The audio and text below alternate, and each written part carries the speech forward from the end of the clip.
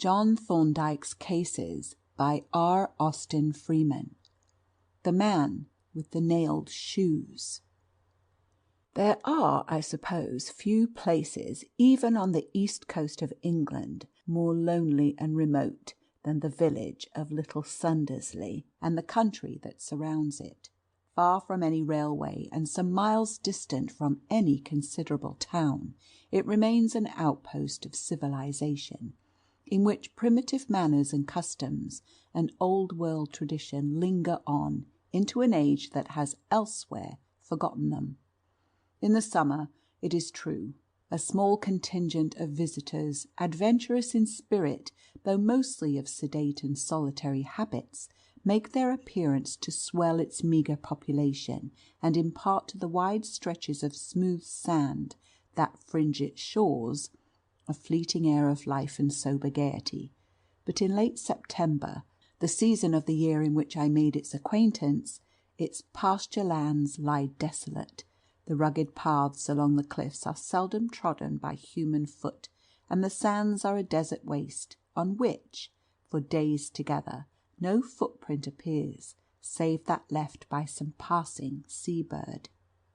I had been assured by my medical agent, Mr. Turcival, that I should find the practice of which I was now taking charge an exceedingly soft billet and suitable for a studious man, and certainly he had not misled me, for the patients were, in fact, so few that I was quite concerned for my principal and rather dull for want of work. Hence, when my friend John Thorndyke, the well-known medico-legal expert, proposed to come down and stay with me for a week-end, and perhaps a few days beyond, I hailed the proposal with delight and welcomed him with open arms. "You certainly don't seem to be overworked, Jervis," he remarked, as we turned out of the gate after tea, on the day of his arrival, for a stroll on the shore. "Is this a new practice or an old one in a state of senile decay?" "Why, the fact is," I answered, "there is virtually no practice.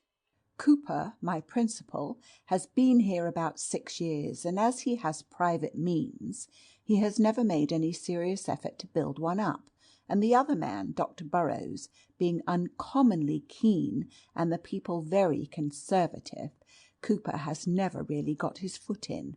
However, it doesn't seem to trouble him." "Well, if he is satisfied, I suppose you are," said Thorndyke with a smile. "You are getting a seaside holiday and being paid for it, but I didn't know you were as near to the sea as this." We were entering, as he spoke, an artificial gapway cut through the low cliff, forming a steep cart track down to the shore. It was locally known as Sundersley Gap, and was used principally, when used at all, by the farmers' carts which came down to gather seaweed after a gale.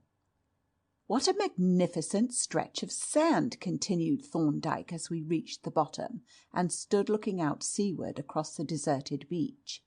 There is something very majestic and solemn in a great expanse of sandy shore when the tide is out, and I know of nothing which is capable of conveying the impressions of solitude so completely. The smooth, unbroken surface not only displays itself untenanted for the moment, but it offers convincing testimony that it has laid thus undisturbed through a considerable lapse of time. Here, for instance, we have clear evidence that for several days only 2 pairs of feet besides our own have trodden this gap. "How do you arrive at the several days?" I asked. "In the simplest manner possible," he replied. "The moon is now in the 3rd quarter, and the tides are consequently neap tides. You can see quite plainly the 2 lines of seaweed and jetsam, which indicate the high water marks of the spring tides and the neap tides respectively. The strip of comparatively dry sand between them, over which the water has not risen for several days, is, as you see, marked by only 2 sets of footprints, and those footprints will not be completely obliterated by the sea until the next spring tide, nearly a week from today." "Yes, I see now, and the thing appears obvious enough when one has heard the explanation. But it is really rather odd that no one should have passed through this gap for days, and then that 4 persons should have come here within quite a short interval of one another." "What makes you think they have done so?" Thorndyke asked. "Well," I replied, "both of these sets of footprints appear to be quite fresh, and to have been made about the same time." "Not at the same time, Jervis," rejoined Thorndyke. "There is certainly an interval of several hours between them, though precisely how many hours we cannot judge, since there has been so little wind lately to disturb them. But the fisherman unquestionably passed here not more than 3 hours ago, and I should say probably within an hour, whereas the other man, who seems to have come up from a boat to fetch something of considerable weight, returned through the gap certainly not less, and probably more, than 4 hours ago." I gazed at my friend in blank astonishment, for these events befell in the days before I had joined him as his assistant, and his special knowledge and powers of inference were not then fully appreciated by me. "It is clear, Thorndyke," I said, "that footprints have a very different meaning to you from what they have for me. I don't see in the least how you have reached any of these conclusions." "I suppose not," was the reply. "But you see, special knowledge of this kind is the stock in trade of the medical jurist, and has to be acquired by special study, though the present example is one of the greatest simplicity. But let us consider it point by point, and first we will take this set of footprints, which I have inferred to be a fisherman's. Note their enormous size. They should be the footprints of a giant, but the length of the stride shows that they were made by a rather short man. Then observe the massiveness of the soles, and the fact that there are no nails in them. Note also the peculiar clumsy tread, the deep toe and heel marks, as if the walker had wooden legs or fixed ankles and knees. From that character we can safely infer high boots of thick, rigid leather, so that we can diagnose high boots, massive and stiff, with nailless soles, and many sizes too large for the wearer. But the only boot that answers this description is the fisherman's thigh boot, made of enormous size to enable him to wear in the winter 2 or 3 pairs of thick knitted stockings, one over the other.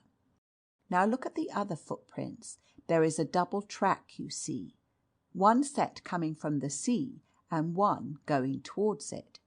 As the man, who was bow-legged and turned his toes in, has trodden in his own footprints, it is obvious that he came from the sea and returned to it.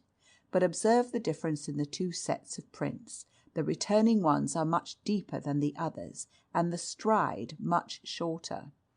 Evidently he was carrying something when he returned, and that something was very heavy. Moreover, we can see by the greater depth of the toe impressions that he was stooping forward as he walked, and so probably carried the weight on his back. Is that quite clear?" "Perfectly," I replied. "But how do you arrive at the interval of time between the visits of the 2 men?" "That also is quite simple. The tide is now about halfway out, and it is thus about 3 hours since high water. Now the fisherman walked just about the neap tide high water mark, sometimes above it and sometimes below, but none of his footprints have been obliterated. Therefore he passed after high water, that is, less than 3 hours ago, and since his footprints are all equally distinct, he could not have passed when the sand was very wet. Therefore he probably passed less than an hour ago. The other man's footprints, on the other hand, reach only to the neap tide high water mark, where they end abruptly. The sea has washed over the remainder of the tracks and obliterated them. Therefore he passed not less than 3 hours, and not more than 4 days ago, probably within 24 hours. As Thorndyke concluded his demonstration, the sound of voices was borne to us from above, mingled with the tramping of feet, and immediately afterwards a very singular party appeared at the head of the gap descending towards the shore. First came a short, burly fisherman, clad in oilskins and sou'wester, clumping along awkwardly in his great sea boots. Then the local police sergeant, in company with my professional rival, Dr. Burrows, while the rear of the procession was brought up by 2 constables carrying a stretcher. As he reached the bottom of the gap, the fisherman, who was evidently acting as guide, turned along the shore, retracing his own tracks, and the procession followed in his wake. "A surgeon, a stretcher, 2 constables, and a police sergeant," observed Thorndyke.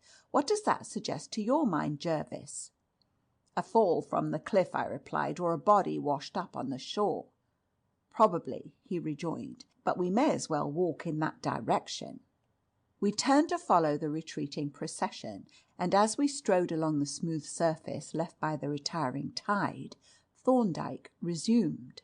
"The subject of footprints has always interested me deeply for 2 reasons.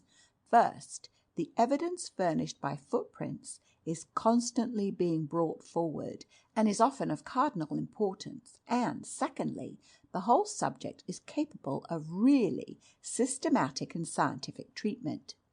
In the main, the data are anatomical, but age, sex, occupation, health and disease all give their various indications. Clearly, for instance, the footprints of an old man will differ from those of a young man of the same height, and I need not point out to you that those of a person suffering from locomotor ataxia or paralysis agitans would be quite unmistakable. "Yes, I see that plainly enough," I said. "Here now," he continued, "is a case in point." He halted to point with his stick at a row of footprints that appeared suddenly above high water mark, and having proceeded a short distance, crossed the line again and vanished where the waves had washed over them. They were easily distinguished from any of the others by the clear impressions of circular rubber heels. "Do you see anything remarkable about them?" he asked. "I noticed that they are considerably deeper than our own," I answered. "Yes, and the boots are about the same size as ours, whereas the stride is considerably shorter, quite a short stride, in fact. Now, there is a pretty constant ratio between the length of the foot and the length of the leg, between the length of leg and the height of the person, and between the stature and the length of stride. A long foot means a long leg, a tall man, and a long stride. But here we have a long foot and a short stride. What do you make of that?" He laid down his stick, a smooth partridge cane, one side of which was marked by small lines into inches and feet, beside the footprints to demonstrate the discrepancy. "The depth of the footprints shows that he was a much heavier man than either of us," I suggested. "Perhaps he was unusually fat." "Yes," said Thorndyke, "that seems to be the explanation. The carrying of a dead weight shortens the stride, and fat is practically a dead weight. The conclusion is that he was about 5 feet 10 inches high and excessively fat." He picked up his cane and we resumed our walk, keeping an eye on the procession ahead until it had disappeared round a curve in the coastline, when we mended our pace somewhat. Presently we reached a small headland, and turning the shoulder of cliff, came full upon the party which had preceded us. The men had halted in a narrow bay, and now stood looking down at a prostrate figure beside which the surgeon was kneeling. "We were wrong, you see," observed Thorndyke. "He has not fallen over the cliff, nor has he been washed up by the sea. He is lying above high water mark, and those footprints that we have been examining appear to be his." As we approached, the sergeant turned and held up his hand. "I'll ask you not to walk round the body just now, gentlemen," he said. "There seems to have been foul play here, and I want to be clear about the tracks before anyone crosses them." Acknowledging this caution, we advanced to where the constables were standing, and looked down with some curiosity at the dead man. He was a tall, frail-looking man, thin to the point of emaciation, and appeared to be about 35 years of age. He lay in an easy posture, with half-closed eyes and a placid expression that contrasted strangely enough with the tragic circumstances of his death. "It is a clear case of murder," said Dr. Burrows, dusting the sand from his knees as he stood up. "There is a deep knife wound above the heart, which must have caused death almost instantaneously." "How long should you say he has been dead, doctor?" asked the sergeant.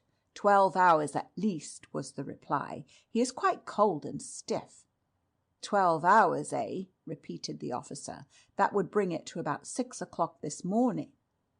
"I won't commit myself to a definite time," said Dr. Burrows hastily. "I only say not less than 12 hours. It might have been considerably more." "Ah," said the sergeant. "Well, he made a pretty good fight for his life, to all appearances." He nodded at the sand, which for some feet around the body bore the deeply indented marks of feet, as though a furious struggle had taken place. "It's a mighty queer affair," pursued the sergeant, addressing Dr. Burrows. "There seems to have been only one man in it. There is only one set of footprints besides those of the deceased, and we've got to find out who he is, and I reckon there won't be much trouble about that, seeing the kind of trademarks he has left behind him." "No," agreed the surgeon, "there ought not to be much trouble in identifying those boots. He would seem to be a labourer, judging by the hobnails."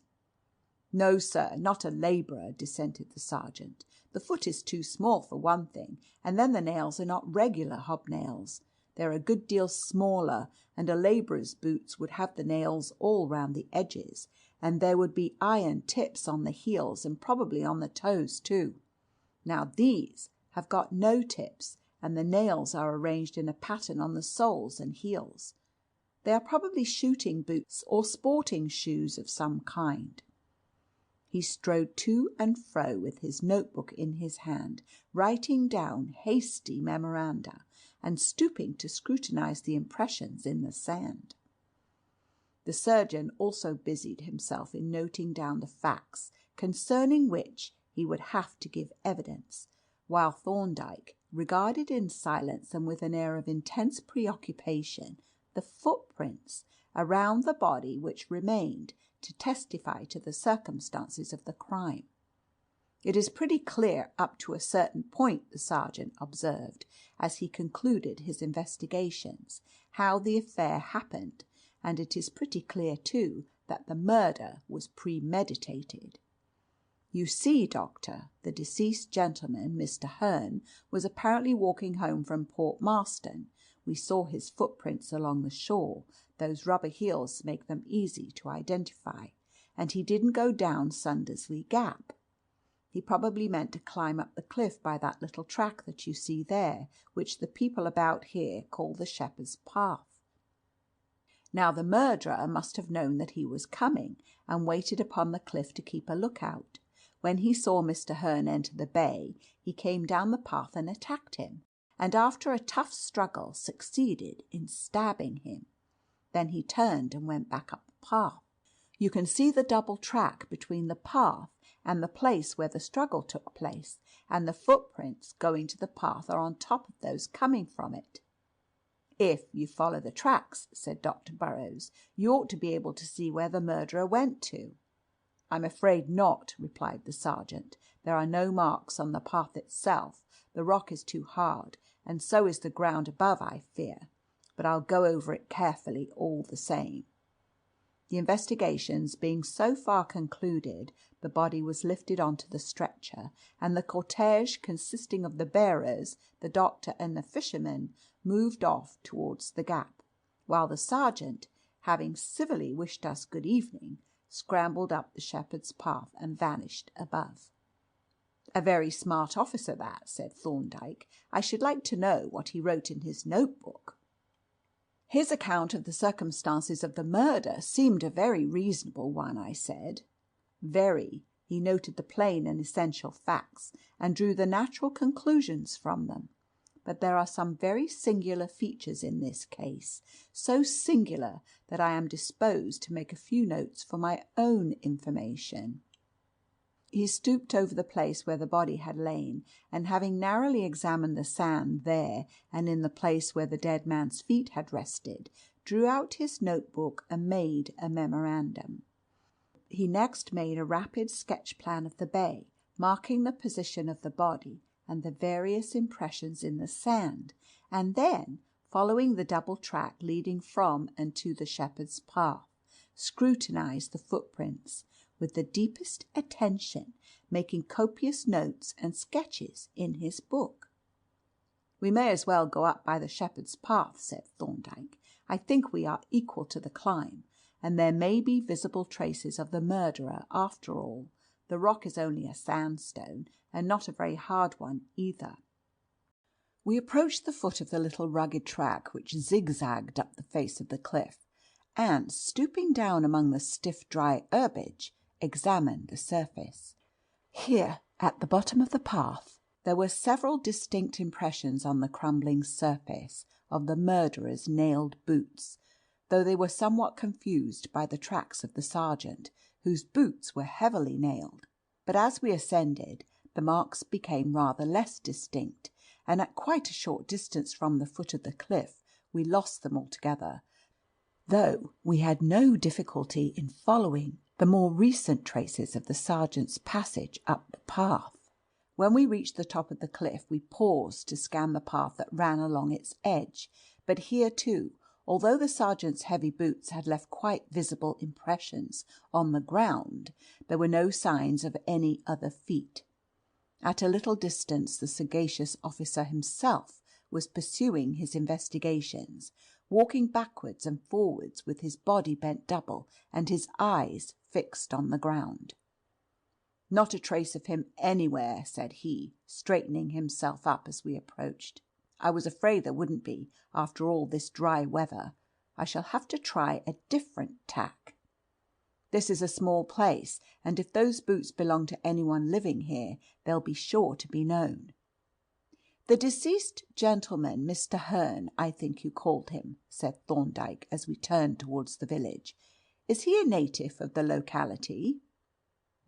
"Oh no, sir," replied the officer. "He is almost a stranger. He has only been here about 3 weeks. But, you know, in a little place like this, a man soon gets to be known, and his business too, for that matter," he added with a smile. "What was his business then?" asked Thorndyke. "Pleasure, I believe. He was down here for a holiday, though it's a good way past the season. But then he had a friend living here, and that makes a difference. Mr. Draper up at the Poplars was an old friend of his, I understand. I am going to call on him now." We walked on along the footpath that led towards the village, but had only proceeded 200 or 300 yards when a loud hail drew our attention to a man running across a field towards us from the direction of the cliff. "Why, here is Mr. Draper himself!" exclaimed the sergeant, stopping short and waving his hand. "I expect he has heard the news already." Thorndyke and I also halted, and with some curiosity watched the approach of this new party to the tragedy. As the stranger drew near, we saw that he was a tall, athletic-looking man of about 40, dressed in a Norfolk knickerbocker suit, and having the appearance of an ordinary country gentleman, excepting that he carried in his hand, in place of a walking stick, the staff of a butterfly net, the folding ring and bag of which partly projected from his pocket. "Is it true, Sergeant," he exclaimed as he came up to us, panting from his exertions, "about Mr. Hearn, I mean? There is a rumour that he has been found dead on the beach." "It is quite true, sir, I am sorry to say, and what is worse, he has been murdered." "My God, you don't say so!" He turned towards us a face that must ordinarily have been jovial enough, but was now white and scared, and after a brief pause he exclaimed, "Murdered! Good God! Poor old Hearn! How did it happen, Sergeant, and when? And is there any clue to the murderer?" "We can't say for certain when it happened," replied the sergeant. "And as to the question of clues, I was just coming up to call on you." "On me!" exclaimed Draper, with a startled glance at the officer. "What for?" "Well, we should like to know something about Mr. Hearn, who he was and whether he had any enemies and so forth. Anything, in fact, that would give us a hint as to where to look for the murderer, and you are the only person in the place who knew him at all intimately." Mr. Draper's pallid face turned a shade paler, and he glanced about him with an obviously embarrassed air. "I'm afraid," he began in a hesitating manner, "I'm afraid I shan't be able to help you much. I didn't know much about his affairs. You see, he was, well, only a casual acquaintance." "Well," interrupted the sergeant, "you can tell us who and what he was, and where he lived and so forth. We'll find out the rest if you give us the start." "I see," said Draper. "Yes, I expect you will." His eyes glanced restlessly to and fro, and he added presently, "You must come up tomorrow and have a talk with me about him, and I'll see what I can remember." "I'd rather come this evening," said the sergeant firmly. "Not this evening," pleaded Draper. "I'm feeling rather. This affair, you know, has upset me. I couldn't give proper attention." His sentence petered out into a hesitating mumble, and the officer looked at him in evident surprise at his nervous, embarrassed manner. His own attitude, however, was perfectly firm, though polite. "I don't like pressing you, sir," said he, "but time is precious. We'll have to go single file here. This pond is a public nuisance. They ought to bank it up at this end. After you, sir." The pond to which the sergeant alluded had evidently extended at one time right across the path, but now, thanks to the dry weather, a narrow isthmus of half-dried mud traversed the morass, and along this Mr. Draper proceeded to pick his way. The sergeant was about to follow, when suddenly he stopped short with his eyes riveted upon the muddy track. A single glance showed me the cause of his surprise, for on the stiff, putty-like surface, standing out with the sharp distinctness of a wax mould, were the fresh footprints of the man who had just passed, each footprint displaying on its sole the impression of stud-nails, arranged in a diamond-shaped pattern, and on its heel a group of similar nails arranged in a cross. The sergeant hesitated for only a moment, in which he turned a quick, startled glance upon us. Then he followed, walking gingerly along the edge of the path, as if to avoid treading in his predecessor's footprints. Instinctively we did the same, following closely and anxiously awaiting the next development of the tragedy. For a minute or two we all proceeded in silence, the sergeant being evidently at a loss how to act, and Mr. Draper busy with his own thoughts. At length the former spoke. "You think, Mr. Draper, you would rather that I looked in on you tomorrow about this affair?" "Much rather, if you wouldn't mind," was the eager reply. "Then in that case," said the sergeant, looking at his watch, "as I've got a good deal to see to this evening, I'll leave you here and make my way to the station." With a farewell flourish of his hand he climbed over a stile, and when, a few moments later, I caught a glimpse of him through an opening in the hedge, he was running across the meadow like a hare. The departure of the police officer was apparently a great relief to Mr. Draper, who at once fell back and began to talk with us. "You are Dr. Jervis, I think," said he. "I saw you coming out of Dr. Cooper's house yesterday. We know everything that is happening in the village, you see." He laughed nervously and added, "But I don't know your friend." I introduced Thorndyke, at the mention of whose name our new acquaintance knitted his brows and glanced inquisitively at my friend. "Thorndyke," he repeated. "The name seems familiar to me. Are you in the law, sir?" Thorndyke admitted the impeachment, and our companion, having again bestowed on him a look full of curiosity, continued, "This horrible affair will interest you, no doubt, from a professional point of view." You were present when my poor friend's body was found, I think." "No," replied Thorndyke. "We came up afterwards, when they were removing it." Our companion then proceeded to question us about the murder, but received from Thorndyke only the most general and ambiguous replies.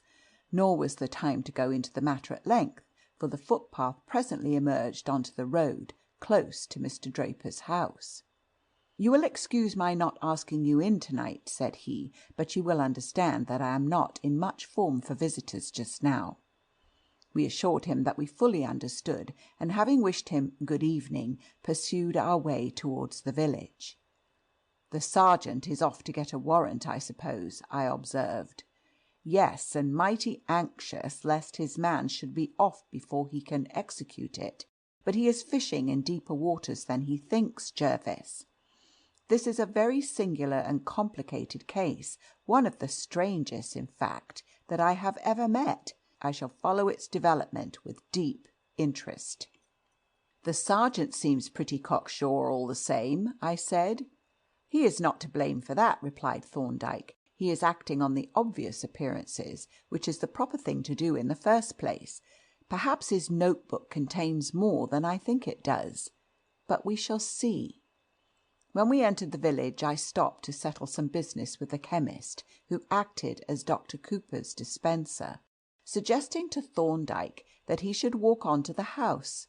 But when I emerged from the shop some 10 minutes later, he was waiting outside, with a smallish brown paper parcel under each arm. Of one of these parcels I insisted on relieving him, in spite of his protests. But when he at length handed it to me, its weight completely took me by surprise. "I should have let them send this home on a barrow," I remarked. "So I should have done," he replied, "only I did not wish to draw attention to my purchase or give my address." Accepting this hint, I refrained from making any inquiries as to the nature of the contents, although I must confess to considerable curiosity on the subject, and on arriving home I assisted him to deposit the 2 mysterious parcels in his room. When I came downstairs, a disagreeable surprise awaited me. Hitherto the long evenings had been spent by me in solitary and undisturbed enjoyment of Dr. Cooper's excellent library, but tonight a perverse fate decreed that I must wander abroad because, forsooth, a preposterous farmer who resided in a hamlet 5 miles distant had chosen the evening of my guest's arrival to dislocate his bucolic elbow.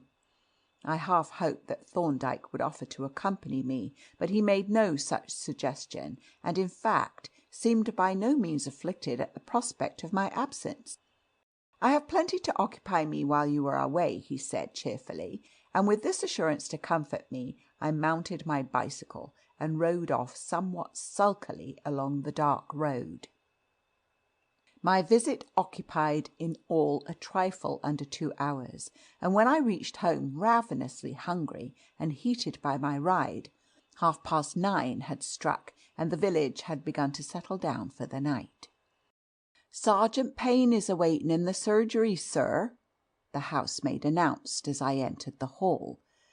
"Confound Sergeant Payne!" I exclaimed. "Is Dr. Thorndyke with him?" "No, sir," replied the grinning damsel. "Dr. Thorndyke is hout." "Hout!" I repeated, my surprise leading to unintentional mimicry. "Yes, sir, he went hout soon after you, sir, on his bicycle. He had a basket strapped onto it, leastways a hamper, and he borrowed a basin and a kitchen spoon from the cook." I stared at the girl in astonishment. The ways of John Thorndyke were, indeed, beyond all understanding. "Well, let me have some dinner or supper at once," I said, "and I will see what the sergeant wants." The officer rose as I entered the surgery, and laying his helmet on the table, approached me with an air of secrecy and importance. "Well, sir," said he, "the fat's in the fire. I've arrested Mr. Draper, and I've got him locked up in the courthouse, but I wish it had been someone else." "So does he, I expect," I remarked. "You see, sir," continued the sergeant, "we all like Mr. Draper. He's been among us a matter of 7 years, and he's like one of ourselves. However, what I've come about is this. It seems the gentleman who was with you this evening is Dr. Thorndyke, the great expert.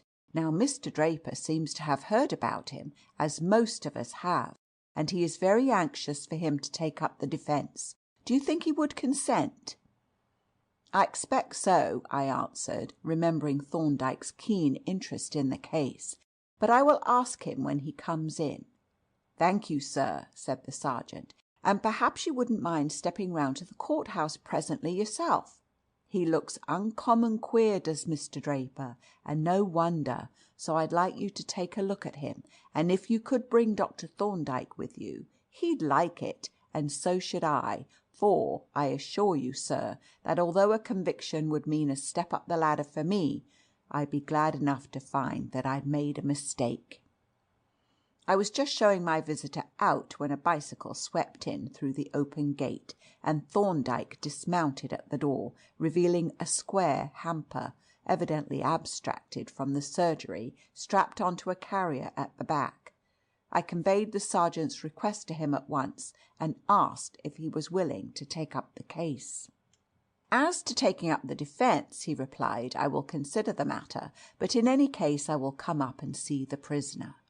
With this the sergeant departed, and Thorndyke, having unstrapped the hamper with as much care as if it contained a collection of priceless porcelain, bore it tenderly up to his bedroom, whence he appeared after a considerable interval, smiling apologetic for the delay. "I thought you were dressing for dinner," I grumbled as he took his seat at the table.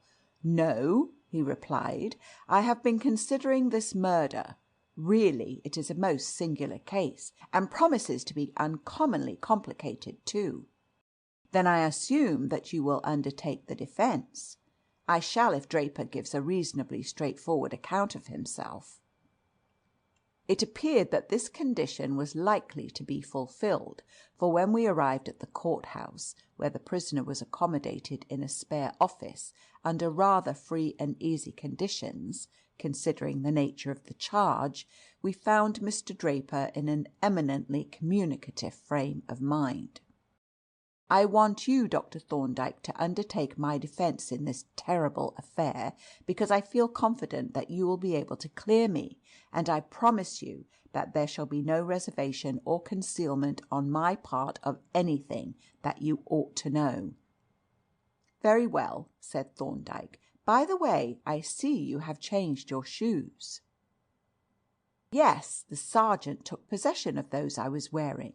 He said something about comparing them with some footprints, but there can't be any footprints like those shoes here in Sundersley. The nails are fixed in the soles in quite a peculiar pattern. I had them made in Edinburgh." "Have you more than one pair?" "No, I have no other nailed boots." "That is important," said Thorndyke. "And now I judge that you have something to tell us that bears on this crime. Am I right?" "Yes, there is something that I am afraid it is necessary for you to know, although it is very painful to me to revive memories of my past that I had hoped were buried forever. But perhaps, after all, it may not be necessary for these confidences to be revealed to anyone but yourself." "I hope not," said Thorndyke, "and if it is not necessary, you may rely upon me not to allow any of your secrets to leak out. But you are wise to tell me everything that may in any way bear upon the case." At this juncture, seeing that confidential matters were about to be discussed, I rose and prepared to withdraw, but Draper waved me back into my chair. "You need not go away, Dr. Jervis," he said. "It is through you that I have the benefit of Dr. Thorndyke's help, and I know that you doctors can be trusted to keep your own counsel and your clients' secrets. And now for some confessions of mine. In the first place, it is my painful duty to tell you that I am a discharged convict, an old lag, as the cant phrase has it." He coloured a dusky red as he made this statement, and glanced furtively at Thorndyke to observe its effect. But he might as well have looked at a wooden figurehead or a stone mask as at my friend's immovable visage, and when his communication had been acknowledged by a slight nod, he proceeded. The history of my wrongdoing is the history of hundreds of others. I was a clerk in a bank, and getting on as well as I could expect in that not very progressive avocation, when I had the misfortune to make 4 very undesirable acquaintances. They were all young men, though rather older than myself, and were close friends, forming a sort of little community or club. They were not what is usually described as fast. They were quite sober and decently behaved young fellows, but they were very decidedly addicted to gambling in a small way, and they soon infected me. Before long I was the keenest gambler of them all.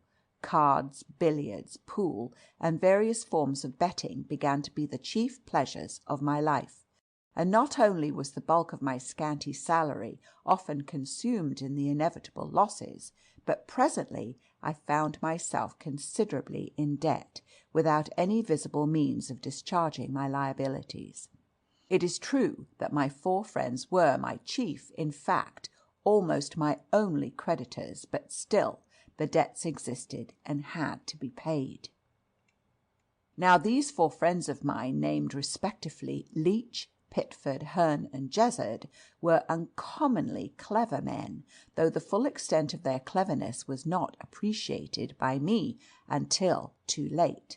And I, too, was clever in my way, and a most undesirable way it was, for I possessed the fatal gift of imitating handwriting and signatures with the most remarkable accuracy.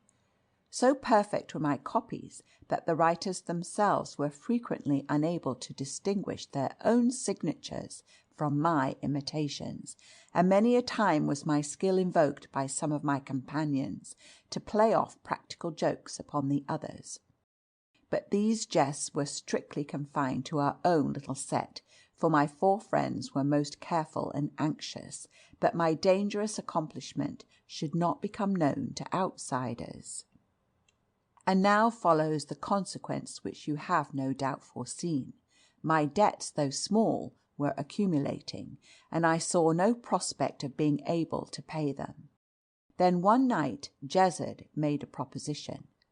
We had been playing bridge at his rooms, and once more my ill luck had caused me to increase my debt. I scribbled out an IOU and pushed it across the table to Jezard, who picked it up with a very wry face and pocketed it. "Look here, Ted," he said presently, "this paper is all very well, but you know I can't pay my debts with it. My creditors demand hard cash." "I'm very sorry," I replied, "but I can't help it." "Yes, you can," said he, "and I'll tell you how." He then propounded a scheme which I at first rejected with indignation, but which, when the others backed him up, I at last allowed myself to be talked into, and actually put into execution. I contrived, by taking advantage of the carelessness of some of my superiors at the bank, to get possession of some blank cheque forms, which I filled up with small amounts, not more than 2 or 3 pounds, and signed with careful imitations of the signatures of some of our clients. Jezard got some stamps made for stamping on the account numbers, and when this had been done, I handed over to him the whole collection of forged cheques, in settlement of my debts to all of my 4 companions.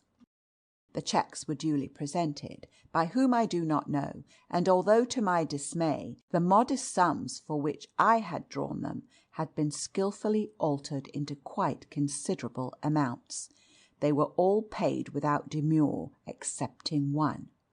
That one, which had been altered from £3 to 39, was drawn upon an account which was already slightly overdrawn. The cashier became suspicious, the cheque was impounded, and the client communicated with. Then, of course, the mine exploded. Not only was this particular forgery detected, but inquiries were set afoot which soon brought to light the others. Presently circumstances, which I need not describe, threw some suspicion on me. I at once lost my nerve and finally made a full confession. The inevitable prosecution followed. It was not conducted vindictively. Still, I had actually committed the forgeries, and though I endeavoured to cast a part of the blame onto the shoulders of my treacherous confederates, I did not succeed. Jezard, it is true, was arrested, but was discharged for lack of evidence, and consequently the whole burden of the forgery fell upon me. The jury, of course, convicted me, and I was sentenced to 7 years' penal servitude. During the time that I was in prison, an uncle of mine died in Canada, and by the provisions of his will I inherited the whole of his very considerable property, so that when the time arrived for my release, I came out of prison, not only free, but comparatively rich.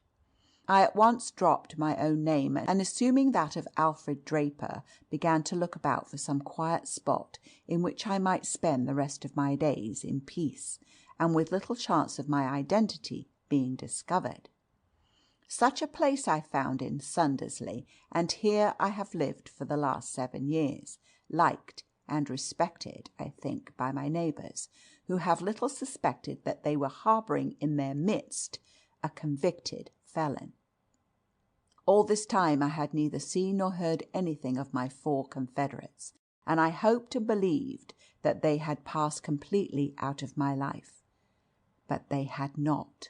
Only a month ago I met them once more, to my sorrow, and from the day of that meeting all the peace and security of my quiet existence at Sundersley have vanished. Like evil spirits, they have stolen into my life, changing my happiness into bitter misery, filling my days with dark forebodings, and my nights with terror." Here Mr. Draper paused and seemed to sink into a gloomy reverie. "Under what circumstances did you meet these men?" Thorndyke asked. "Ah!" exclaimed Draper, arousing with sudden excitement. "The circumstances were very singular and suspicious. I had gone over to Eastwich for the day to do some shopping. About 11 o'clock in the forenoon I was making some purchases in a shop, when I noticed 2 men looking in the window, or rather pretending to do so, whilst they conversed earnestly. They were smartly dressed in a horsey fashion, and looked like well-to-do farmers, as they might very naturally have been, since it was market day. But it seemed to me that their faces were familiar to me. I looked at them more attentively, and then it suddenly dawned upon me, most unpleasantly, that they resembled Leach and Jezard, and yet they were not quite like. The resemblance was there, but the differences were greater than the lapse of time would account for.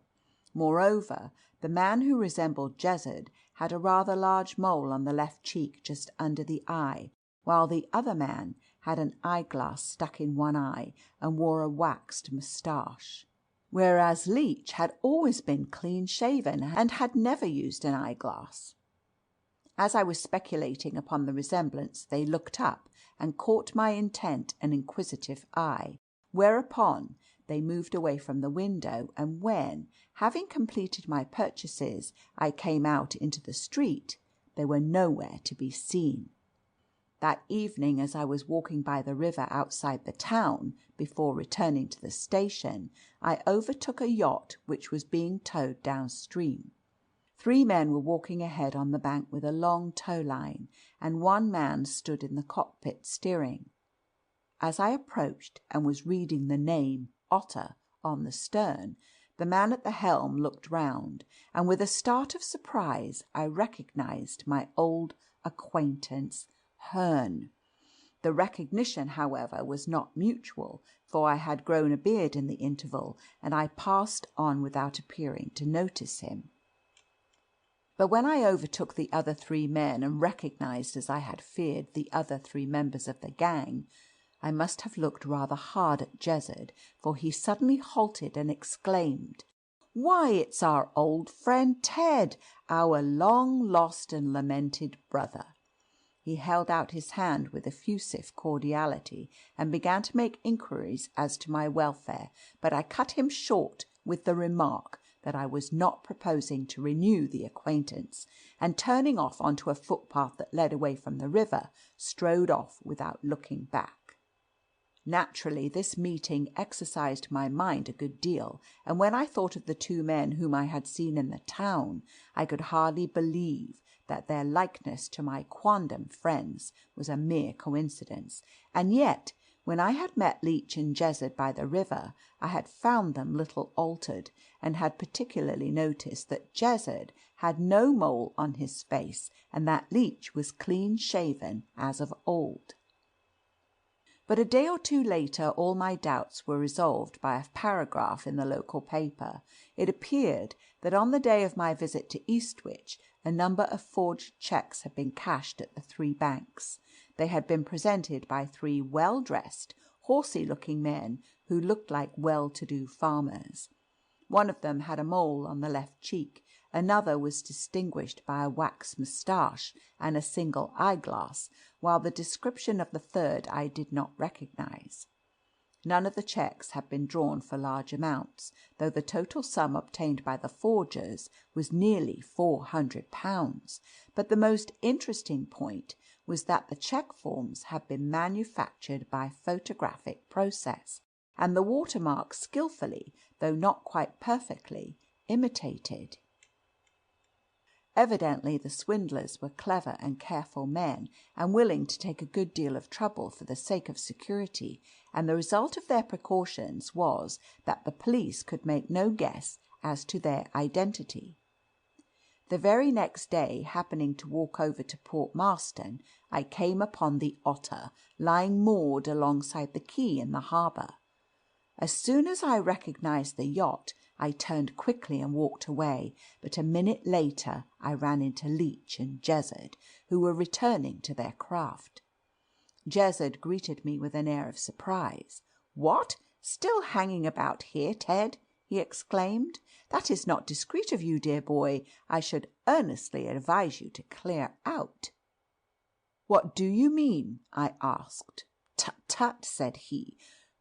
"We read the papers like other people, and we know now what business took you to Eastwich. But it's foolish of you to hang about the neighbourhood where you might be spotted at any moment." The implied accusation took me aback so completely that I stood staring at him in speechless astonishment.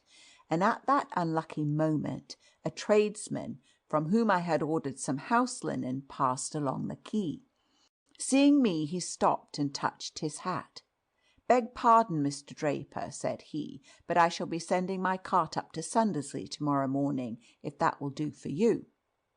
I said that it would, and as the man turned away, Jezard's face broke out into a cunning smile. "So you are Mr. Draper of Sundersley now, are you?" said he. "Well, I hope you won't be too proud to come and look in on your old friends. We shall be staying here for some time."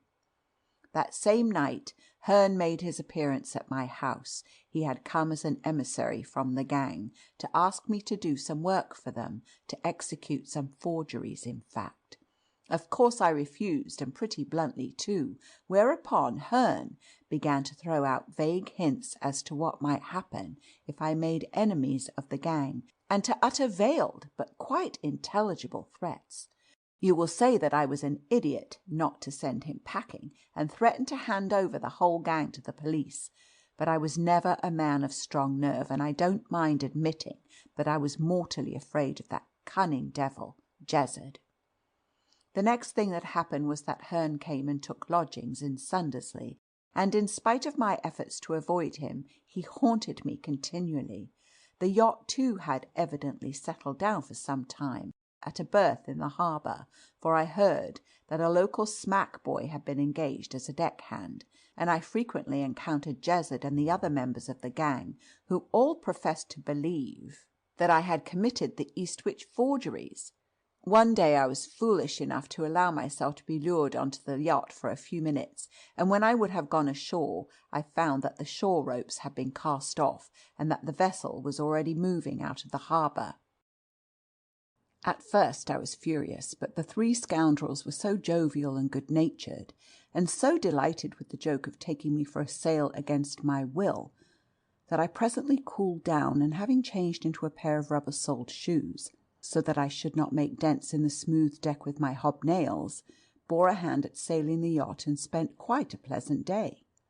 From that time I found myself gradually drifting back into a state of intimacy with these agreeable scoundrels, and daily becoming more and more afraid of them. In a moment of imbecility I mentioned what I had seen from the shop window at Eastwich, and though they passed the matter off with a joke, I could see that they were mightily disturbed by it. Their efforts to induce me to join them were redoubled, and Herne took to calling almost daily at my house, usually with documents and signatures which he tried to persuade me to copy. A few evenings ago he made a new and startling proposition. We were walking in my garden, and he had been urging me once more to rejoin the gang. Unsuccessfully, I need not say. Presently he sat down on a seat against a yew hedge at the bottom of the garden, and after an interval of silence said suddenly, "Then you absolutely refuse to go in with us?" "Of course I do," I replied. "Why should I mix myself up with a gang of crooks when I have ample means and decent position?" "Of course," he agreed. "You'd be a fool if you did. But you see, you know all about this Eastwich job, to say nothing of our other little exploits. And you gave us away once before. Consequently, you can take it from me that now Jezzard has run you to earth, he won't leave you in peace until you have given us some kind of a hold on you. You know too much, you see, and as long as you have a clean sheet, you are a standing menace to us. That is the position. You know it, and Jezzard knows it, and he is a desperate man, and as cunning as the devil."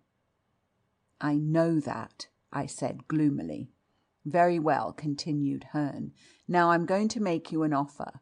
Promise me a small annuity. You can easily afford it, or pay me a substantial sum down, and I will set you free for ever from Jezzard and the others." "How will you do that?" I asked. "Very simply," he replied. "I am sick of them all, and sick of this risky, uncertain mode of life. Now I am ready to clean off my own slate and set you free at the same time, but I must have some means of livelihood in view." "You mean that you will turn King's evidence?" I asked. "Yes, if you will pay me a couple of hundred a year, or say 2,000 down on the conviction of the gang." I was so taken aback that for some time I made no reply, and as I sat considering this amazing proposition, the silence was suddenly broken by a suppressed sneeze from the other side of the hedge. Immediately hurried footsteps were heard in the lane outside the hedge.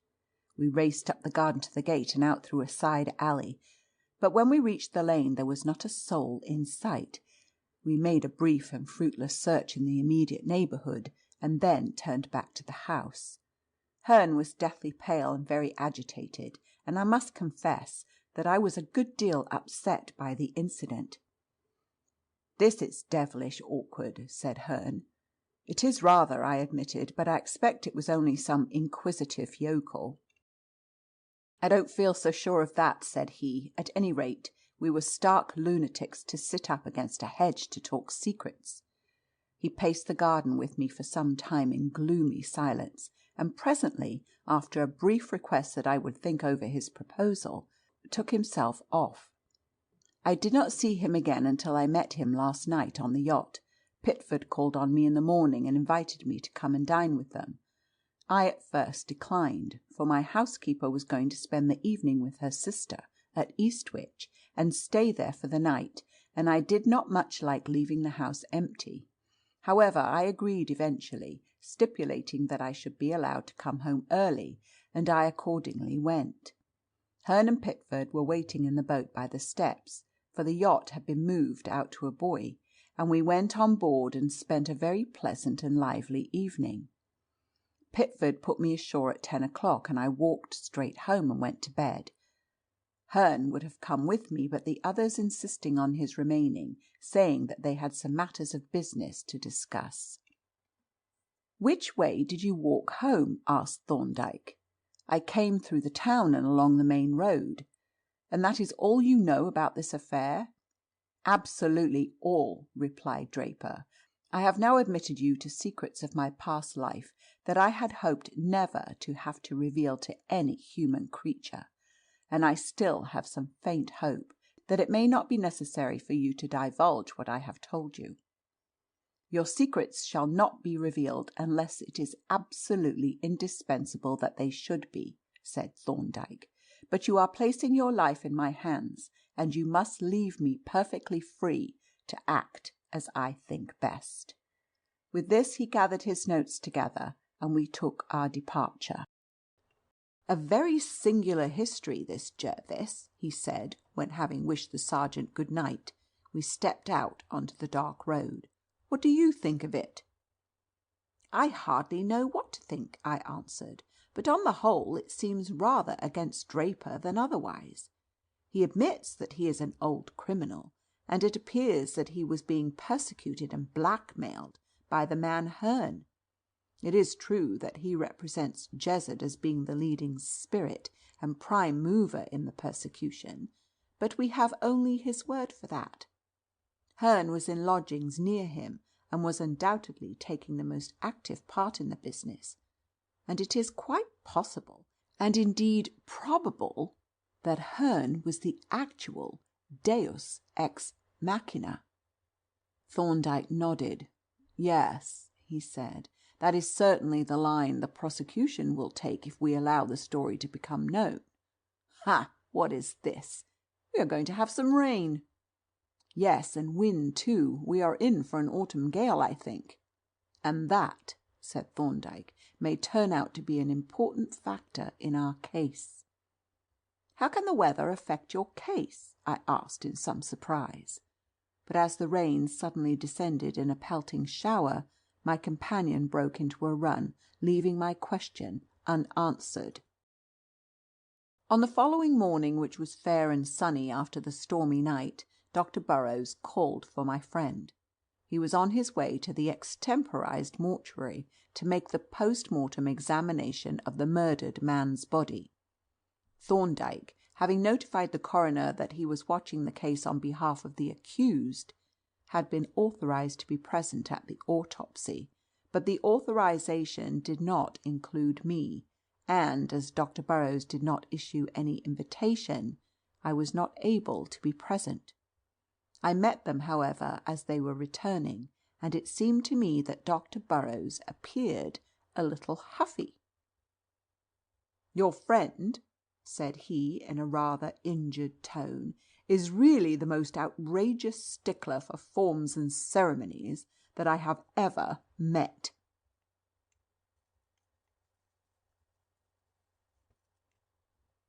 Thorndyke looked at him with an amused twinkle, and chuckled indulgently. "Here was a body," Dr. Burrows continued irritably, "found under circumstances clearly indicative of murder, and bearing a knife wound that nearly divided the arch of the aorta, in spite of which, I assure you, that Dr. Thorndyke insisted on weighing the body and examining every organ, lungs, liver, stomach, and brain. Yes, actually the brain, as if there had been no clue whatever to the cause of death. And then, as a climax, he insisted on sending the contents of the stomach in a jar, sealed with our respective seals, in charge of a special messenger to Professor Copland for analysis and report. I thought he was going to demand an examination for the tubercle bacillus, but he didn't. Which," concluded Dr. Burrows, suddenly becoming sourly facetious, "was an oversight, for, after all, the fellow may have died of consumption." Thorndyke chuckled again, and I murmured that the precautions appeared to have been somewhat excessive. "Not at all," was the smiling response. "You are losing sight of our function. We are the expert and impartial umpires, and it is our business to ascertain with scientific accuracy the cause of death. The prima facie appearances in this case suggest that the deceased was murdered by Draper, and that is the hypothesis advanced. But that is no concern of ours. It is not our function to confirm an hypothesis suggested by outside circumstances, but rather, on the contrary, to make certain that no other explanation is possible. And that is my invariable practice. No matter how glaringly obvious the appearances may be, I refuse to take anything for granted. Dr. Burrows received this statement with a grunt of dissent, but the arrival of his dog-cart put a stop to further discussion. Thorndyke was not subpoenaed for the inquest. Dr. Burrows and the sergeant having been present immediately after the finding of the body, his evidence was not considered necessary, and moreover, he was known to be watching the case in the interests of the accused. Like myself, therefore, he was present as a spectator, but as a highly interested one, for he took very complete shorthand notes of the whole of the evidence and the coroner's comments. I shall not describe the proceedings in detail. The jury, having been taken to view the body, trooped into the room on tiptoe, looking pale and awe-stricken, and took their seats, and thereafter, from time to time, directed glances of furtive curiosity at Draper as he stood pallid and haggard, confronting the court, with a burly rural constable on either side. The medical evidence was taken first. Dr. Burrows, having been sworn, began with sarcastic emphasis to describe the conditions of the lungs and liver, until he was interrupted by the coroner.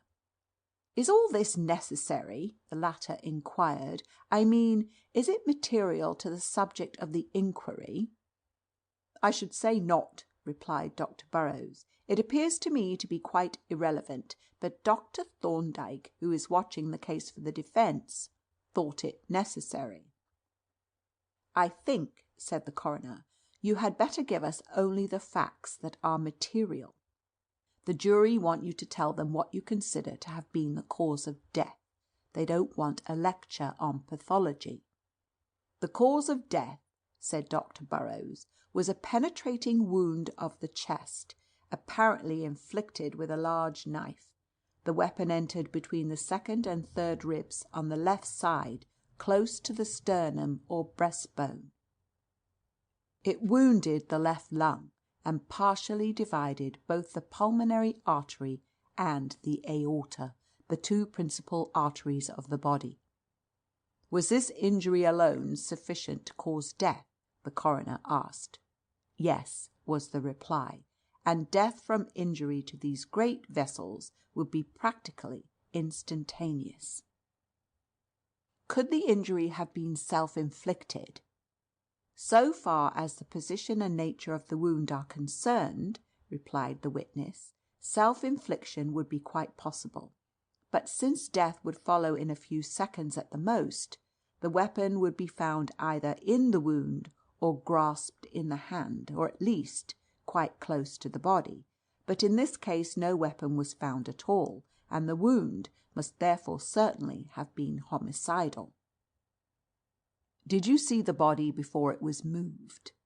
"Yes, it was lying on its back with the arms extended and the legs nearly straight, and the sand in the neighbourhood of the body was trampled as if a furious struggle had taken place." "Did you notice anything remarkable about the footprints in the sand?" "I did," replied Dr. Burrows. "They were the footprints of two persons only. One of these was evidently the deceased, whose footmarks could be easily identified by the circular rubber heels.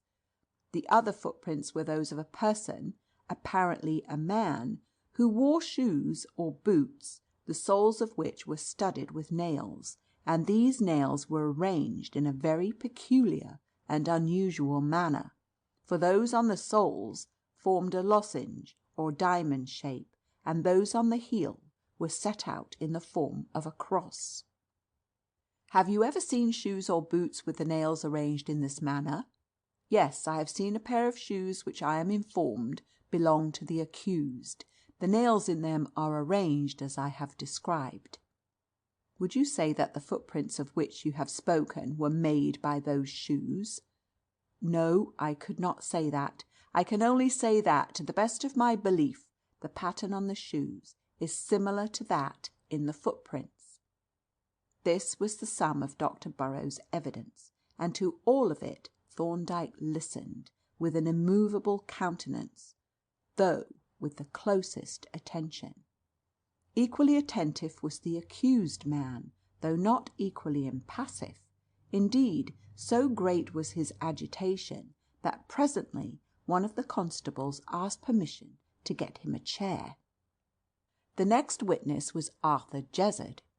He testified that he had viewed the body and identified it as that of Charles Hearn, that he had been acquainted with deceased for some time, but knew practically nothing of his affairs. At the time of his death, deceased was lodging in the village. "Why did he leave the yacht?" the coroner inquired. "Was there any kind of disagreement?" "Not in the least," replied Jezard. "He grew tired of the confinement of the yacht and came to live ashore for a change. But we were the best of friends, and he intended to come with us when we sailed." "When did you see him last?" "On the night before the body was found. That is, last Monday. He had been dining on the yacht, and we put him ashore about midnight.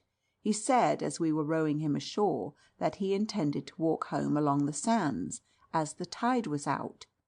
He went up the stone steps by the watch house, and turned at the top to wish us good night. That was the last time I saw him alive." "Do you know anything of the relations between the accused and the deceased?" the coroner asked. "Very little," replied Jezard. "Mr. Draper was introduced to us by the deceased about a month ago. I believe they had been acquainted some years, and they appeared to be on excellent terms. There was no indication of any quarrel or disagreement between them." "What time did the accused leave the yacht on the night of the murder?" "About 10 o'clock. He said that he wanted to get home early, as his housekeeper was away, and he did not like the house to be left with no one in it." This was the whole of Jezard's evidence, and was confirmed by that of Leach and Pitford. Then, when the fisherman had deposed to the discovery of the body, the sergeant was called and stepped forward, grasping a carpet bag and looking as uncomfortable as if he had been the accused instead of a witness. He described the circumstances under which he saw the body, giving the exact time and place with official precision. "You have heard Dr. Burrow's description of the footprints?" the coroner inquired. "Yes. There were 2 sets. One set was evidently made by deceased. They showed that he entered St. Bridget's Bay from the direction of Port Marston. He had been walking along the shore just about high water mark, sometimes above and sometimes below. Where he had walked below high water mark, the footprints had, of course, been washed away by the sea." "How far back did you trace the footprints of deceased?" "About 2/3 of the way to Sundersley Gap. Then they disappeared below high water mark. Later in the evening I walked from the gap into Port Marston, but could not find any further traces of deceased. He must have walked between the tide marks all the way from Port Marston to beyond Sundersley. When these footprints entered St. Bridget's Bay, they became mixed up with the footprints of another man, and the shore was trampled for a space of a dozen yards, as if a furious struggle had taken place. The strange man's tracks came down from the shepherd's path and went up it again, but owing to the hardness of the ground, from the dry weather, the tracks disappeared a short distance up the path, and I could not find them again." "What were these strange footprints like?" inquired the coroner. "They were very peculiar," replied the sergeant. "They were made by shoes armed with smallish hobnails, which were arranged in a diamond-shaped pattern on the holes and in a cross on the heels. I measured the footprints carefully and made a drawing of each foot at the time." Here the sergeant produced a long notebook of funereal aspect, and having opened it at a marked place, handed it to the coroner, who examined it attentively, and then passed it on to the jury. From the jury it was presently transferred to Thorndyke, and looking over his shoulder, I saw a very workmanlike sketch of a pair of footprints with the principal dimensions inserted. Thorndyke surveyed the drawing critically, jotted down a few brief notes, and returned the sergeant's notebook to the coroner, who, as he took it, turned once more to the officer. "Have you any clue, Sergeant, to the person who made these footprints?" he asked. By way of reply the sergeant opened his carpet bag, and extracting therefrom a pair of smart but stoutly made shoes, laid them on the table. "Those shoes," he said, "are the property of the accused. He was wearing them when I arrested him. They appear to correspond exactly to the footprints of the murderer. The measurements are the same, and the nails with which they are studded are arranged in a similar pattern. Extreme length 11 3/4 inches, width at A 4 1/2 inches, length of heel 3 1/4 inches, width of heel at cross 3 inches." "Would you swear that the footprints were made with these shoes?" asked the coroner.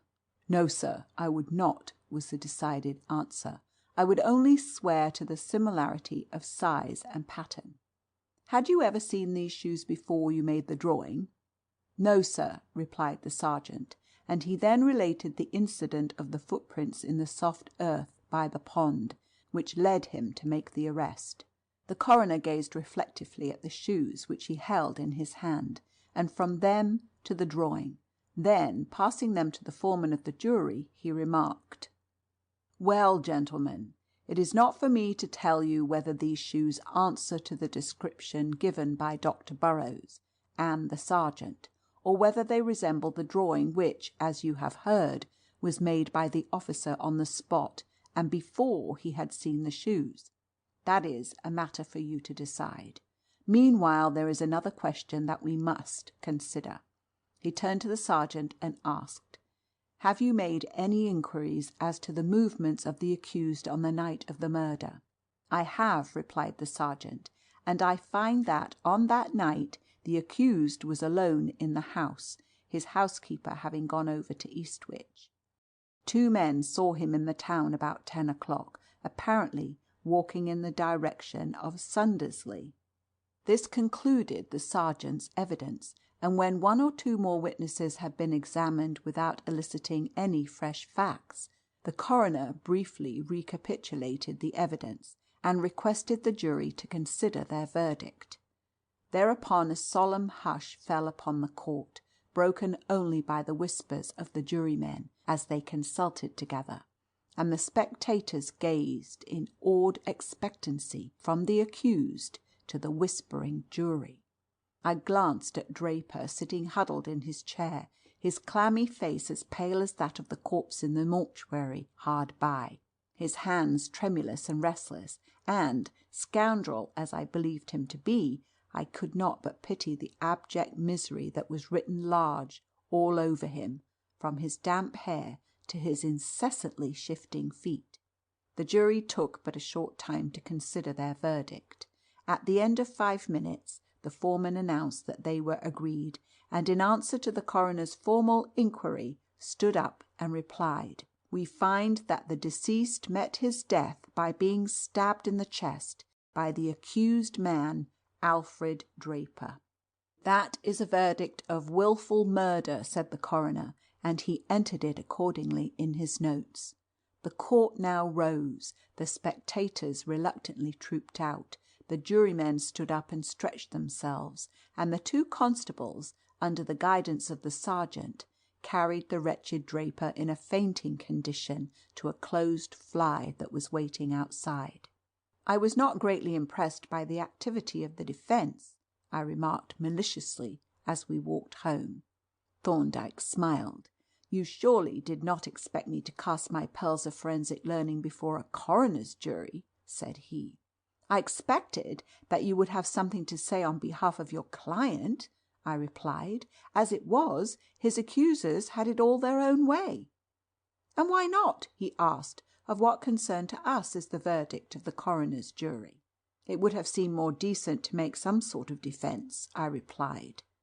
"My dear Jervis," he rejoined, "you do not seem to appreciate the great virtue of what Lord Beaconsfield so felicitously called a policy of masterly inactivity, and yet that is one of the great lessons that a medical training impresses on the student." "That may be so," said I, "but the result up to the present of your masterly policy is that a verdict of wilful murder stands against your client, and I don't see what other verdict the jury could have found." "Neither do I," said Thorndyke. I had written to my principal, Dr. Cooper, describing the stirring events that were taking place in the village, and had received a reply from him instructing me to place the house at Dr. Thorndyke's disposal, and to give him every facility for his work. In accordance with which edict, my colleague took possession of a well-lighted, disused stable loft, and announced his intention of moving his things into it. Now, as these things included the mysterious contents of the hamper that the housemaid had seen, I was possessed with a consuming desire to be present at the flitting, and I do not mind confessing that I purposefully lurked about the stairs in the hopes of thus picking up a few crumbs of information. But Thorndyke was one too many for me, a misbegotten infant in the village having been seized with inopportune convulsions. I was compelled most reluctantly to hasten to its relief, and I returned only in time to find Thorndyke in the act of locking the door of the loft. "A nice, light, roomy place to work in," he remarked as he descended the steps, slipping the key into his pocket. "Yes," I replied, and added boldly, "What do you intend to do up there?" "Work up the case for the defence," he replied, "and, as I have now heard all that the prosecution have to say, I shall be able to forge ahead." That was vague enough, but I consoled myself with the reflection that in a very few days I should, in common with the rest of the world, be in possession of the results of his mysterious proceedings. For in view of the approaching assizes, preparations were being made to push the case through the magistrates' court as quickly as possible, in order to obtain a committal in time for the ensuing sessions. Draper had, of course, been already charged before a justice of the peace and evidence of arrest taken, and it was expected that the adjourned hearing would commence before the local magistrates on the 5th day after the inquest. The events of these 5 days kept me in a positive ferment of curiosity. In the first place, an inspector of the Criminal Investigation Department came down and browsed about the place in company with the sergeant. Then Mr. Bashfield, who was to conduct the prosecution, came and took up his abode at the Cat and Chicken. But the most surprising visitor was Thorndyke's laboratory assistant, Polton, who appeared one evening with a large trunk and a sailor's hammock, and announced that he was going to take up his quarters in the loft. As to Thorndyke himself, his proceedings were beyond speculation. From time to time he made mysterious appearances at the windows of the loft, usually arrayed in what looked suspiciously like a nightshirt. Sometimes I would see him holding a negative up to the light, at others manipulating a photographic printing frame, and once I observed him with a paintbrush and a large gallipot, on which I turned away in despair and nearly collided with the inspector. "Dr. Thorndyke is staying with you, I hear," said the latter, gazing earnestly at my colleague's back, which was presented for his inspection at the window. "Yes," I answered, "those are his temporary premises." "That is where he does his bedevilments, I suppose," the officer suggested. "He conducts his experiments there," I corrected haughtily. "That's what I mean," said the inspector, and, as Thorndyke at this moment turned and opened the window, our visitor began to ascend the steps. "I've just called to ask if I could have a few words with you, Doctor," said the inspector, as he reached the door. "Certainly," Thorndyke replied blandly. "If you will go down and wait with Dr. Jervis, I will be with you in 5 minutes." The officer came down the steps grinning, and I thought I heard him murmur, "Sold," but this may have been an illusion. However, Thorndyke presently emerged, and he and the officer strode away into the shrubbery. What the inspector's business was, or whether he had any business at all, I never learned, but the incident seemed to throw some light on the presence of Polton and the sailor's hammock. And this reference to Polton reminds me of a very singular change that took place about this time in the habits of this usually staid and sedate little man, who, abandoning the somewhat clerical style of dress that he ordinarily affected, broke out into a semi-nautical costume in which he would sally forth every morning in the direction of Port Marston. And there, on more than one occasion, I saw him leaning against a post by the harbour, or lounging outside a waterside tavern in earnest and amicable conversation with sundry nautical characters. On the afternoon of the day before the opening of the proceedings, we had 2 new visitors. One of them, a grey-haired, spectacled man, was a stranger to me, and for some reason I failed to recall his name. Copland, though I was sure I had heard it before. The other was Anstey, the barrister who usually worked with Thorndyke in cases that went into court. I saw very little of either of them, however, for they retired almost immediately to the loft, where, with short intervals for meals, they remained for the rest of the day, and I believe far into the night. Thorndyke requested me not to mention the names of his visitors to anyone, and at the same time apologized for the secrecy of his proceedings. "But you are a doctor, Jervis," he concluded, "and you know what professional confidences are, and you will understand how greatly it is in our favour that we know exactly what the prosecution can do, while they are absolutely in the dark as to our line of defence." I assured him that I fully understood his position, and with this assurance he retired, evidently relieved, to the council chamber. The proceedings, which opened on the following day, and at which I was present throughout, need not be described in detail. The evidence for the prosecution was, of course, mainly a repetition of that given at the inquest. Mr. Bashfield's opening statement, however, I shall give at length, inasmuch as it summarized very clearly the whole of the case against the prisoner. "The case that is now before the court," said the counsel, "involves the charge of wilful murder against the prisoner Alfred Draper, and the facts, in so far as they are known, are briefly these. On the night of Monday, the 27th of September, the deceased, Charles Hearn, dined with some friends on board the yacht Otter. About midnight he came ashore and proceeded to walk towards Sundersley along the beach. As he entered St. Bridget's Bay, a man, who appears to have been lying in wait, and who came down the shepherd's path, met him, and a deadly struggle seems to have taken place. The deceased received a wound of a kind calculated to cause almost instantaneous death, and apparently fell down dead. And now, what was the motive of this terrible crime? It was not robbery, for nothing appears to have been taken from the corpse. Money and valuables were found, as far as is known, intact. Nor clearly was it a case of a casual affray. We are, consequently, driven to the conclusion that the motive was a personal one, a motive of interest or revenge, and with this view, the time, the place, and the evident deliberateness of the murder are in full agreement. So much for the motive.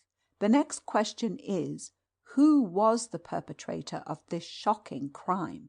And the answer to that question is given in a very singular and dramatic circumstance, a circumstance that illustrates once more the amazing lack of precaution shown by persons who commit such crimes.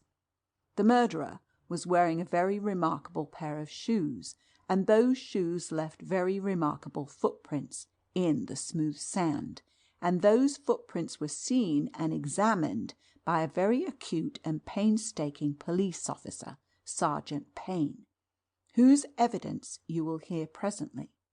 The sergeant not only examined the footprints, He made careful drawings of them on the spot. On the spot, mind you, not from memory, and he made very exact measurements of them, which he duly noted down. And from those drawings and those measurements, those telltale shoes have been identified, and are here for your inspection. And now, who is the owner of those very singular, those almost unique shoes?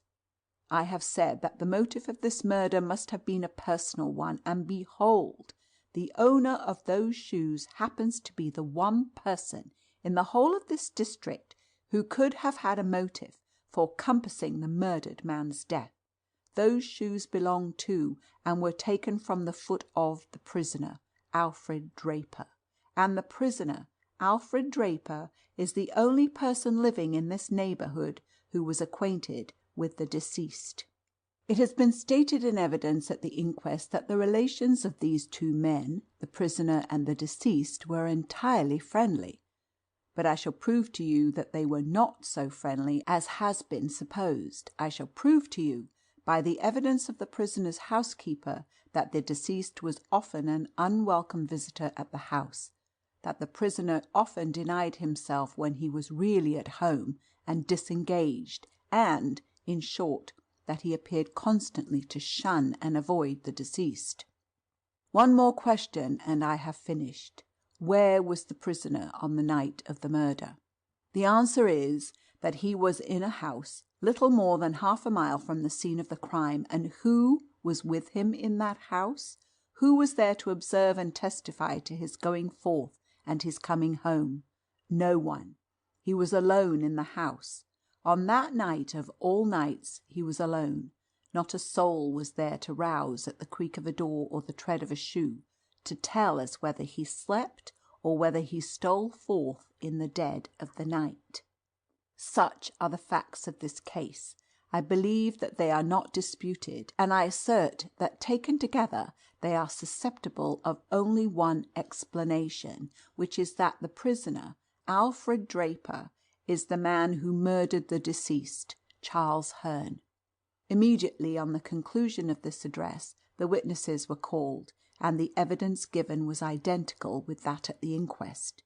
The only new witness for the prosecution was Draper's housekeeper, and her evidence fully bore out Mr. Bashfield's statement. The sergeant's account of the footprints was listened to with breathless interest, and at its conclusion the presiding magistrate, a retired solicitor, once well known in criminal practice, put a question which interested me as showing how clearly Thorndyke had foreseen the course of events, recalling as it did his remark on the night when we were caught in the rain. "Did you," the magistrate asked, "take these shoes down to the beach and compare them with the actual footprints?" "I obtained the shoes at night," replied the sergeant, "and I took them down to the shore at daybreak the next morning, but unfortunately there had been a storm in the night, and the footprints were almost obliterated by the wind and rain." When the sergeant had stepped down, Mr. Bashfield announced that that was the case for the prosecution. He then resumed his seat, turning an inquisitive eye on Anstey and Thorndyke. The former immediately rose and opened the case for the defence with a brief statement. "The learned counsel for the prosecution," said he, "has told us that the facts now in the possession of the court admit of but one explanation, that of the guilt of the accused. That may or may not be, but I shall now proceed to lay before the court certain fresh facts, I may say, of the most singular and startling character, which will, I think, lead to a very different conclusion. I shall say no more, but call the witnesses forthwith and let the evidence speak for itself." The first witness for the defence was Thorndyke, and as he entered the box I observed Polton take up a position close behind him with a large wicker trunk. Having been sworn and requested by Anstey to tell the court what he knew about the case, he commenced without preamble. "About 4:30 in the afternoon of the 28th of September, I walked down Sundersley Gap with Dr. Jervis. Our attention was attracted by certain footprints in the sand, particularly those of a man who had landed from a boat, had walked up the gap, and presently returned, apparently to the boat. As we were standing there, Sergeant Payne and Dr. Burrows passed down the gap, with 2 constables carrying a stretcher. We followed at a distance, and as we walked along the shore, we encountered another set of footprints, those which the sergeant has described as the footprints of the deceased. We examined these carefully, and endeavoured to frame a description of the person by whom they had been made. "And did your description agree with the characters of the deceased?" the magistrate asked. "Not in the least," replied Thorndyke, whereupon the magistrate, the inspector, and Mr. Bashfield laughed long and heartily. When we turned into St. Bridget's Bay, I saw the body of deceased lying on the sand close to the cliff. The sand all round was covered with footprints, as if a prolonged fierce struggle had taken place. There were 2 sets of footprints, one set being apparently those of the deceased, and the other those of a man with nailed shoes, of a very peculiar and conspicuous pattern. The incredible folly that the wearing of such shoes indicated caused me to look more closely at the footprints, and then I made the surprising discovery that there had in reality been no struggle, that in fact the 2 sets of footprints had been made at different times. "At different times?" the magistrate exclaimed in astonishment. "Yes, the interval between them may have been one of hours or one only of seconds, but the undoubted fact is that the 2 sets of footprints were made not simultaneously, but in succession." "But how did you arrive at that fact?" the magistrate asked. "It was very obvious when one looked," said Thorndyke. "The marks of the deceased man's shoes showed that he repeatedly trod in his own footprints, but never in a single instance did he tread in the footprints of the other man, although they covered the same area. The man with the nailed shoes, on the contrary, not only trod in his own footprints, but with equal frequency in those of the deceased. Moreover, when the body was removed, I observed that the footprints in the sand on which it was lying were exclusively those of the deceased. There was not a sign of any nail-marked footprint under the corpse, although there were many close round it. It was evident, therefore, that the footprints of the deceased were made first, and those of the nailed shoes afterwards." As Thorndyke paused, the magistrate rubbed his nose thoughtfully, and the inspector gazed at the witness with a puzzled frown. "The singularity of this fact," my colleague resumed, "made me look at the footprints yet more critically, and then I made another discovery. There was a double track of the nailed shoes, leading apparently from and back to the shepherd's path. But on examining these tracks more closely, I was astonished to find that the man who had made them had been walking backwards, that in fact he had walked backwards from the body to the shepherd's path, had ascended it for a short distance, had turned round and returned, still walking backwards to the face of the cliff near the corpse, and there the tracks vanished altogether. On the sand at this spot were some small inconspicuous marks, which might have been made by the end of a rope, and there were also a few small fragments which had fallen from the cliff above. Observing these, I examined the surface of the cliff, and at one spot, about 6 feet above the beach, I found a freshly rubbed spot on which were parallel scratches, such as might have been made by the nailed sole of a boot. I then ascended the shepherd's path and examined the cliff from above, and here I found on the extreme edge a rather deep indentation, such as would be made by a taut rope, and on lying down and looking over I could see, some 5 feet from the top, another rubbed spot with very distinct parallel scratches. "You appear to infer," said the chairman, "that this man performed these astonishing evolutions and was then hauled up the cliff?" "That is what the appearances suggest," replied Thorndyke. The chairman pursed his lips, raised his eyebrows, and glanced doubtfully at his brother magistrates. Then, with a resigned air, he bowed to the witness to indicate that he was listening. "That same night," Thorndyke resumed, "I cycled down to the shore through the gap, with a supply of plaster of Paris, and proceeded to take plaster moulds of the more important of the footprints." Here the magistrates, the inspector, and Mr. Bashfield, with one accord, sat up at attention. Sergeant Payne swore quite audibly, and I experienced a sudden illumination respecting a certain basin and kitchen spoon which had so puzzled me on the night of Thorndyke's arrival. As I thought that liquid plaster might confuse or even obliterate the prints in sand, I filled up the respective footprints with dry plaster, pressed it down lightly, and then cautiously poured water onto it. The moulds, which are excellent impressions, of course show the appearance of the boots which made the footprints, and from these moulds I have prepared casts which reproduce the footprints themselves. The first mould that I made was that of one of the tracks from the boat up to the gap, and of this I shall speak presently. I next made a mould of one of the footprints which have been described as those of the deceased. "Have been described!" exclaimed the chairman. The deceased was certainly there, and there were no other footprints, so if they were not his, he must have flown to where he was found.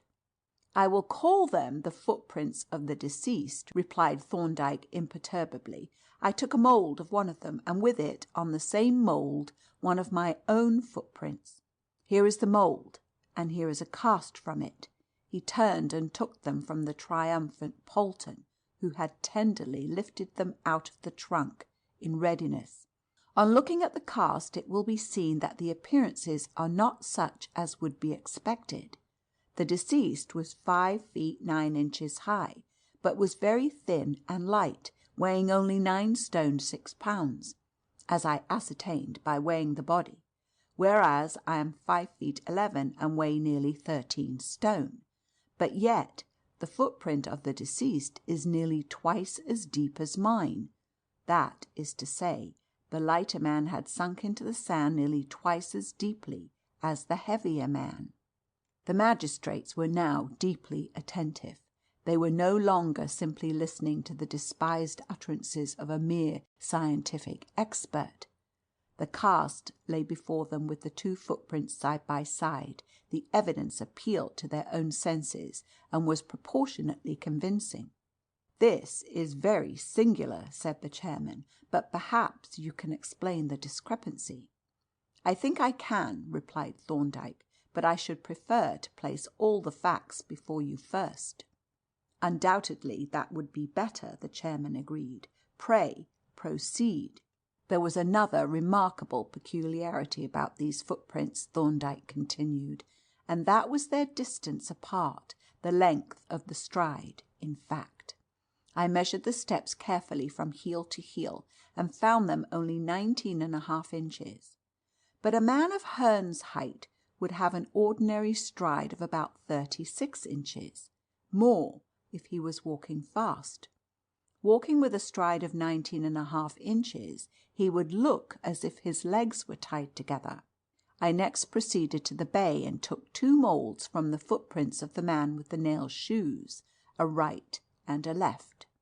Here is a cast from the mould, and it shows very clearly that the man was walking backwards.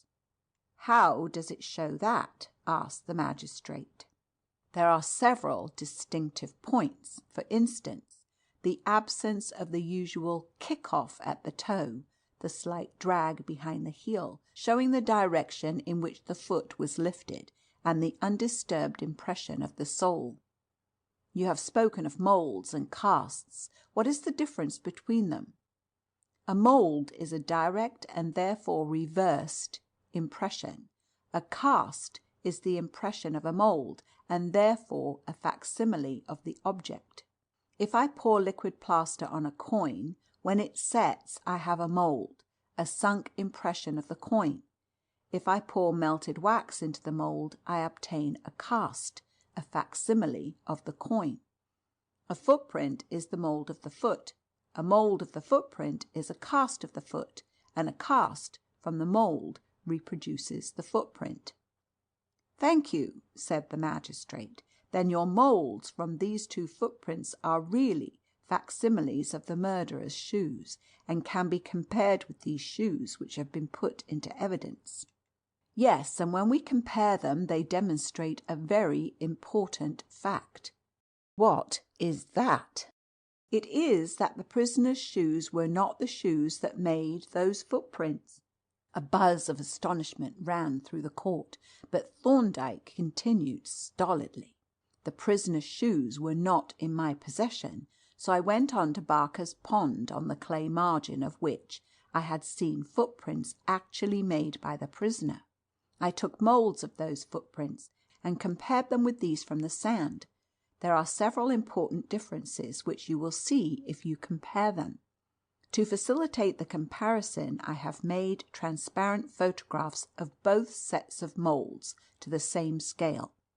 Now, if we put the photograph of the mould of the prisoner's right shoe over that of the murderer's right shoe, and hold the two superposed photographs up to the light, we cannot make the two pictures coincide.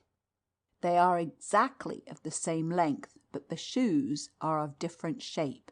Moreover, if we put one of the nails in one photograph over the corresponding nail in the other photograph, we cannot make the rest of the nails coincide.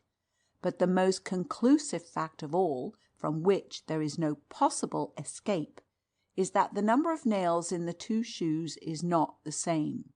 In the sole of the prisoner's right shoe there are 40 nails. In that of the murderer there are 41. The murderer has one nail too many. There was a deathly silence in the court as the magistrates and Mr. Bashfield pored over the moulds and the prisoner's shoes, and examined the photographs against the light. Then the chairman asked, "Are these all the facts, or have you something more to tell us?" He was evidently anxious to get the key to this riddle. "There is more evidence, your worship," said Anstey. "The witness examined the body of deceased." Then turning to Thorndyke, he asked, "You were present at the post-mortem examination?" "I was." "Did you form any opinion as to the cause of death?" "Yes. I came to the conclusion that death was occasioned by an overdose of morphia." A universal gasp of amazement greeted this statement. Then the presiding magistrate protested breathlessly. "But there was a wound which we have been told was capable of causing instantaneous death. Was that not the case?" "There was undoubtedly such a wound," replied Thorndyke, "but when that wound was inflicted the deceased had already been dead from a quarter to half an hour." "This is incredible," exclaimed the magistrate, "but no doubt you can give us your reasons for this amazing conclusion." "My opinion," said Thorndyke, "was based on several facts. In the first place, a wound inflicted on a living body gapes rather widely, owing to the retraction of the living skin. The skin of a dead body does not retract, and the wound, consequently, does not gape. This wound gaped very slightly, showing that death was recent, I should say, within half an hour. Then a wound on the living body becomes filled with blood, and blood is shed freely on the clothing. But the wound on the deceased contained only a little blood clot. There was hardly any blood on the clothing, and I had already noticed that there was none on the sand where the body had lain." "And you consider this quite conclusive?"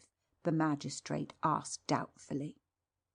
"I do," answered Thorndyke, "but there was other evidence which was beyond all question. The weapon had partially divided both the aorta and the pulmonary artery, the main arteries of the body. Now, during life, these great vessels are full of blood at a high internal pressure, whereas after death they become almost empty. It follows that, if this wound had been inflicted during life, the cavity in which those vessels lie would have become filled with blood.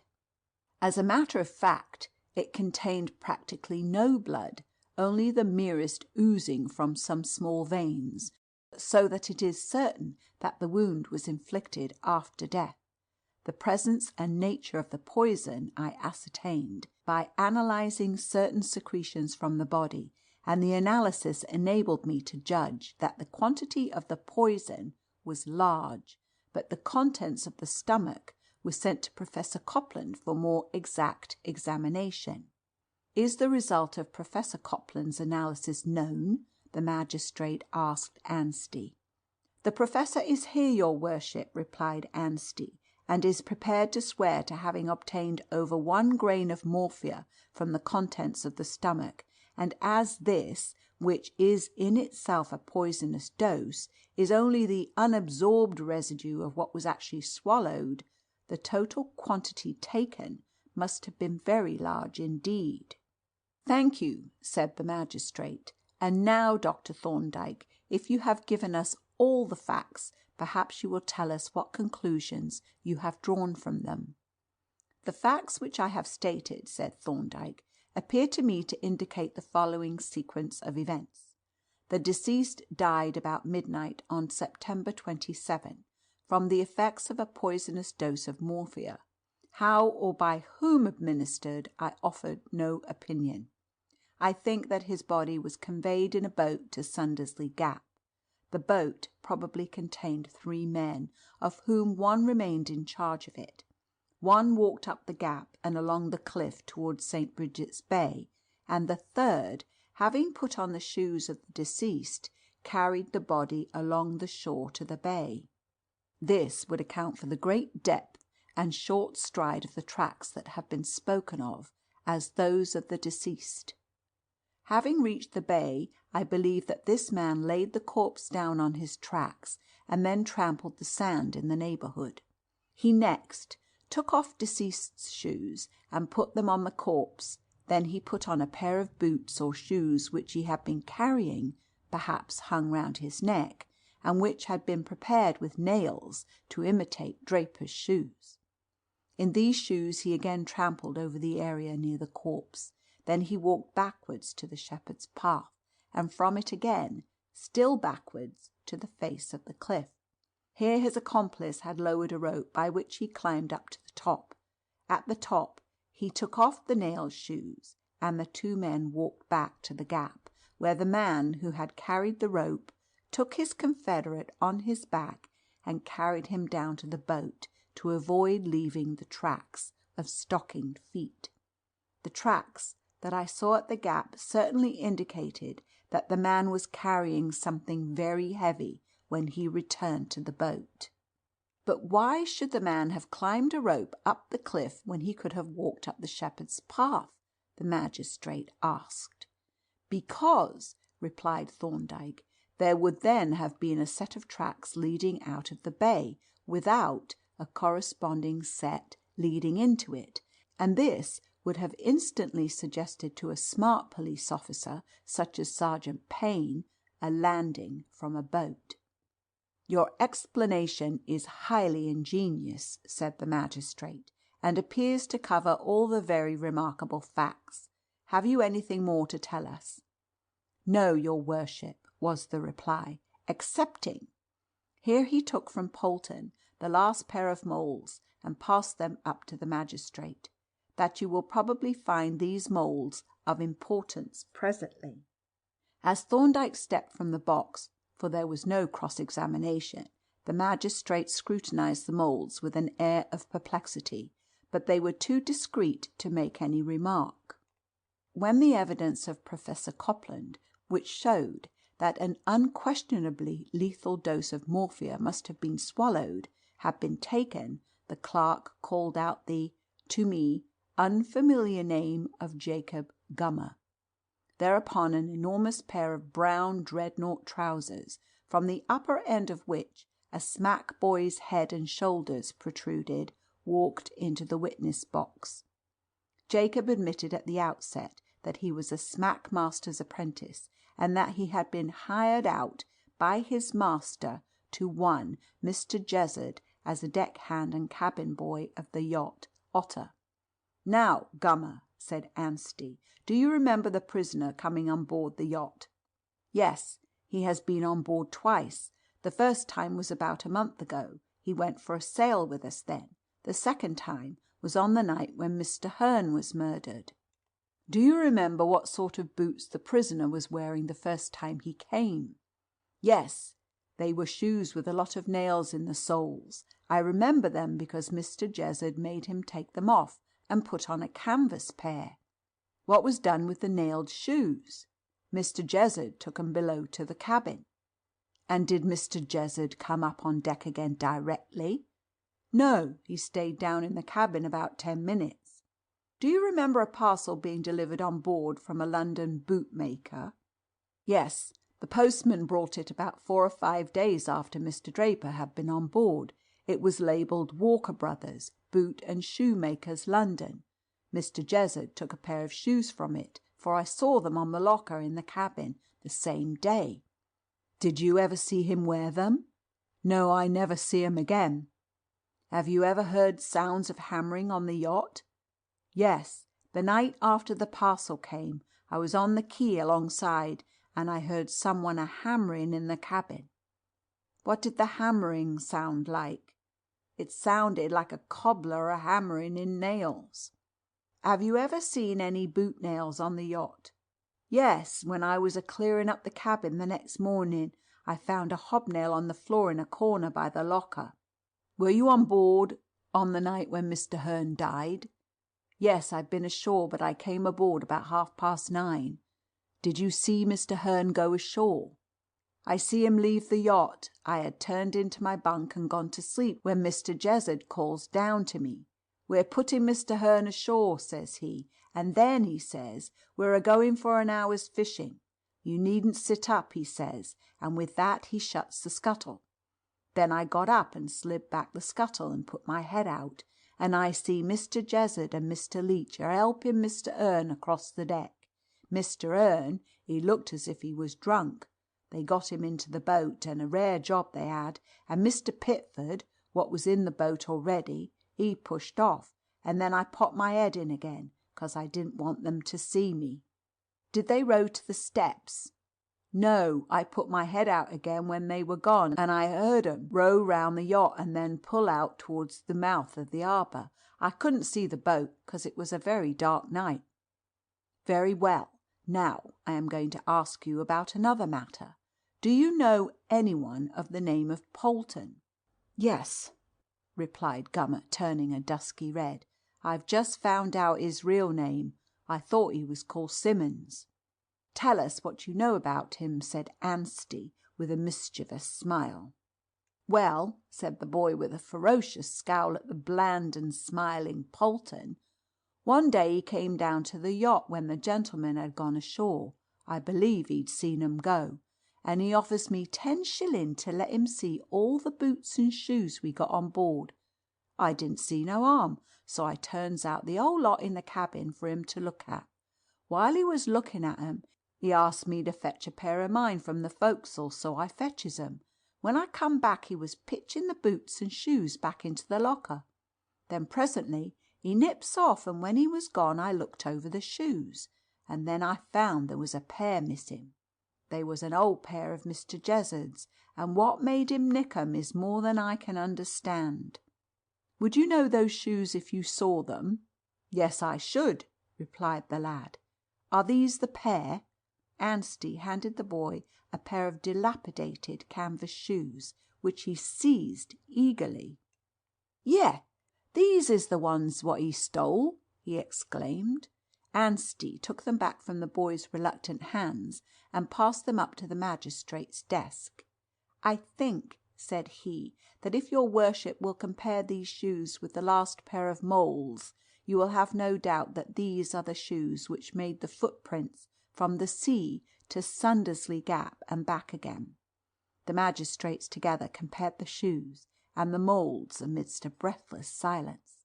At length the chairman laid them down on the desk. "It is impossible to doubt it," said he. "The broken heel and the tear in the rubber sole, with the remains of the checkered pattern, make the identity practically certain." As the chairman made this statement, I involuntarily glanced round to the place where Jezzard was sitting, but he was not there, neither he nor Pitford nor Leach. Taking advantage of the preoccupation of the court, they had quietly slipped out of the door. But I was not the only person who had noted their absence. The inspector and the sergeant were already in earnest consultation, and a minute later they too hurriedly departed. The proceedings now speedily came to an end. After a brief discussion with his brother magistrates, the chairman addressed the court. The remarkable, and I may say startling, evidence which has been heard in this court to-day, if it has not fixed the guilt of this crime on any individual, has, at any rate, made it clear to our satisfaction that the prisoner is not the guilty person, and he is accordingly discharged. Mr. Draper, I have great pleasure in informing you that you are at liberty to leave the court, and that you do so entirely clear of all suspicion, and I congratulate you very heartily on the skill and ingenuity of your legal advisers, but for which the decision of the court would, I am afraid, have been very different. That evening lawyers, witnesses, and the jubilant and grateful client gathered round a truly festive board to dine and fight over again the battle of the day. But we were scarcely halfway through our meal when, to the indignation of the servants, Sergeant Payne burst breathlessly into the room. "They've gone, sir," he exclaimed, addressing Thorndyke. "They've given us the slip for good." "Why, how can that be?" asked Thorndyke. "They're dead, sir, all three of them." "Dead?" we all exclaimed. "Yes, they made a burst for the yacht when they left the court, and they got on board and put out to sea at once, hoping, no doubt, to get clear as the light was just failing. But they were in such a hurry that they did not see a steam trawler that was entering and was hidden by the pier. Then, just at the entrance, as the yacht was creeping out, the trawler hit her amidships and fairly cut her in two. The three men were in the water in an instant and were swept away in the eddy behind the north pier, and before any boat could put out to them they had all gone under. Jezzard's body came up on the beach just as I was coming away. We were all silent and a little awed, but if any of us felt regret at the catastrophe, it was at the thought that three such cold-blooded villains should have made so easy an exit, and to one of us, at least, the news came as a blessed relief. End of The Man with the Nailed Shoes. Chapter 2. The Stranger's Latchkey. The contrariety of human nature is a subject that has given a surprising amount of occupation to makers of proverbs and to those moral philosophers who make it their province to discover and expound the glaringly obvious. And especially have they been concerned to enlarge upon that form of perverseness which engenders dislike of things offered under compulsion, and arouses desire of them as soon as their attainment becomes difficult or impossible. They assure us that a man who has had a given thing within his reach and put it by will, as soon as it is beyond his reach, find it the one thing necessary and desirable, even as the domestic cat, which has turned disdainfully from the preferred saucer, may presently be seen with her head jammed hard in the milk jug, or secretly, and with horrible relish, slaking her thirst at the scullery sink. To this peculiarity of the human mind was due, no doubt, the fact that no sooner had I abandoned the clinical side of my profession in favour of the legal, and taken up my abode in the chambers of my friend Thorndyke, the famous medico-legal expert, to act as his assistant or junior, than my former mode of life, that of a locum tenens or minder of other men's practices, which had, when I was following it, seemed intolerably irksome, now appeared to possess many desirable features, and I found myself occasionally hankering to sit once more by the bedside, to puzzle out the perplexing train of symptoms, and to wield that power, the greatest after all possessed by man, the power to banish suffering and ward off the approach of death itself. Hence it was that on a certain morning of a long vacation I found myself installed at the Larches, Burling, in full charge of the practice of my old friend Dr. Hanshaw, who was taking a fishing holiday in Norway. I was not left desolate, however, for Mrs. Hanshaw remained at her post, and the roomy old-fashioned house accommodated 3 visitors in addition. One of these was Dr. Hanshaw's sister and Mrs. Haldane, the widow of a wealthy Manchester cotton factor.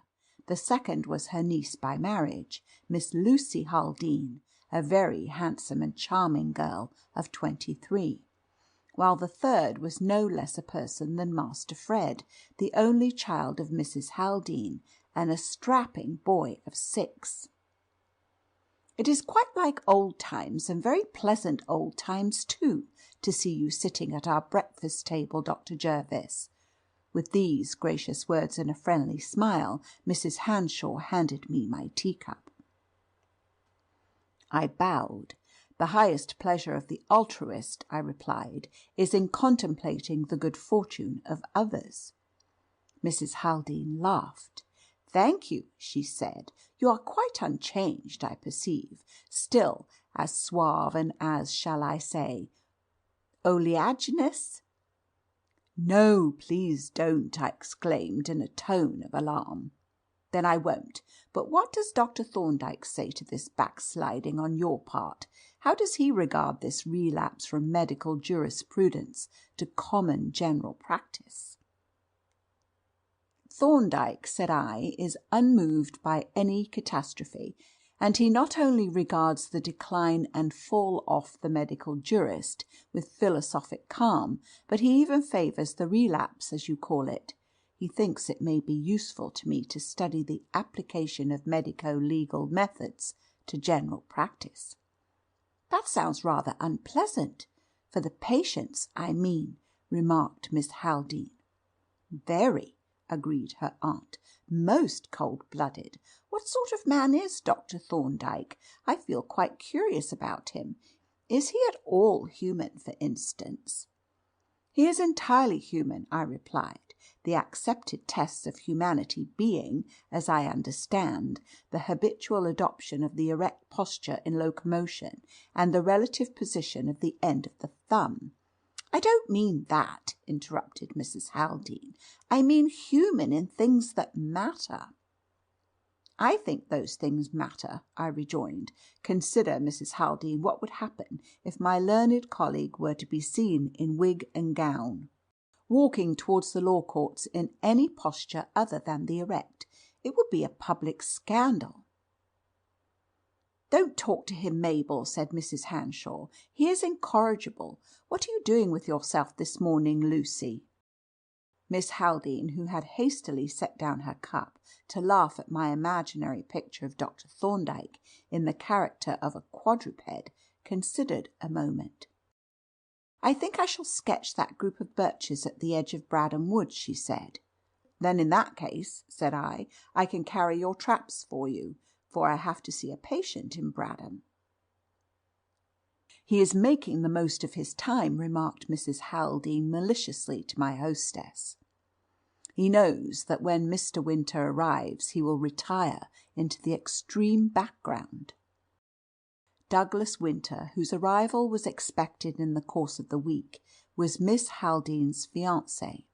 Their engagement had been somewhat protracted, and was likely to be more so unless one of them received some unexpected accession of means, for Douglas was a subaltern in the Royal Engineers, living with great difficulty on his pay, while Lucy Haldane subsisted on an almost invisible allowance left her by an uncle. I was about to reply to Mrs. Haldane when a patient was announced, and, as I had finished my breakfast, I made my excuses and left the table. Half an hour later, when I started along the road to the village of Bradham, I had 2 companions. Master Freddy had joined the party, and he disputed with me the privilege of carrying the traps, with the result that a compromise was effected, by which he carried the camp stool, leaving me in possession of the easel, the bag, and a large bound sketching block. "Where are you going to work this morning?" I asked, when we had trudged on some distance.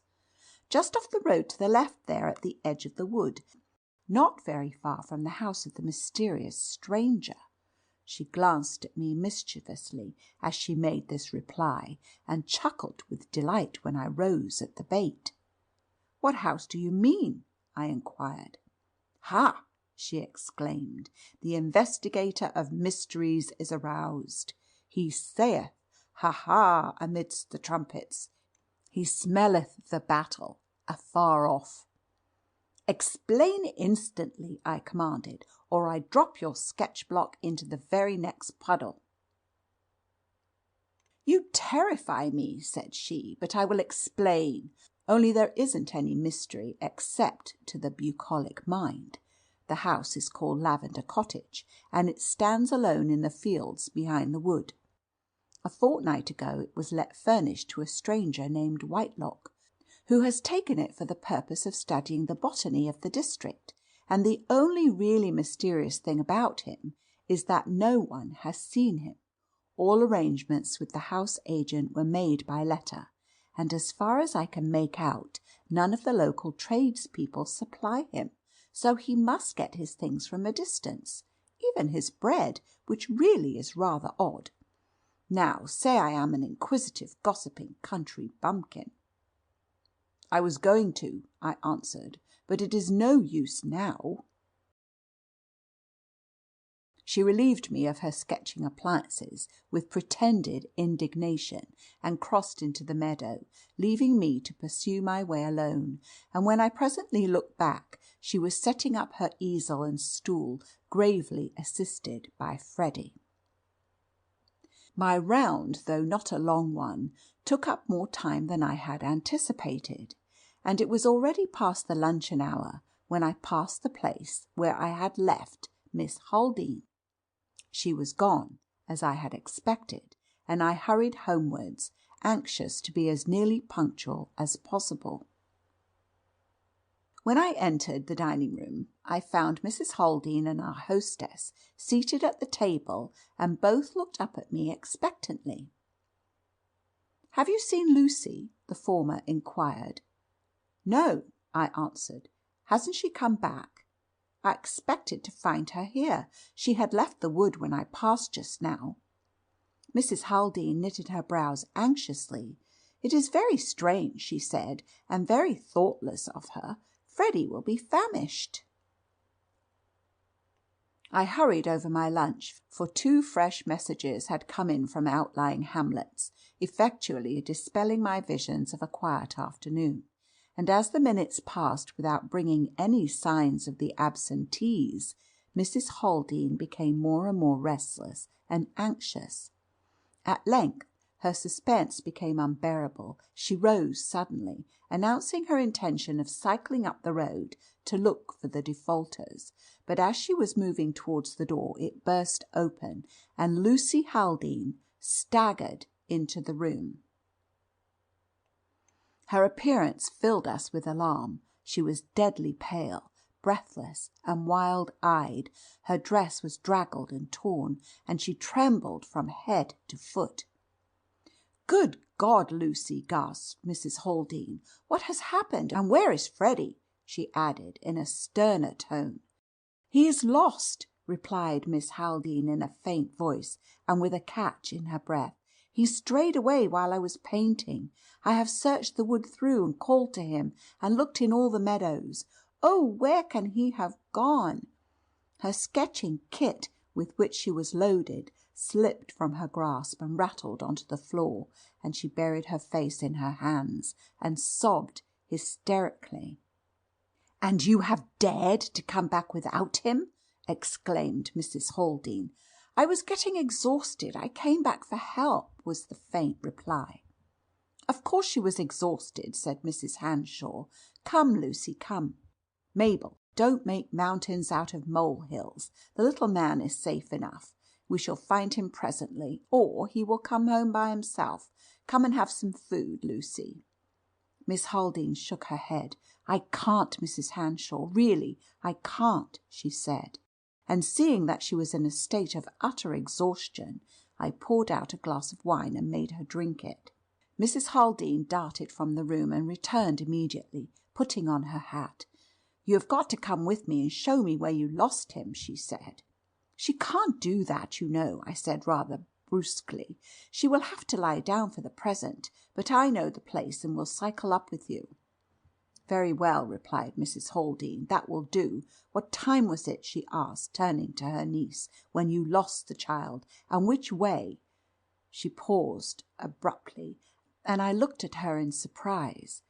She had suddenly turned ashen and ghastly. Her face had set like a mask of stone, with parted lips and staring eyes that were fixed in horror on her niece. There was a deathly silence for a few seconds. Then, in a terrible voice, she demanded, "What is that on your dress, Lucy?" And after a pause, her voice rose into a shriek. "What have you done to my boy?" I glanced in astonishment at the dazed and terrified girl, and then I saw what her aunt had seen, a good-sized bloodstain halfway down the front of her skirt, and another smaller one on her right sleeve.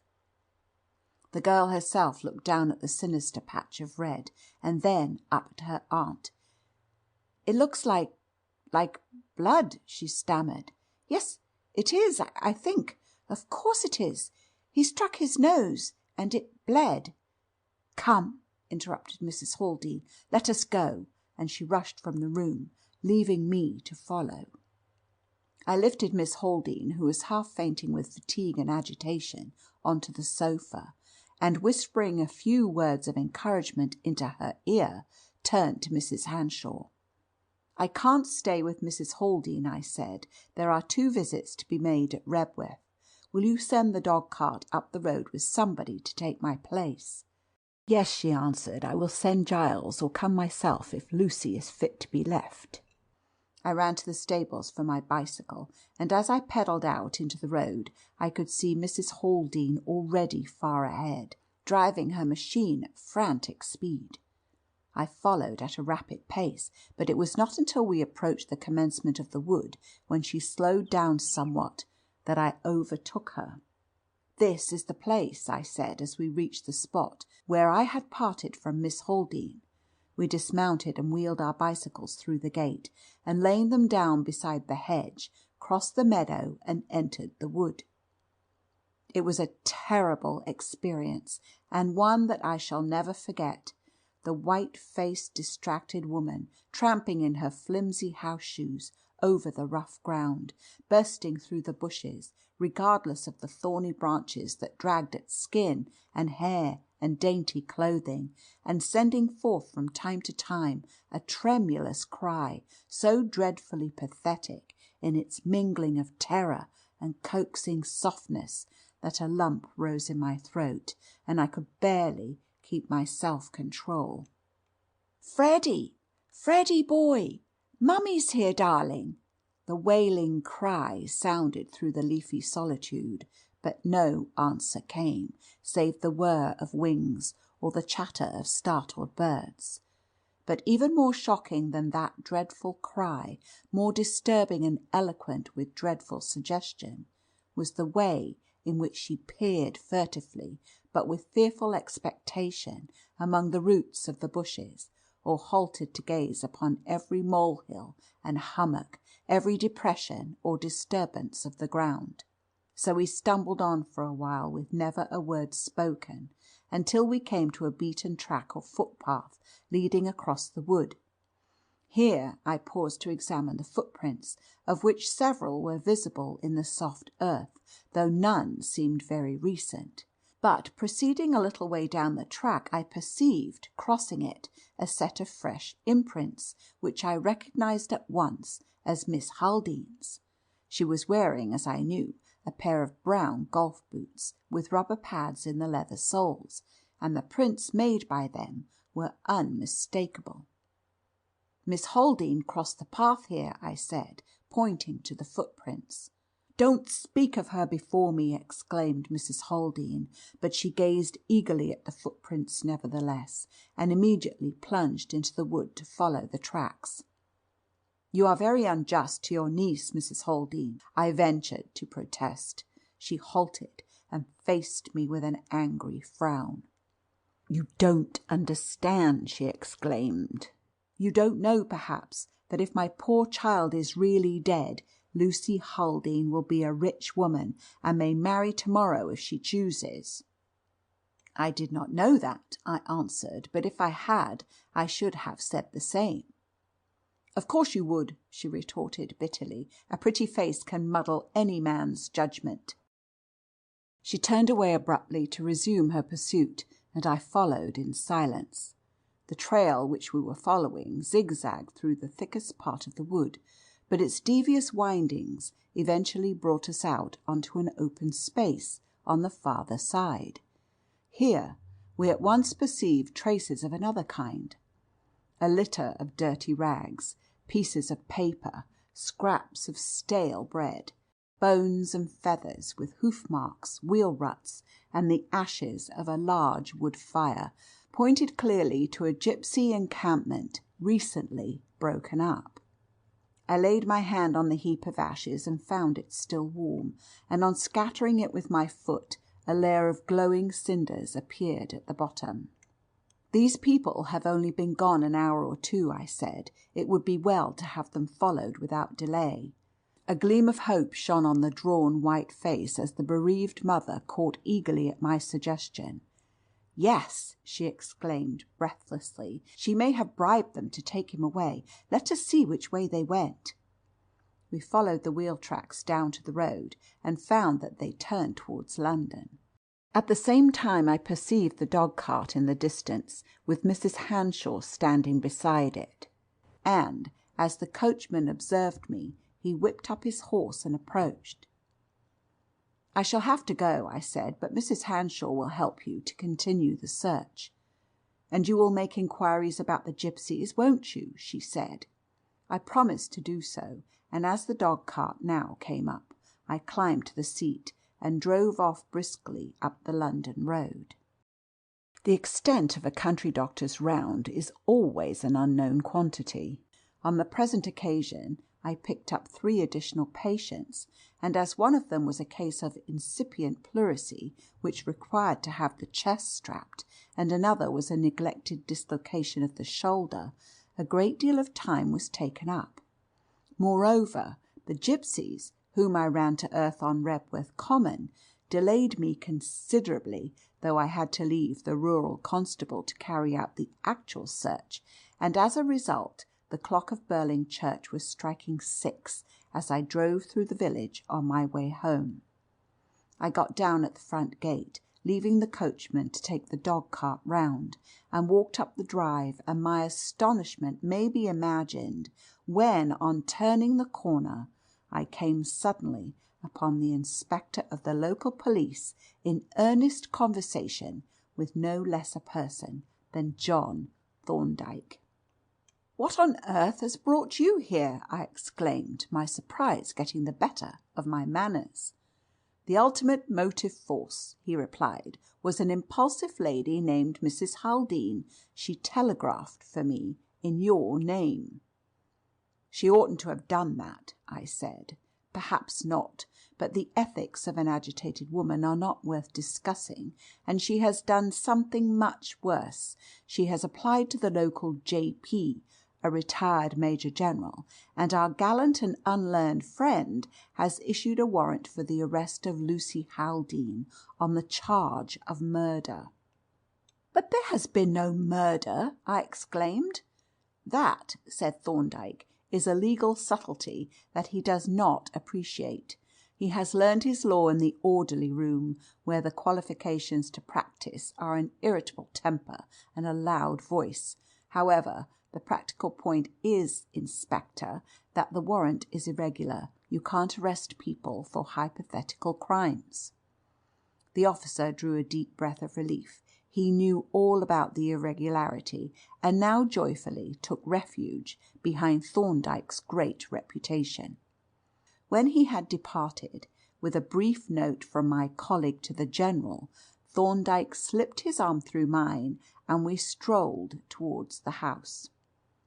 "This is a grim business, Jervis," said he. "That boy has got to be found, for everybody's sake. Can you come with me when you have had some food?" "Of course I can. I have been saving myself all the afternoon, with a view to continuing the search." "Good," said Thorndyke. "Then come in and feed." A nondescript meal, half tea and half dinner, was already prepared, and Mrs. Hanshaw, grave but self-possessed, presided at the table. "Mabel is still out with Giles, searching for the boy," she said. "You have heard what she has done?" I nodded. "It was dreadful of her," continued Mrs. Hanshaw, "but she is half mad, poor thing. You might run up and say a few kind words to poor Lucy while I make the tea." I went up at once and knocked at Miss Haldane's door, and being bidden to enter, found her lying on the sofa, red-eyed and pale, the very ghost of the merry laughing girl who had gone out with me in the morning. I drew up a chair and sat down by her side, and as I took the hand she held out to me, she said, "It is good of you to come and see a miserable wretch like me, and Jane has been so sweet to me, Dr. Jervis, but Aunt Mabel thinks I have killed Freddie. You know she does, and it was really my fault that he was lost. I shall never forgive myself." She burst into a passion of sobbing, and I proceeded to chide her gently. "You are a silly little woman," I said, "to take this nonsense to heart as you are doing. Your aunt is not responsible just now, as you must know, but when we bring the boy home she shall make you a handsome apology. I will see to that." She pressed my hand gratefully, and as the bell now rang for tea, I bade her have courage and went downstairs. "You need not trouble about the practice," said Mrs. Hanshaw, as I concluded my lightning repast, and Thorndyke went off to get our bicycles.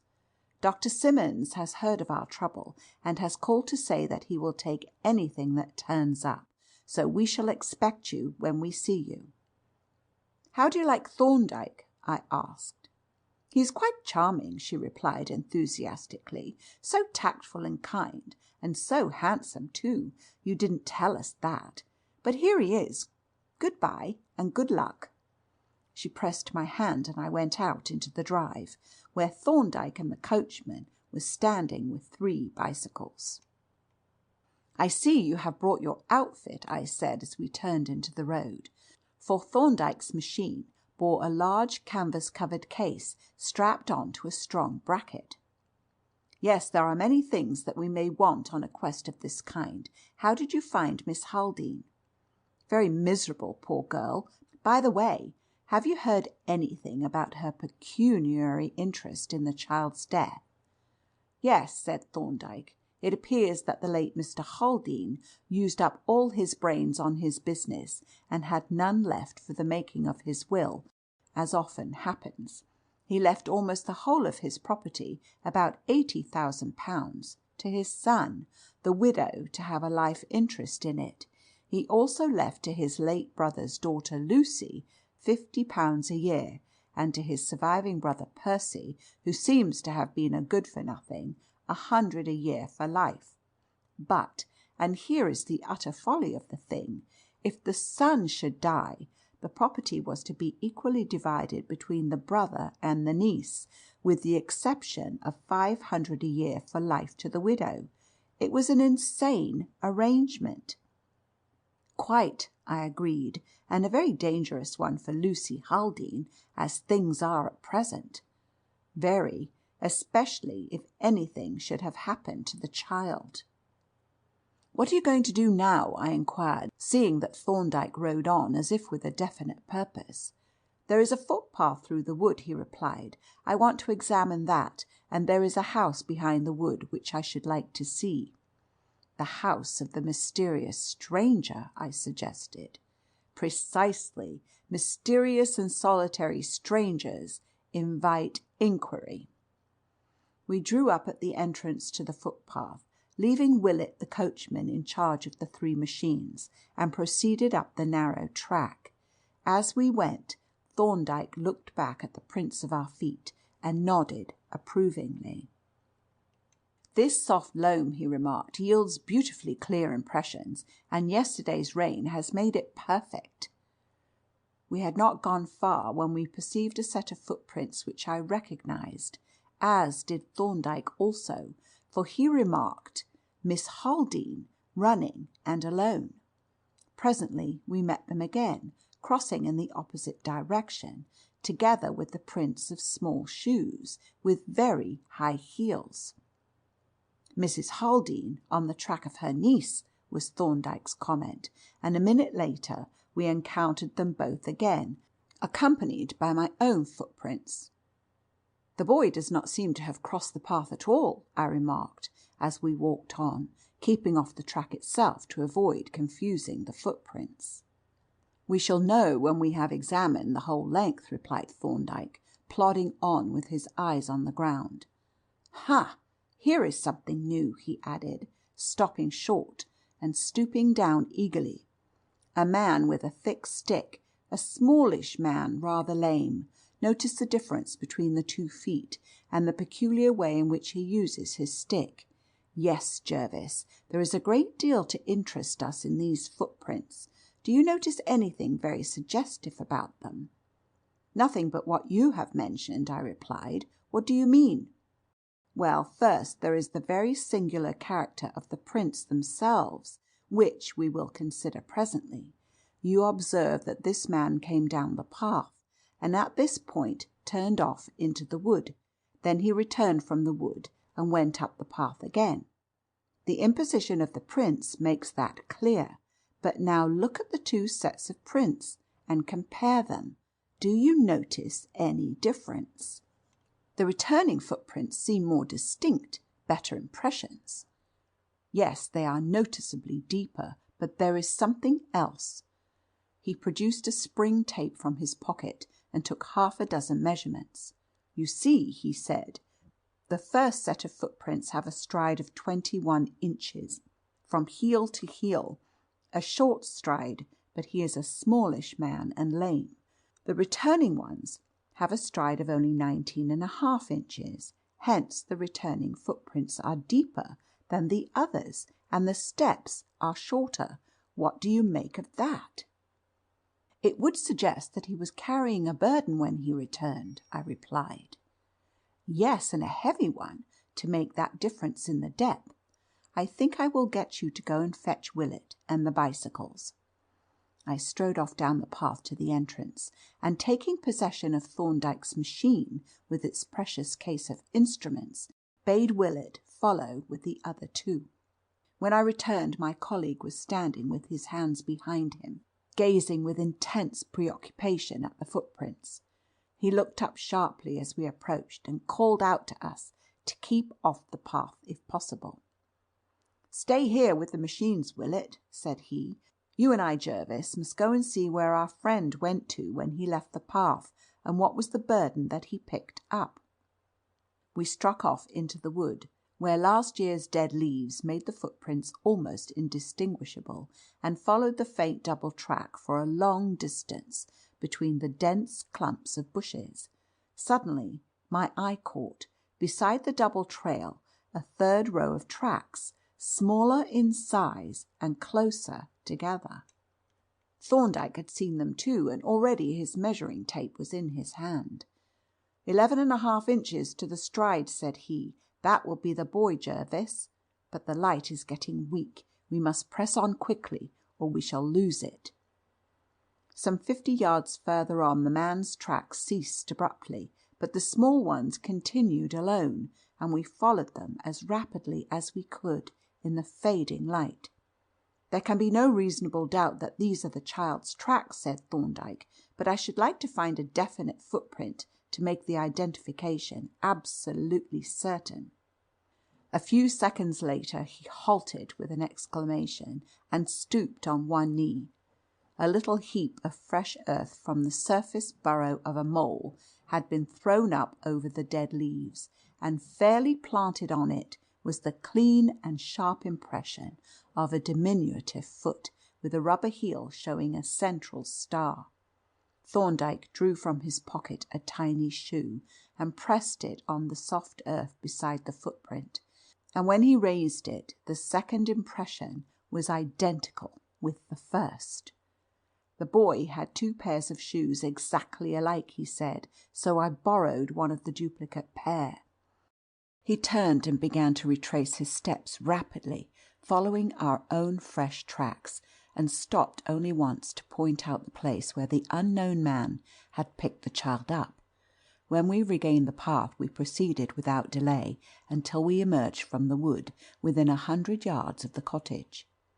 "I see Mrs. Haldane has been here with Giles," remarked Thorndyke, as he pushed open the garden gate. "I wonder if they saw anybody."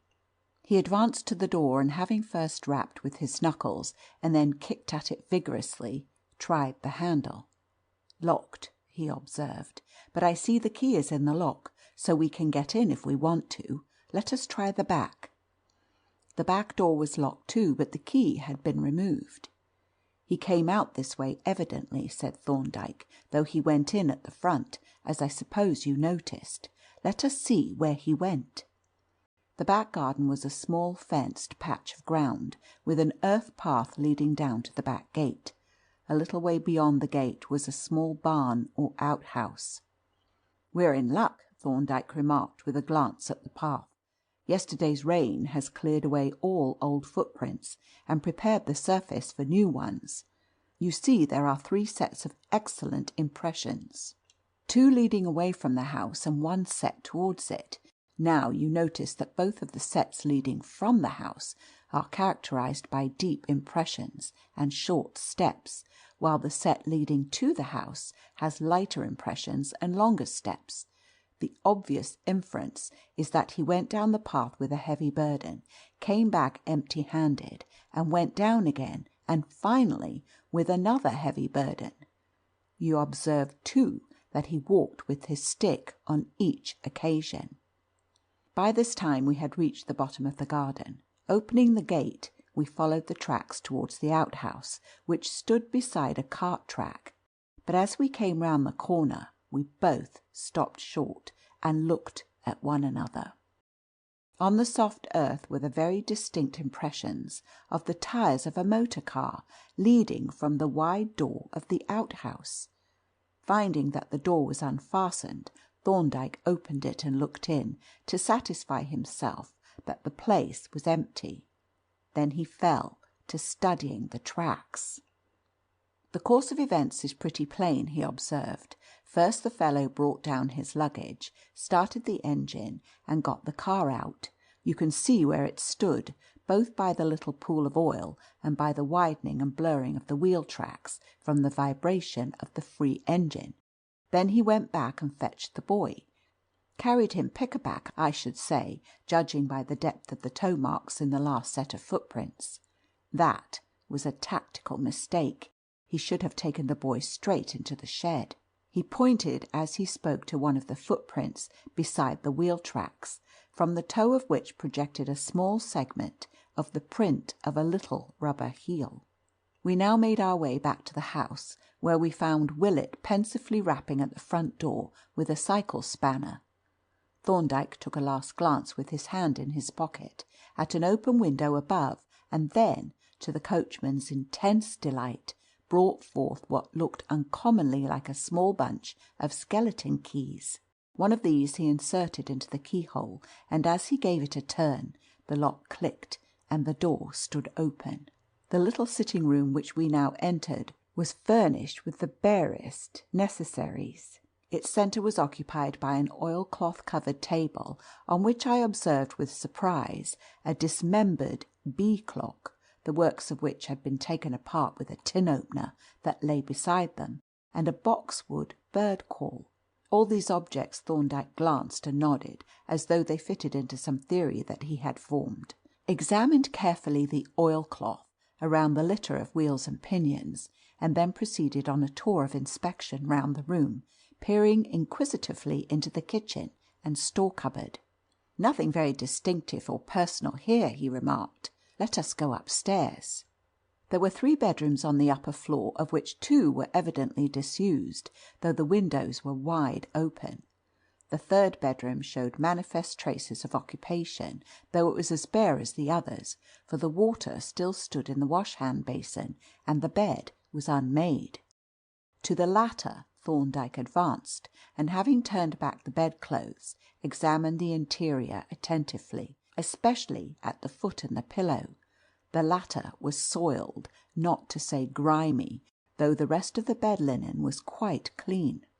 "Hair dye," remarked Thorndyke, noting my glance at it. Then he turned and looked out of the open window. "Can you see the place where Miss Haldane was sitting to sketch?" he asked. "Yes," I replied. "There is the place well in view, and you can see right up the road. I had no idea this house stood so high. From the 3 upper windows you can see all over the country, excepting through the wood." "Yes," Thorndyke rejoined, "and he has probably been in the habit of keeping watch up here with a telescope or a pair of field glasses. Well, there is not much of interest in this room. He kept his effects in a cabin trunk, which stood there under the window. He shaved this morning. He has a white beard, to judge by the stubble on the shaving paper, and that is all. Wait, though. There is a key hanging on that nail. He must have overlooked that, for it evidently does not belong to this house. It is an ordinary town latchkey." He took the key down, and having laid a sheet of notepaper from his pocket on the dressing table, produced a pin, with which he began carefully to probe the interior of the key barrel. Presently there came forth, with much coaxing, a large ball of grey fluff, which Thorndyke folded up in the paper with infinite care. "I suppose we mustn't take away the key," he said, "but I think we will take a wax mould of it." He hurried downstairs and, unstrapping the case from his bicycle, brought it in and placed it on the table. As it was now getting dark, he detached the powerful acetylene lamp from his machine, and having lighted it, proceeded to open the mysterious case. First, he took from it a small insufflator or powder blower, with which he blew a cloud of light yellow powder over the table around the remains of the clock. The powder settled on the table in an even coating, but when he blew at it smartly with his breath, it cleared off, leaving, however, a number of smeary impressions which stood out in strong yellow against the black oilcloth. To one of these impressions he pointed significantly. It was the print of a child's hand. He next produced a small portable microscope and some glass slides and cover slips, and having opened the paper and tipped the ball of fluff from the key barrel onto a slide, set to work with a pair of mounted needles to tease it out into its component parts. Then he turned the light of the lamp onto the microscope mirror and proceeded to examine the specimen. "A curious and instructive assortment, this, Jervis," he remarked, with his eye at the microscope. "Woolen fibres, no cotton or linen. He is careful of his health to have woolen pockets. And 2 hairs, very curious ones too. Just look at them and observe the root bulbs." I applied my eye to the microscope and saw, among other things, 2 hairs, originally white, but encrusted with a black, opaque, glistening stain. The root bulbs, I noticed, were shriveled and atrophied. "But how on earth," I exclaimed, "did the hairs get into his pocket?" "I think the hairs themselves answer that question," he replied, "when considered with the other curios. The stain is obviously lead sulphide, but what else do you see?" "I see some particulars of metal, a white metal apparently, and a number of fragments of woody fibre and starch granules. But I don't recognize the starch. It is not wheat starch, nor rice, nor potato. Do you make out what it is?" Thorndyke chuckled. "Experientia does it," said he. "You will have, Jervis, to study the minute properties of dust and dirt. Their evidential value is immense. Let us have another look at that starch. It is all alike, I suppose." It was, and Thorndyke had just ascertained the fact when the door burst open and Mrs. Haldane entered the room, followed by Mrs. Hanshaw and the police inspector. The former lady regarded my colleague with a glance of extreme disfavour. "We heard that you had come here, sir," said she, "and we supposed you were engaged in searching for my poor child. But it seems we were mistaken, since we find you here amusing yourselves, fiddling with these nonsensical instruments." "Perhaps, Mabel," said Mrs. Hanshaw stiffly, "it would be wiser and infinitely more polite to ask if Dr. Thorndyke has any news for us." "That is undoubtedly so, madam," agreed the inspector, who had apparently suffered also from Mrs. Haldane's impulsiveness. "Then perhaps," the latter lady suggested, "you will inform us if you have discovered anything." "I will tell you," replied Thorndyke, "all that we know. The child was abducted by the man who occupied this house, and who appears to have watched him from an upper window, probably through a glass. This man lured the child into the wood by blowing this bird call. He met him in the wood and induced him, by some promises no doubt, to come back with him. He picked the child up and carried him on his back, I think, up to the house, and brought him in through the front door, which he locked after him. He gave the boy this clock and the bird call to amuse him, while he went upstairs and packed his trunk. He took the trunk out through the back door and down the garden to the shed there, in which he had a motor car. He got the car out and came back for the boy, whom he carried down to the car, locking the back door after him. Then he drove away." "You know he has gone," cried Mrs. Haldane, "and yet you stay here playing with these ridiculous toys. Why are you not following him?" "We have just finished ascertaining the facts," Thorndyke replied calmly, "and should by now be on the road if you had not come." Here the inspector interposed anxiously. "Of course, sir, you can't give any description of the man. You have no clue to his identity, I suppose." "We have only his footprints," Thorndyke answered, "and this fluff, which I raked out of the barrel of his latchkey and have just been examining. From these data I conclude that he is a rather short and thin man and somewhat lame. He walks with the aid of a thick stick, which has a knob, not a crook, at the top, and which he carries in his left hand. I think that his left leg has been amputated above the knee, and that he wears an artificial limb. He is elderly, he shaves his beard, has white hair dyed a greyish black, is partly bald, and probably combs a wisp of hair over the bald place. He takes snuff and carries a leaden comb in his pocket." As Thorndyke's description proceeded, the inspector's mouth gradually opened wider and wider, until he appeared the very type and symbol of astonishment. But its effect on Mrs. Haldane was much more remarkable. Rising from her chair, she leaned on the table and stared at Thorndyke with an expression of awe, even of terror. And as he finished, she sank back into her chair with her hands clasped and turned to Mrs. Hanshaw. "Jane," she gasped, "it is Percy, my brother-in-law. He has described him exactly, even to his stick and his pocket comb. But I thought he was in Chicago." "If that is so," said Thorndyke, hastily repacking his case, "we had better start at once." "We have the dog-cart in the road," said Mrs. Hanshaw. "Thank you," replied Thorndyke. "We will ride on our bicycles, and the inspector can borrow Willet's. We go out at the back by the cart track, which joins the road further on." "Then we will follow in the dog-cart," said Mrs. Haldane. "Come, Jane." The two ladies departed down the path, while we made ready our bicycles and lit our lamps. "With your permission, Inspector," said Thorndyke, "we will take the key with us."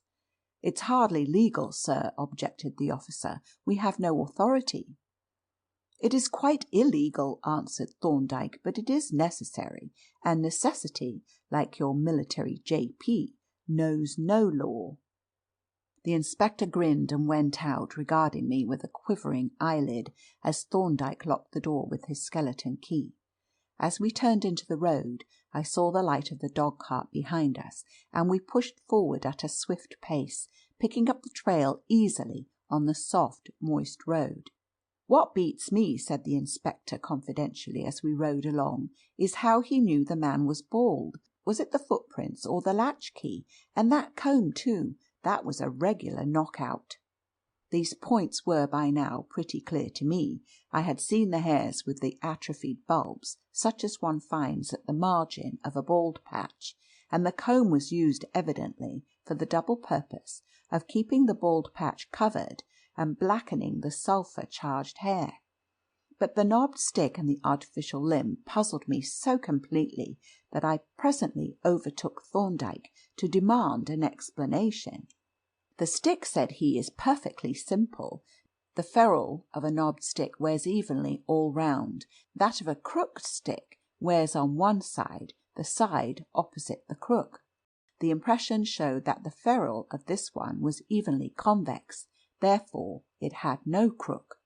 The other matter is more complicated. To begin with, an artificial foot makes a very characteristic impression, owing to its purely passive elasticity, as I will show you tomorrow. But an artificial leg fitted below the knee is quite secure, whereas one fitted above the knee, that is, with an artificial knee joint worked by a spring, is much less reliable. Now this man had an artificial foot, and he evidently distrusted his knee joint, as is shown by his steadying it with his stick on the same side. If he merely had a weak leg, he would have used the stick with his right hand, with the natural swing of the arm, in fact, unless he had been very lame, which he evidently was not. Still, it was only a question of probability, though the probability was very great. Of course you understand that those particulars of woody fibre and starch granules were disintegrated snuff grains. This explanation, like the others, was quite simple when one had heard it, though it gave me material for much thought as we pedalled on along the dark road, with Thorndyke's light flickering in front and the dog-cart pattering in our wake. But there was ample time for reflection, for our pace rather precluded conversation, and we rode on, mile after mile, until my legs ached with fatigue. On and on we went through village after village, now losing the trail in some frequented street, but picking it up again unfailingly as we emerged onto the country road, until at last, in the paved high street of the little town of Horsfield, we lost it for good. We rode on through the town out onto the country road, but although there were several tracks of motors, Thorndyke shook his head at them all. "I've been studying those tyres until I know them by heart," he said. "No, either he is in the town or he has left it by a side road." There was nothing for it but to put up the horse and the machines at the hotel, while we walked round to reconnoitre, and this we did, tramping up one street and down another, with eyes bent on the ground, fruitlessly searching for a trace of the missing car. Suddenly, at the door of a blacksmith's shop, Thorndyke halted. The shop had been kept open late for the shoeing of a carriage horse, which was just being led away, and the smith had come to the door for a breath of air. Thorndyke accosted him genially. "Good evening. You are just the man I wanted to see. I have mislaid the address of a friend of mine who, I think, called on you this afternoon, a lame gentleman who walks with a stick. I expect he wanted you to pick a lock or make him a key." "Oh, I remember him," said the man. "Yes, he had lost his latchkey, and wanted the lock picked before he could get into his house. Had to leave his motor car outside while he came here, but I took some keys round with me and fitted one to his latch." He then directed us to a house at the end of a street close by, and having thanked him, we went off in high spirits. "How did you know he had been there?" I asked. "I didn't, but there was the mark of a stick and part of a left foot on the soft earth inside the doorway. And the thing was inherently probable, so I risked a false shot." The house stood alone at the far end of a straggling street, and was enclosed by a high wall in which, on the side facing the street, was a door and a wide carriage gate. Advancing to the former, Thorndyke took from his pocket the purloined key and tried it in the lock. It fitted perfectly, and when he had turned it and pushed open the door, we entered a small courtyard. Crossing this, we came to the front door of the house, the latch of which fortunately fitted the same key, and this having been opened by Thorndyke, we trooped into the hall. Immediately we heard the sound of an opening door above, and a reedy, nasal voice sang out, "Hello there! Who's that below?" The voice was followed by the appearance of a head projecting over the baluster rail. "You are Mr. Percy Haldane, I think," said the inspector. At the mention of this name the head was withdrawn, and a quick tread was heard, accompanied by the tapping of a stick on the floor. We started to ascend the stairs, the inspector leading as the authorized official. But we had only gone up a few steps when a fierce, wiry little man danced out onto the landing, with a thick stick in one hand and a very large revolver in the other. "Move another step, either of you," he shouted, pointing the weapon at the inspector, "and I let fly, and mind you, when I shoot, I hit." He looked as if he meant it, and we accordingly halted with remarkable suddenness, while the inspector proceeded to parley. "Now, what's the good of this, Mr. Haldane?" said he. "The game's up, and you know it." "You clear out of my house, and clear out sharp," was the inhospitable rejoinder, "or you'll give me the trouble of burying you in the garden." I looked round to consult with Thorndyke, when, to my amazement, I found that he had vanished, apparently through the open hall door. I was admiring his discretion when the inspector endeavoured to reopen negotiations, but was cut short abruptly. "I'm going to count 50, said Mr. Haldane, "and if you aren't gone then I shall shoot." He began to count deliberately, and the inspector looked round at me in complete bewilderment.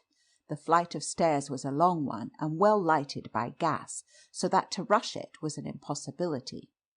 Suddenly my heart gave a bound, and I held my breath, for out of an open door behind our quarry a figure emerged slowly and noiselessly onto the landing. It was Thorndyke, shoeless and in his shirt sleeves. Slowly and with cat-like stealthiness he crept across the landing until he was within a yard of the unconscious fugitive. And still the nasal voice droned on, monotonously counting out the allotted seconds. 41, 42, 43.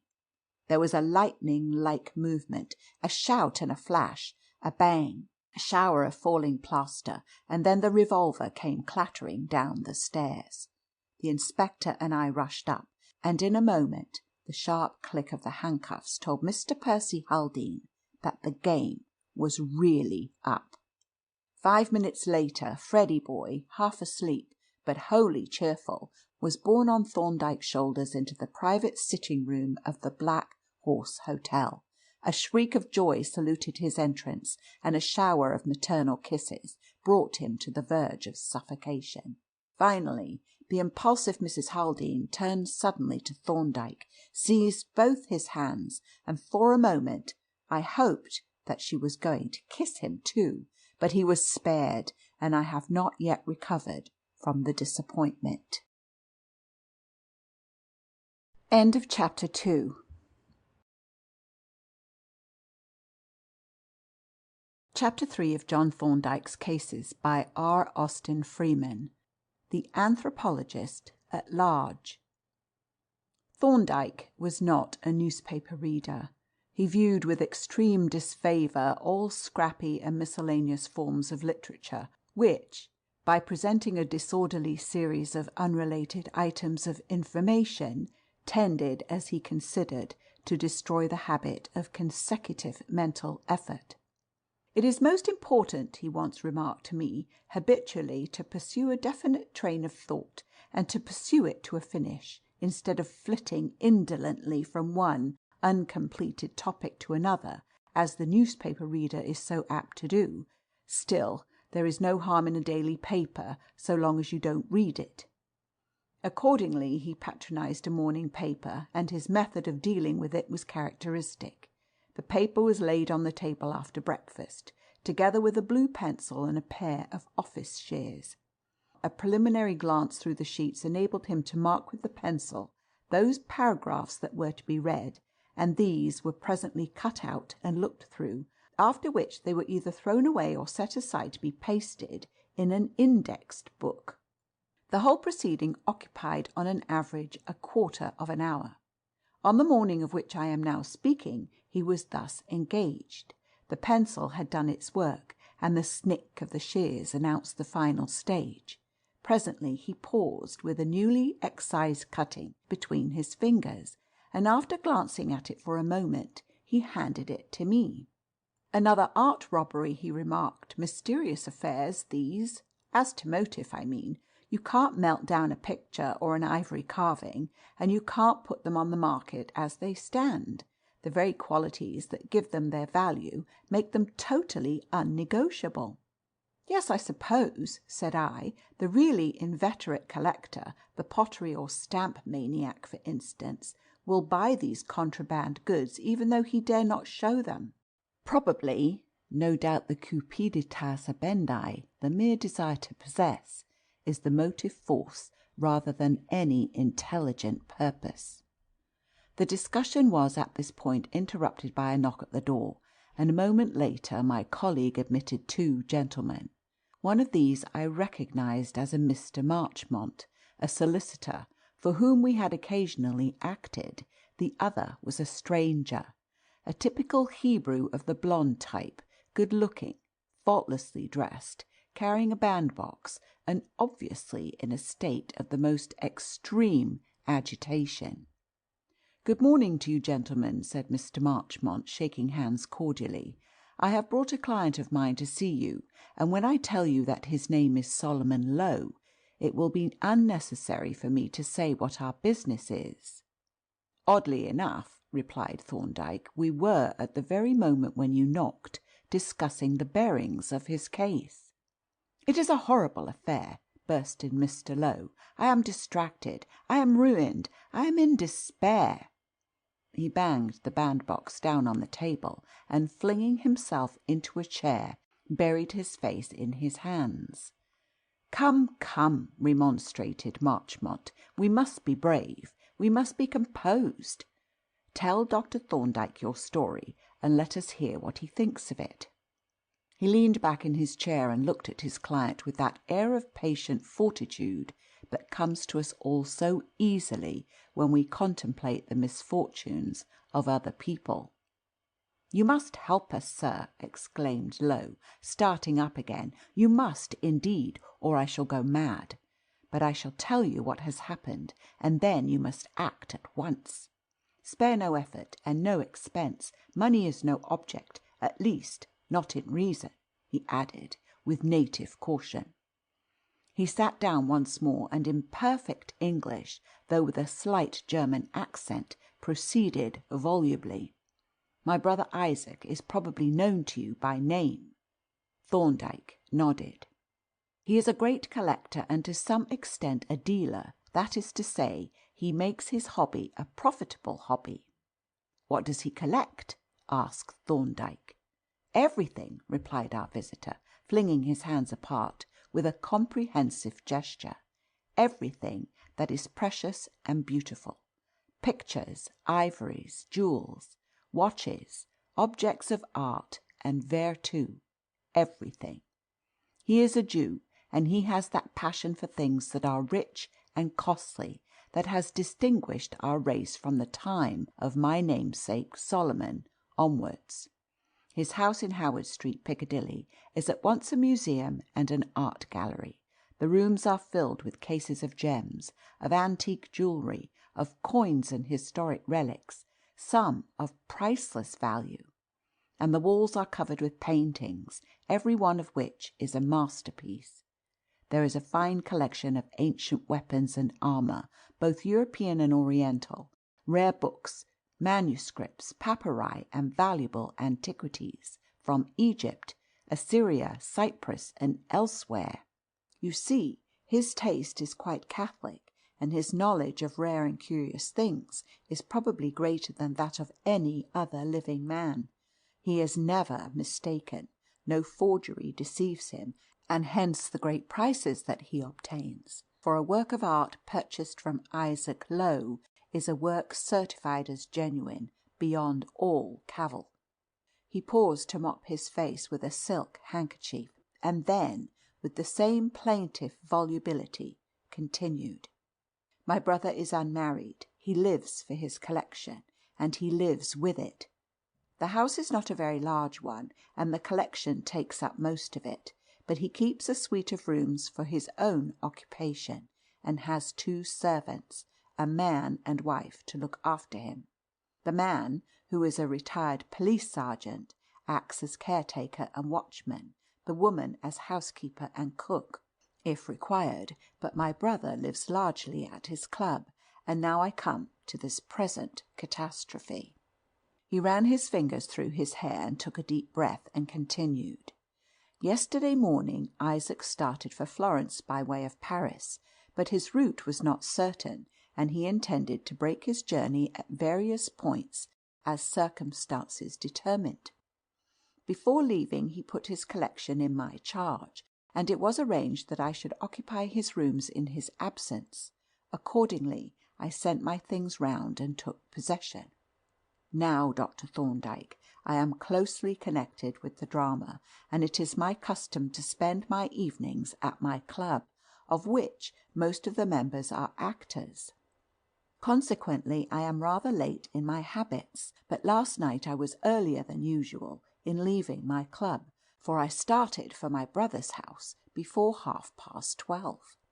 I felt, as you may suppose, the responsibility of the great charge I had undertaken, and you may therefore imagine my horror, my consternation, my despair, when on letting myself in with my latchkey, I found a police inspector, a sergeant, and a constable in the hall.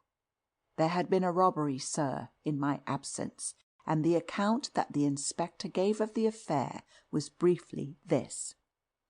While taking the round of his district, he had noticed an empty hansom proceeding in leisurely fashion along Howard Street. There was nothing remarkable in this, and when about 10 minutes later he was returning and met a hansom which he believed to be the same, proceeding along the same street in the same direction and at the same easy pace, the circumstances struck him as odd, and he made a note of the number of the cab in his pocket-book. It was 72863, and the time was 11:35.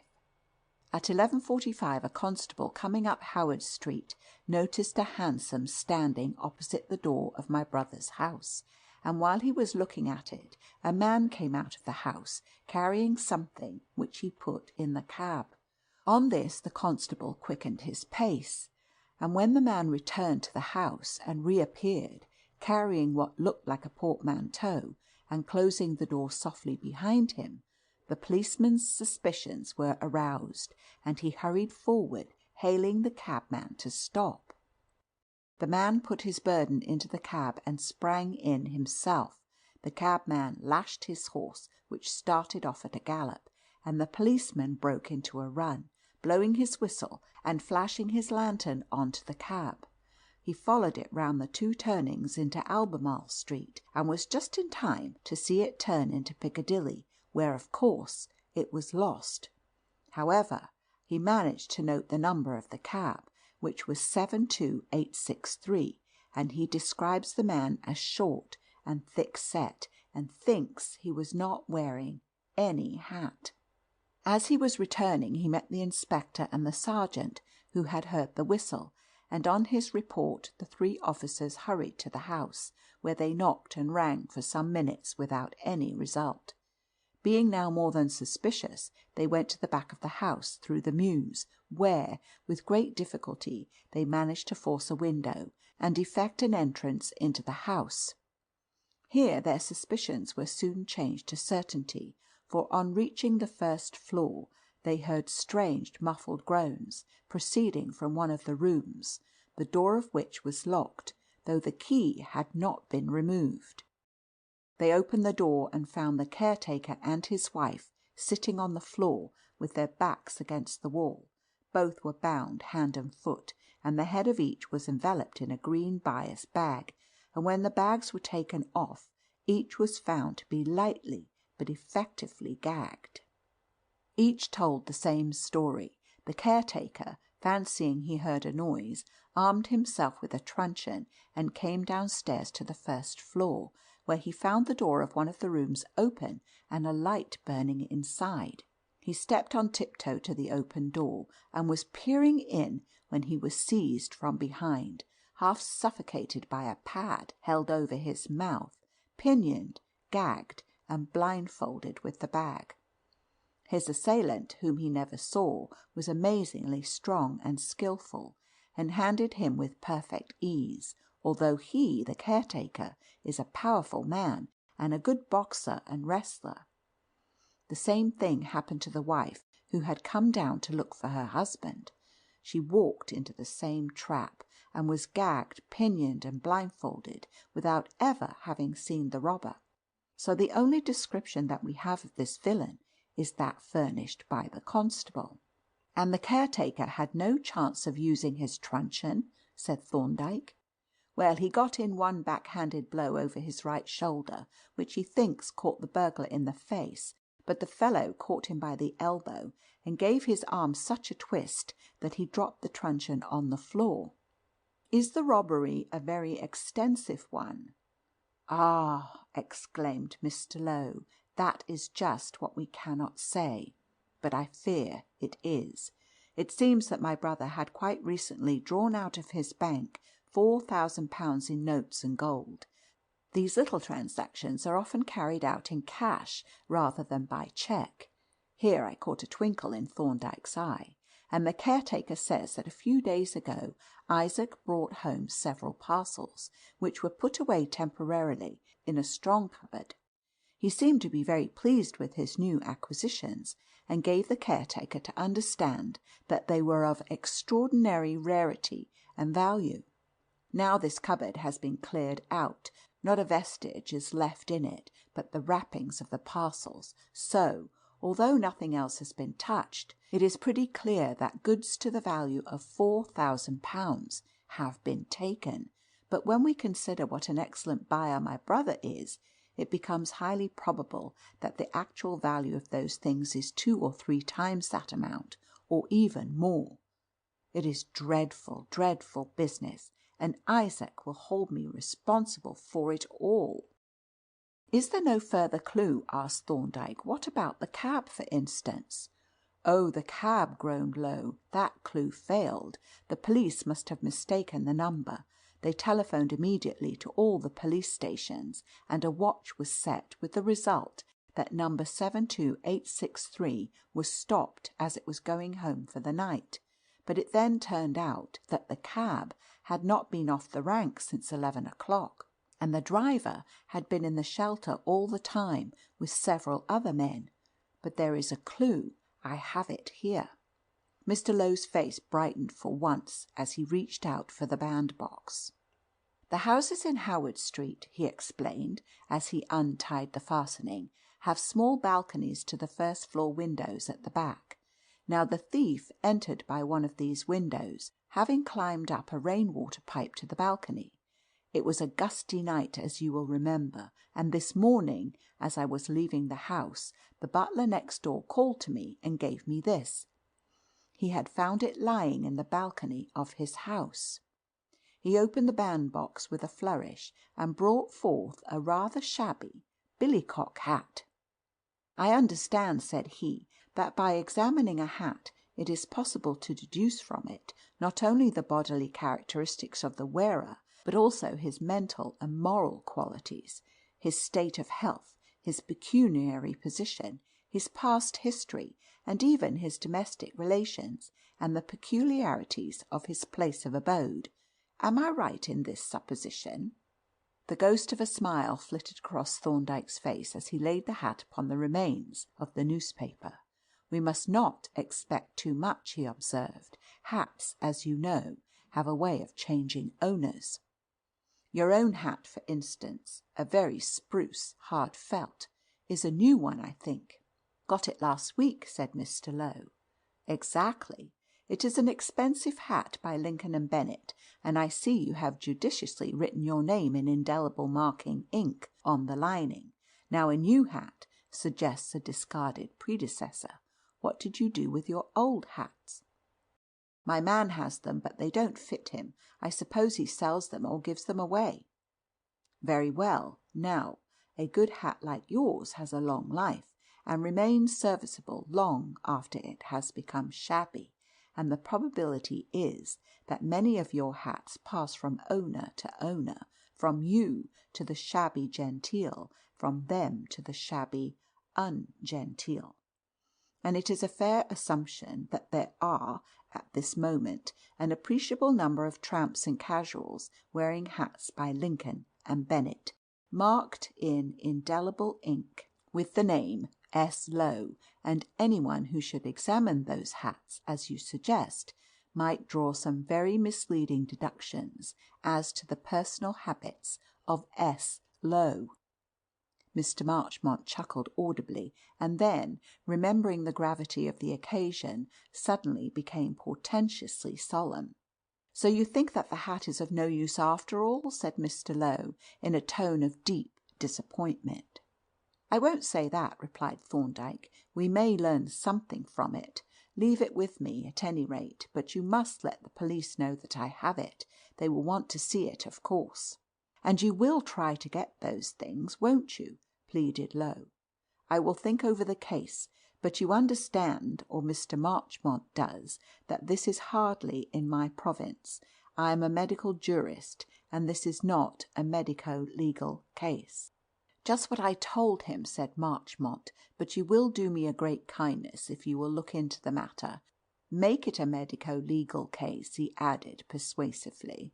Thorndyke repeated his promise, and the two men took their departure. For some time after they had left, my colleague remained silent, regarding the hat with a quizzical smile.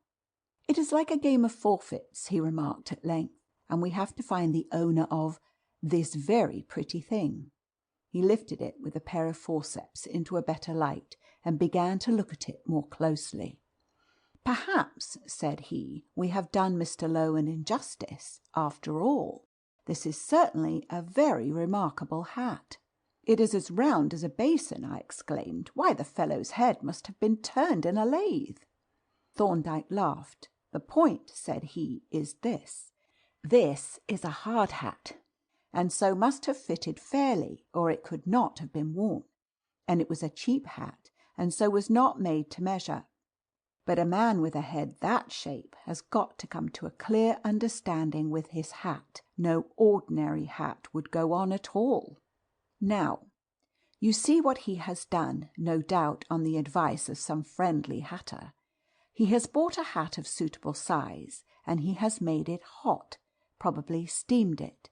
Then he has jammed it, while still hot and soft, onto his head, and allowed it to cool and set before removing it. That is evident from the distortion of the brim. The important corollary is that this hat fits his head exactly, is in fact a perfect mould of it, and this fact, together with the cheap quality of the hat, furnishes the further corollary that it has probably only had a single owner. And now let us turn it over and look at the outside. You notice at once the absence of old dust. Allowing for the circumstance that it had been out all night, it is decidedly clean. Its owner has been in the habit of brushing it, and is therefore presumably a decent, orderly man. But if you look at it in a good light, you see a kind of bloom on the felt, and through this lens you can make out particles of a fine white powder, which has worked into the surface.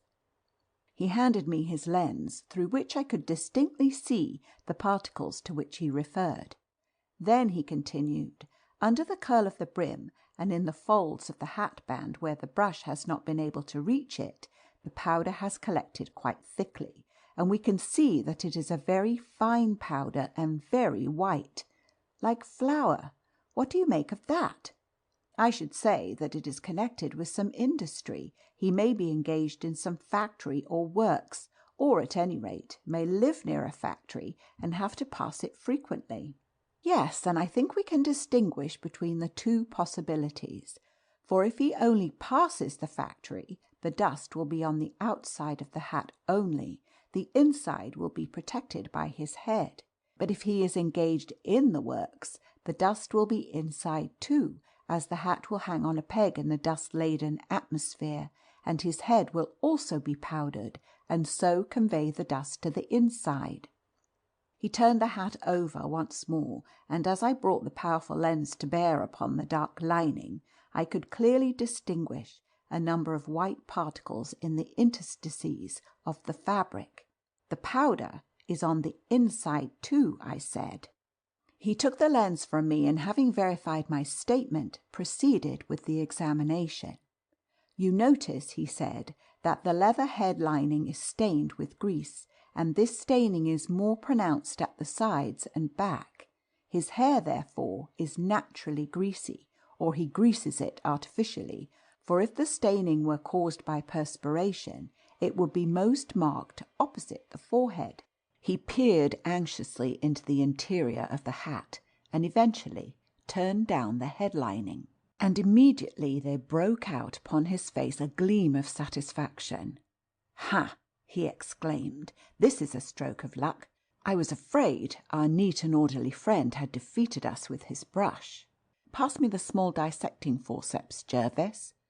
I handed him the instrument, and he proceeded to pick out daintily from the space behind the head lining some half a dozen short pieces of hair, which he laid with infinite tenderness on a sheet of white paper. "There are several more on the other side," I said, pointing them out to him. "Yes, but we must leave some for the police," he answered with a smile. "They must have the same chance as ourselves, you know." "But surely," I said, as I bent down over the paper, "these are pieces of horsehair." "I think not," he replied, "but the microscope will show. At any rate, this is the kind of hair I should expect to find with a head of that shape." "Well, it is extraordinarily coarse," said I, "and two of the hairs are nearly white." "Yes, black hairs beginning to turn grey, and now, as our preliminary survey has given such encouraging results, we will proceed to more exact methods, and we must waste no time, for we shall have the police here presently to rob us of our treasure." He folded up carefully the paper containing the hairs, and taking the hat in both hands, as though it were some sacred vessel, ascended with me to the laboratory on the next floor. "Now, Polton," he said to his laboratory assistant, "we have here a specimen for examination, and time is precious. First of all, we want your patent dust extractor." The little man bustled to a cupboard and brought forth a singular appliance of his own manufacture, somewhat like a miniature vacuum cleaner. It had been made from a bicycle foot pump by reversing the piston valve, and was fitted with a glass nozzle and a small detachable glass receiver for collecting the dust, at the end of a flexible metal tube. "We will sample the dust from the outside first," said Thorndyke, laying the hat upon the workbench. "Are you ready, Polton?" The assistant slipped his foot into the stirrup of the pump and worked the handle vigorously, while Thorndyke drew the glass nozzle slowly along the hat brim under the curled edge, and as the nozzle passed along, the white coating vanished as if by magic, leaving the felt absolutely clean and black, and simultaneously the glass receiver became clouded over with a white deposit. "We will leave the other side for the police," said Thorndyke, and as Polton ceased pumping, he detached the receiver and laid it on a sheet of paper, on which he wrote in pencil, "Outside," and covered it with a small bell glass. A fresh receiver having been fitted on, the nozzle was now drawn over the silk lining of the hat, and then through the space behind the leather head lining on one side, and now the dust that collected in the receiver was much of the usual grey colour and fluffy texture, and included 2 more hairs.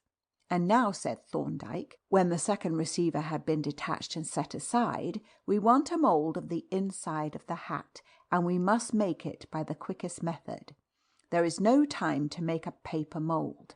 It is a most astonishing head," he added, reaching down from a nail a pair of large calipers, which he applied to the inside of the hat, 6 inches and 9/10 long by 6 6/10 broad, which gives us, he made a rapid calculation on a scrap of paper, the extraordinarily high cephalic index of 95.6. Polton now took possession of the hat, and having stuck a band of wet tissue paper round the inside, mixed a small bowl of plaster of Paris, and very dexterously ran a stream of the thick liquid onto the tissue paper, where it quickly solidified. A second and third application resulted in a broad ring of solid plaster, an inch thick, forming a perfect mould of the inside of the hat, and in a few minutes the slight contraction of the plaster in setting rendered the mould sufficiently loose to allow of its being slipped out onto a board to dry. We were none too soon, for even as Polton was removing the mould, the electric bell, which I had switched on to the laboratory, announced a visitor, and when I went down I found a police sergeant waiting with a note from Superintendent Miller, requesting an immediate transfer of the hat. "The next thing to be done," said Thorndyke, when the sergeant had departed with the bandbox, "is to measure the thickness of the hairs, and make a transverse section of one, and examine the dust. The section we will leave to Polton, as time is an object. Polton, you had better embed the hair in thick gum and freeze it hard on the microtome, and be very careful to cut the section at right angles to the length of the hair. Meanwhile, we will get to work with the microscope." The hairs proved on measurement to have a surprisingly large diameter of 1/135 of an inch, fully double that of ordinary hairs, although they were unquestionably human. As to the white dust, it presented a problem that even Thorndyke was unable to solve. The application of reagent showed it to be carbonate of lime, but its source for a time remained a mystery. "The larger particles," said Thorndyke, with his eye applied to the microscope, "appear to be transparent, crystalline, and distinctly laminated in structure. It is not chalk, it is not whiting, it is not any kind of cement. What can it be?" "Could it be any kind of shell?" I suggested. "For instance—" "Of course!" he exclaimed, starting up. "You have hit it, Jervis, as you always do. It must be mother of pearl.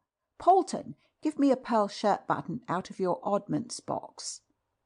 The button was duly produced by the thrifty Polton, dropped into an agate mortar, and speedily reduced to powder, a tiny pinch of which Thorndyke placed under the microscope. "This powder," said he, "is naturally much coarser than our specimen, but the identity of character is unmistakable. Jervis, you are a treasure. Just look at it." I glanced down the microscope and then pulled out my watch. "Yes," I said, "there is no doubt about it, I think. But I must be off. Anstey urged me to be in court by 11:30 at the latest."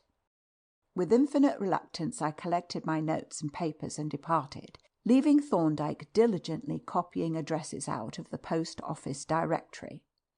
My business at the court detained me the whole of the day, and it was near upon dinner time when I reached our chambers. Thorndyke had not yet come in, but he arrived half an hour later, tired and hungry, and not very communicative. "What have I done?" he repeated in answer to my inquiries. "I have walked miles of dirty pavement, and I have visited every pearl shell cutter's in London, with one exception, and I have not found what I was looking for. The one mother-of-pearl factory that remains, however, is the most likely, and I propose to look in there tomorrow morning. Meanwhile, we have completed our data with Polton's assistance. Here is a tracing of our friend's skull taken from the mould. You see it is an extreme type of brachycephalic skull and markedly unsymmetrical. Here is a transverse section of his hair, which is quite circular, unlike yours or mine, which would be oval. We have the mother-of-pearl dust from the outside of the hat, and from the inside similar dust mixed with various fibres and a few granules of rice starch. Those are our data. Supposing the hat should not be that of the burglar after all, I suggested. That would be annoying, but I think it is his, and I think I can guess at the nature of the art treasures that were stolen. And you don't intend to enlighten me? My dear fellow, he replied, you have all the data. Enlighten yourself by the exercise of your own brilliant faculties. Don't give way to mental indolence. I endeavoured, from the facts in my possession, to construct the personality of the mysterious burglar, and failed utterly, nor was I more successful in my endeavour to guess at the nature of the stolen property, and it was not until the following morning, when we had set out on our quest and were approaching Limehouse, that Thorndyke would revert to the subject. "We are now," he said, "going to the factory of Badcombe and Martin, shell importers and cutters, in the West India Dock Road. If I don't find my man there, I shall hand the facts over to the police, and waste no more time over the case." "What is your man like?" I asked. "I am looking for an elderly Japanese, wearing a new hat, or more probably a cap, and having a bruise on his right cheek or temple. I am also looking for a cab-yard. But here we are at the works, and as it is now close on the dinner hour, we will wait and see the hands come out before making any inquiries." We walked slowly past the tall, blank-faced building, and were just turning to repass it when a steam whistle sounded. A wicket opened in the main gate, and a stream of workmen, each powdered with white like a miller, emerged into the street. We halted to watch the men as they came out, one by one, through the wicket, and turned to the right or left towards their homes or some adjacent coffee shop, but none of them answered to the description that my friend had given. The outcoming stream grew thinner, and at length ceased. The wicket was shut with a bang, and once more Thorndyke's quest appeared to have failed. "Is that all of them, I wonder?" he said, with a shade of disappointment in his tone. But even as he spoke, the wicket opened again, and a leg protruded. The leg was followed by a back and a curious globular head, covered with iron-grey hair and surmounted by a cloth cap, the whole appertaining to a short, very thick-set man, who remained thus, evidently talking to someone inside. Suddenly he turned his head to look across the street, and immediately I recognised, by the pallid yellow complexion and narrow eye-slits, the physiognomy of a typical Japanese. The man remained talking for nearly another minute, then drawing out his other leg, he turned towards us, and now I perceived that the right side of his face, over the prominent cheek-bone, was discoloured as though by a severe bruise. "Ha!" said Thorndyke, turning round sharply as the man approached. "Either this is our man, or it is an incredible coincidence." He walked away at a moderate pace, allowing the Japanese to overtake us slowly, and when the man had at length passed us, he increased his speed somewhat so as to maintain the distance. Our friend stepped along briskly and presently turned up a side street, whither we followed at a respectful distance, Thorndyke holding open his pocket-book and appearing to engage me in an earnest discussion, but keeping a sharp eye on his quarry. "There he goes," said my colleague, as the man suddenly disappeared. "The house with the green window sashes, that will be number 13. It was, and having verified the fact, we passed on and took the next turning that would lead us back to the main road. Some 20 minutes later, as we were strolling past the door of a coffee shop, a man came out and began to fill his pipe with an air of leisurely satisfaction. His hat and clothes were powdered with white, like those of the workmen whom we had seen come out of the factory. Thorndyke accosted him. "Is that a flour mill up the road there?" "No, sir, Pearl Shell. I work there myself." "Pearl Shell, eh?" said Thorndyke. "I suppose that will be an industry that will tend to attract the aliens. Do you find it so?" "No, sir, not at all. The work's too hard. We've only got one foreigner in the place, and he ain't an alien. He's a Jap." "A Jap!" exclaimed Thorndyke. "Really? Now, I wonder if that would chance to be our old friend Cote. You remember Cote?" he added, turning to me. "No, sir. This man's name is Futoshima. There was another Jap in the works, a chap named Itu, a pal of Futoshima's, but he's left." "Ah, I don't know either of them. By the way, isn't there to be a cab yard just about here?" "There's a yard up Rankin Street where they keep vans and one or two cabs. That chap Itu works there now. Taken to horseflesh, drives a van sometimes. Queer start for a Jap." "Very." Thorndyke thanked the man for his information, and we sauntered on towards Rankin Street. The yard was at this time nearly deserted, being occupied only by an ancient and crazy four-wheeler and a very shabby hansom.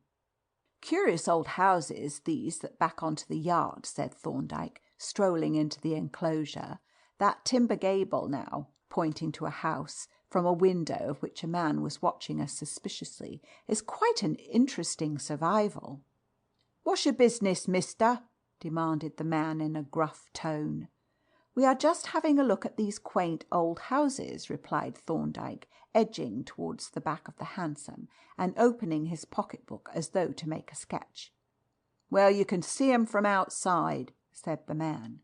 "So we can," said Thorndyke suavely, "but not so well, you know." At this moment the pocketbook slipped from his hand and fell, scattering a number of loose papers about the ground under the hansom, and our friend at the window laughed joyously. "No hurry," murmured Thorndyke, as I stooped to help him to gather up the papers, which he did in the most surprisingly slow and clumsy manner. "It is fortunate that the ground is dry." He stood up with the rescued papers in his hand, and, having scribbled down a brief note, slipped the book in his pocket. "Now you'd better mizzle," observed the man at the window. "Thank you," replied Thorndyke. "I think we had," and with a pleasant nod at the custodian, he proceeded to adopt the hospitable suggestion. "Mr. Marchmont has been here, sir, with Inspector Badger and another gentleman," said Polton, as we entered our chambers. "They said they would call again about 5. "Then," replied Thorndyke, "as it is now 4:45, there is just time for us to have a wash while you get the tea ready. The particles that float in the atmosphere of Limehouse are not all mother of pearl." Our visitors arrived punctually, the third gentleman being, as we had supposed, Mr. Solomon Lowe.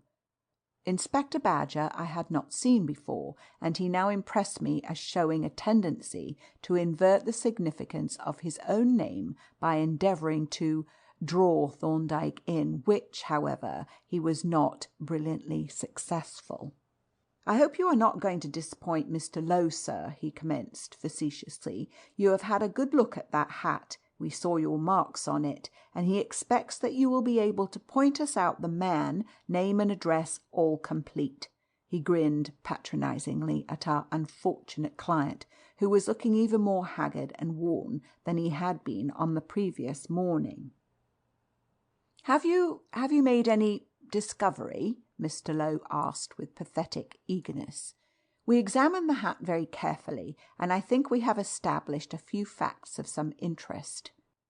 "Did your examination of the hat furnish any information as to the nature of the stolen property, sir?" inquired the humorous inspector. Thorndyke turned to the officer with a face as expressionless as a wooden mask. "We thought it possible," said he, that it might consist of works of Japanese art, such as Netsukis, paintings, and such like. Mr. Lowe uttered an exclamation of delighted astonishment, and the facetiousness faded rather suddenly from the inspector's countenance. "I don't know how you can have found out," said he. "We have only known it half an hour ourselves, and the wire came direct from Florence to Scotland Yard." "Perhaps you can describe the thief to us," said Mr. Lowe in the same eager tone. "I dare say the inspector can do that," replied Thorndyke. "Yes, I think so," replied the officer. "He is a short, strong man with a dark complexion and hair turning grey. He has a very round head, and he is probably a workman engaged at some whiting or cement works. That is all we know. If you can tell us any more, sir, we shall be very glad to hear it." "I can only offer a few suggestions," said Thorndyke, "but perhaps you may find them useful. For instance, at 13 Burkett Street, Limehouse, there is living a Japanese gentleman named Futoshima, who works at Badcombe and Martin's mother of pearl factory. I think that if you were to call on him and let him try on the hat that you have, it would probably fit him." The inspector scribbled ravenously in his notebook, and Mr. Marchmont, an old admirer of Thorndyke's, leaned back in his chair, chuckling softly and rubbing his hands. "Then," continued my colleague, "there is in Rankin Street, Limehouse, a cab yard, where another Japanese gentleman named Ito is employed.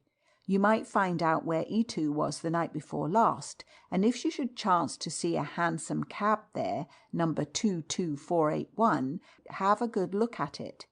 In the frame of the number plate you will find 6 small holes. Those holes may have held brads, and the brads may have held a false number card. At any rate, you might ascertain where that cab was at 11:30 the night before last. That is all I have to suggest." Mr. Lowe leaped from his chair. "Let us go now, at once. There is no time to be lost. 1,000 thanks to you, doctor. 1,000,000,000 thanks. Come." He seized the inspector by the arm and forcibly dragged him towards the door, and a few moments later we heard the footsteps of our visitors clattering down the stairs. "It was not worth while to enter into explanations with them," said Thorndyke, as the footsteps died away, "nor perhaps with you." "On the contrary," I replied, "I am waiting to be fully enlightened." "Well, then, my inferences in this case were perfectly simple ones, drawn from well-known anthropological facts. The human race, as you know, is roughly divided into 3 groups: the black, the white, and the yellow races. But apart from the variable quality of colour, these races have certain fixed characteristics, associated especially with the shape of the skull, of the eye sockets, and the hair. Thus, in the black races, the skull is long and narrow, the eye sockets are long and narrow, and the hair is flat and ribbon-like, and usually coiled up like a watch spring. In the white races, the skull is oval, the eye sockets are oval, and the hair is slightly flattened or oval in section and tends to be wavy, while in the yellow or Mongol races, the skull is short and round, the eye sockets are short and round, and the hair is straight and circular in section. So that we have, in the black races, long skull, long orbits, flat hair. In the white races, oval skull, oval orbits, oval hair. And in the yellow races, round skull, round orbits, round hair. Now, in this case, we had to deal with a very short, round skull, but you cannot argue from races to individuals. There are many short-skulled Englishmen. But when I found associated with that skull hairs which were circular in section, it became practically certain that the individual was a Mongol of some kind. The mother-of-pearl dust and the granules of rice starch from the inside of the hat favoured this view, for the pearl shell industry is specially connected with China and Japan, while starch granules from the hat of an Englishman would probably be wheat starch. Then, as to the hair, it was, as I mentioned to you, circular in section and of very large diameter. Now, I have examined many thousands of hairs, and the thickest that I have ever seen came from the heads of Japanese. But the hairs from this hat were as thick as any of them. But the hypothesis that the burglar was a Japanese received confirmation in various ways. Thus, he was short, though strong and active, and the Japanese are the shortest of the Mongol races, and very strong and active. Then his remarkable skill in handling the powerful caretaker, a retired police sergeant, suggested the Japanese art of jiu-jitsu, while the nature of the robbery was consistent with the value set by the Japanese on works of art. Finally, the fact that only a particular collection was taken suggested a special and probably national character in the things stolen, while their portability — you will remember that goods of the value of from £8,000 to £12,000 were taken away in 2 hand packages — was much more consistent with Japanese than Chinese works, of which the latter tend rather to be bulky and ponderous. Still, it was nothing but a bare hypothesis until we had seen Fukushima, and indeed is no more now. I may, after all, be entirely mistaken. He was not, however, and at this moment there reposes in my drawing-room an ancient netsuke, which came as a thank-offering from Mr. Isaac Lowe on the recovery of the booty from a back room in No. 13 Burkitt Street, Limehouse. The treasure, of course, was given in the first place to Thorndyke, but transferred by him to my wife, on the pretence that but for my suggestion of shell dust, the robber would never have been traced, which is, on the face of it, preposterous. End of chapter 3.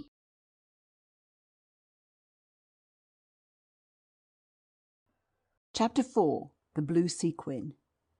Thorndyke stood looking up and down the platform with anxiety. "This is very unfortunate," he said, reluctantly stepping into an empty smoking compartment as the guard executed a flourish with his green flag. "I'm afraid we have missed our friend." He closed the door, and as the train began to move, thrust his head out of the window. "Now I wonder if that will be he continued. "If so, he has caught the train by the skin of his teeth, and is now in one of the rear compartments." The subject of Thorndyke's speculations was Mr. Edward Stopford, of the firm of Stopford and Myers of Portugal Street, solicitors, and his connection with us at present arose out of a telegram that had reached our chambers on the preceding evening.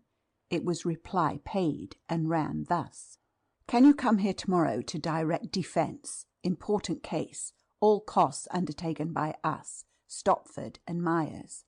Thorndyke's reply had been in the affirmative, and early on this present morning a further telegram, evidently posted overnight, had been delivered: "Shall leave for Woldhurst by 8:25 from Charing Cross. Will call for you if possible. Edward Stopford." He had not called, however, and since he was unknown personally to us both, we could not judge whether or not he had been among the passengers on the platform. "It is most unfortunate," Thorndyke repeated, "for it deprives us of that preliminary consideration of the case which is so invaluable."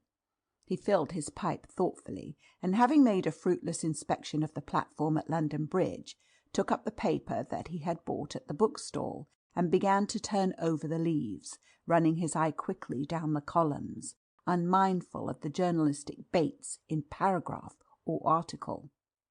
"It is a great disadvantage," he observed while still glancing through the paper, "to come plump into an inquiry without preparation, to be confronted with the details before one has a chance of considering the case in general terms. For instance—" He paused, leaving the sentence unfinished, and as I looked up inquiringly, I saw that he had turned over another page and was now reading attentively.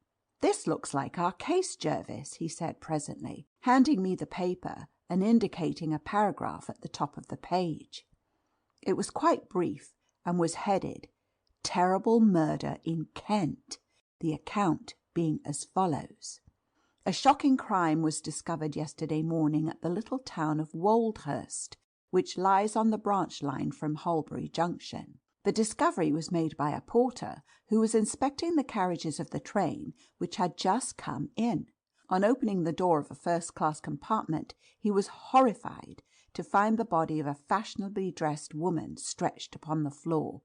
Medical aid was immediately summoned, and on the arrival of the divisional surgeon, Dr. Morton, it was ascertained that the woman had not been dead more than a few minutes. The state of the corpse leaves no doubt that a murder of a most brutal kind has been perpetrated, the cause of death being a penetrating wound of the head, inflicted with some pointed implement, which must have been used with terrible violence, since it has perforated the skull and entered the brain. That robbery was not the motive of the crime is made clear by the fact that an expensively fitted dressing bag was found on the rack, and that the dead woman's jewellery, including several valuable diamond rings, was untouched. It is rumoured that an arrest has been made by the local police. "A gruesome affair," I remarked as I handed back the paper, "but the report does not give us much information."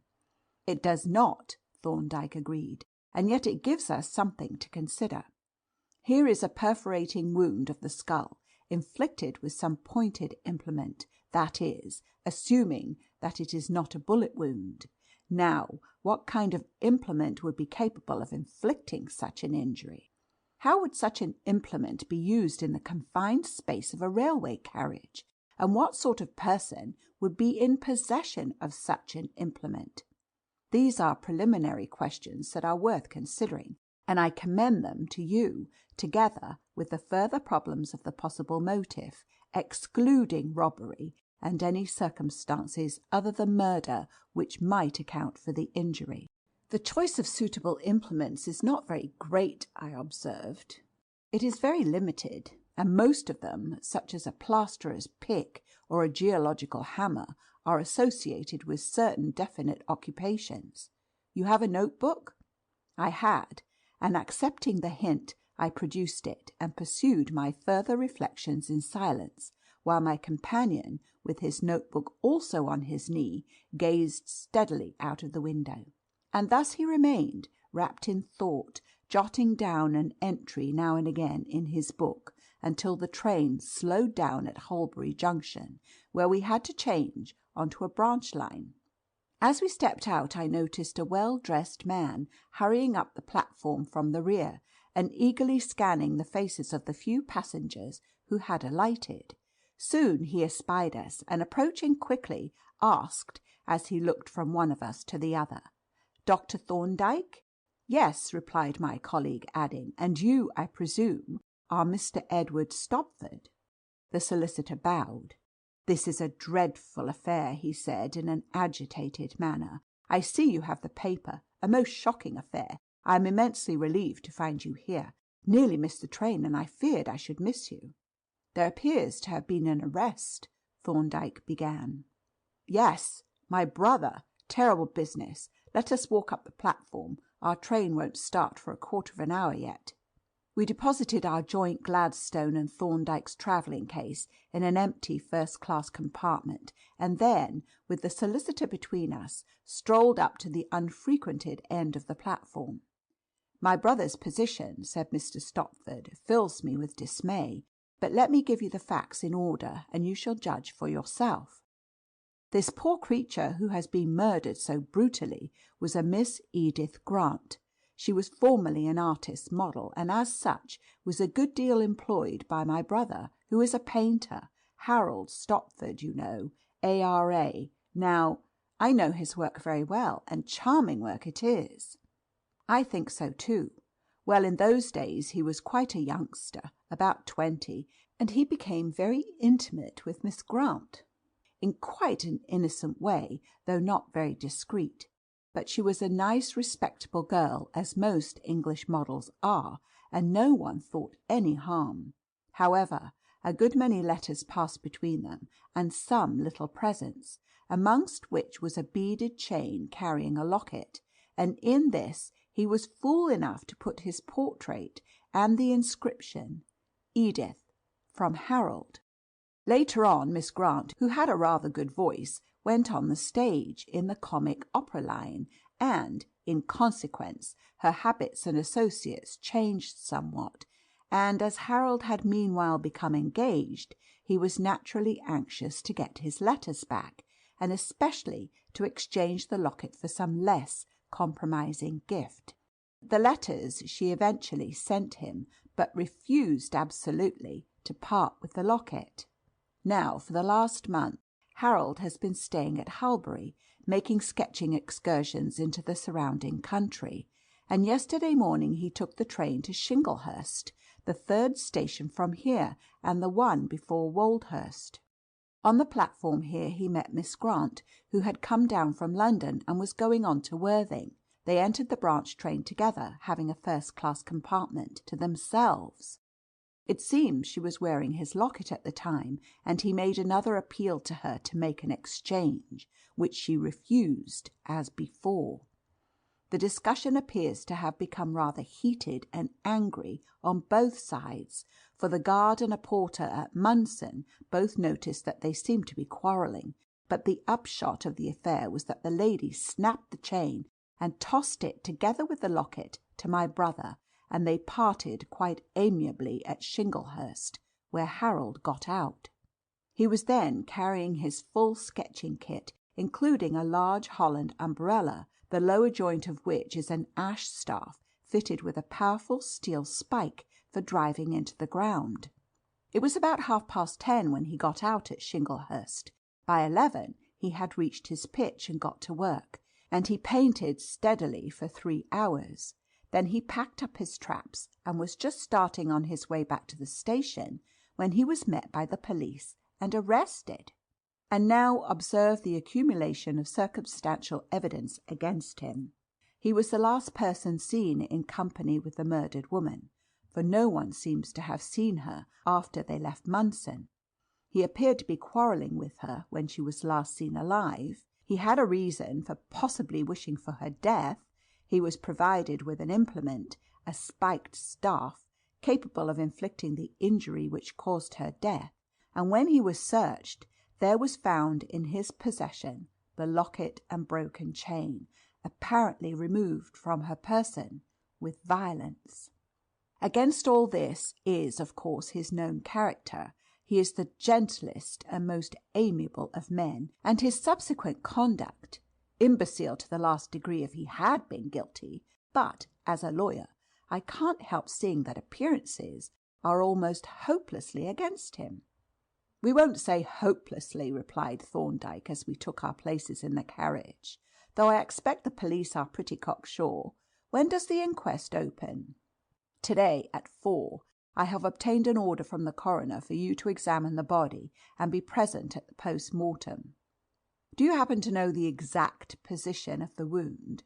"Yes, it is a little above and behind the left ear, a horrible round hole, with a jagged cut or tear running from it to the side of the forehead." "And how was the body lying?" "Right along the floor, with the feet close to the off-side door." "Was the wound on the head the only one?" "No. There was a long cut or bruise on the right cheek, a contused wound the police surgeon called it, which he believes to have been inflicted with a heavy and rather blunt weapon. I have not heard of any other wounds or bruises." "Did anyone enter the train yesterday at Shinglehurst?" Thorndyke asked. "No one entered the train after it left Halbury." Thorndyke considered these statements in silence, and presently fell into a brown study, from which he roused only as the train moved out of Shinglehurst station. "It would be about here that the murder was committed," said Mr. Stopford, "at least between here and Woldhurst." Thorndyke nodded rather abstractedly, being engaged at the moment in observing with great attention the objects that were visible from the windows. "I notice," he remarked presently, "a number of chips scattered about between the rails, and some of the chair wedges look new. Have there been any plate layers at work lately?" "Yes," answered Stopford. "They are on the line now, I believe. At least I saw a gang working near Woldhurst yesterday, and they are said to have set a rick on fire. I saw it smoking when I came down." "Indeed, and this middle line of rails is, I suppose, a sort of siding?" "Yes, they shunt the goods trains and empty trucks onto it. There are the remains of the rick, still smouldering, you see." Thorndyke gazed absently at the blackened heap until an empty cattle truck on the middle track hid it from view. This was succeeded by a line of goods wagons, and these by a passenger coach, one compartment of which, a first class, was closed up and sealed. The train now began to slow down rather suddenly, and a couple of minutes later we brought up at Woldhurst Station. It was evident that rumours of Thorndyke's advent had preceded us, for the entire staff, 2 porters, an inspector, and the station master were waiting expectantly on the platform, and the latter came forward, regardless of his dignity, to help us with our luggage. "Do you think I could see the carriage?" Thorndyke asked the solicitor. "Not the inside, sir," said the station master on being appealed to. "The police have sealed it up. You would have to ask the inspector." "Well, I can have a look at the outside, I suppose," said Thorndyke, and to this the station master readily agreed, and offered to accompany us. "What other first-class passengers were there?" Thorndyke asked. "None, sir. There was only one first-class coach, and the deceased was the only person in it. It has given us all a dreadful turn, this affair has," he continued, as we set off up the line. "I was on the platform when the train came in. We were watching a rick that was burning up the line, and a rare blaze it made too, and I was just saying that we should have to move the cattle truck that was on the mid-track, because, you see, sir, the smoke and sparks were blowing across, and I thought it would frighten the poor beasts. And Mr. Felton, he don't like his beasts handled roughly. He says it spoils the meat." "No doubt he is right," said Thorndyke. "But now, tell me, do you think it is possible for any person to board or leave the train on the off-side unobserved? Could a man, for instance, enter a compartment on the off-side at one station and drop off as the train was slowing down at the next, without being seen?" "I doubt it," replied the station master. "Still, I wouldn't say it is impossible." "Thank you.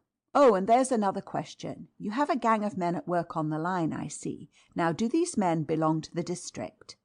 "No, sir. They are strangers, every one, and pretty rough diamonds, some of 'em are. But I shouldn't say there was any real harm in 'em. If you were suspecting any of 'em of being mixed up in this—" "I am not," interrupted Thorndyke rather shortly. "I suspect nobody, but I wish to get all the facts of the case at the outset." "Naturally, sir," replied the abashed official, and we pursued our way in silence. "Do you remember, by the way," said Thorndyke, as we approached the empty coach, "whether the off-side door of the compartment was closed and locked when the body was discovered?" "It was closed, sir, but not locked. Why, sir, did you think—" Nothing. The sealed compartment is the one, of course." Without waiting for a reply, he commenced his survey of the coach, while I gently restrained our 2 companions from shadowing him, as they were disposed to do. The off-side footboard occupied his attention specially, and when he had scrutinized minutely the part opposite the fatal compartment, he walked slowly from end to end, with his eyes but a few inches from its surface, as though he was searching for something. Near what had been the rear end he stopped and drew from his pocket a piece of paper. Then, with a moistened finger-tip, he picked up from the footboard some evidently minute object, which he carefully transferred to the paper, folding the latter and placing it in his pocket-book.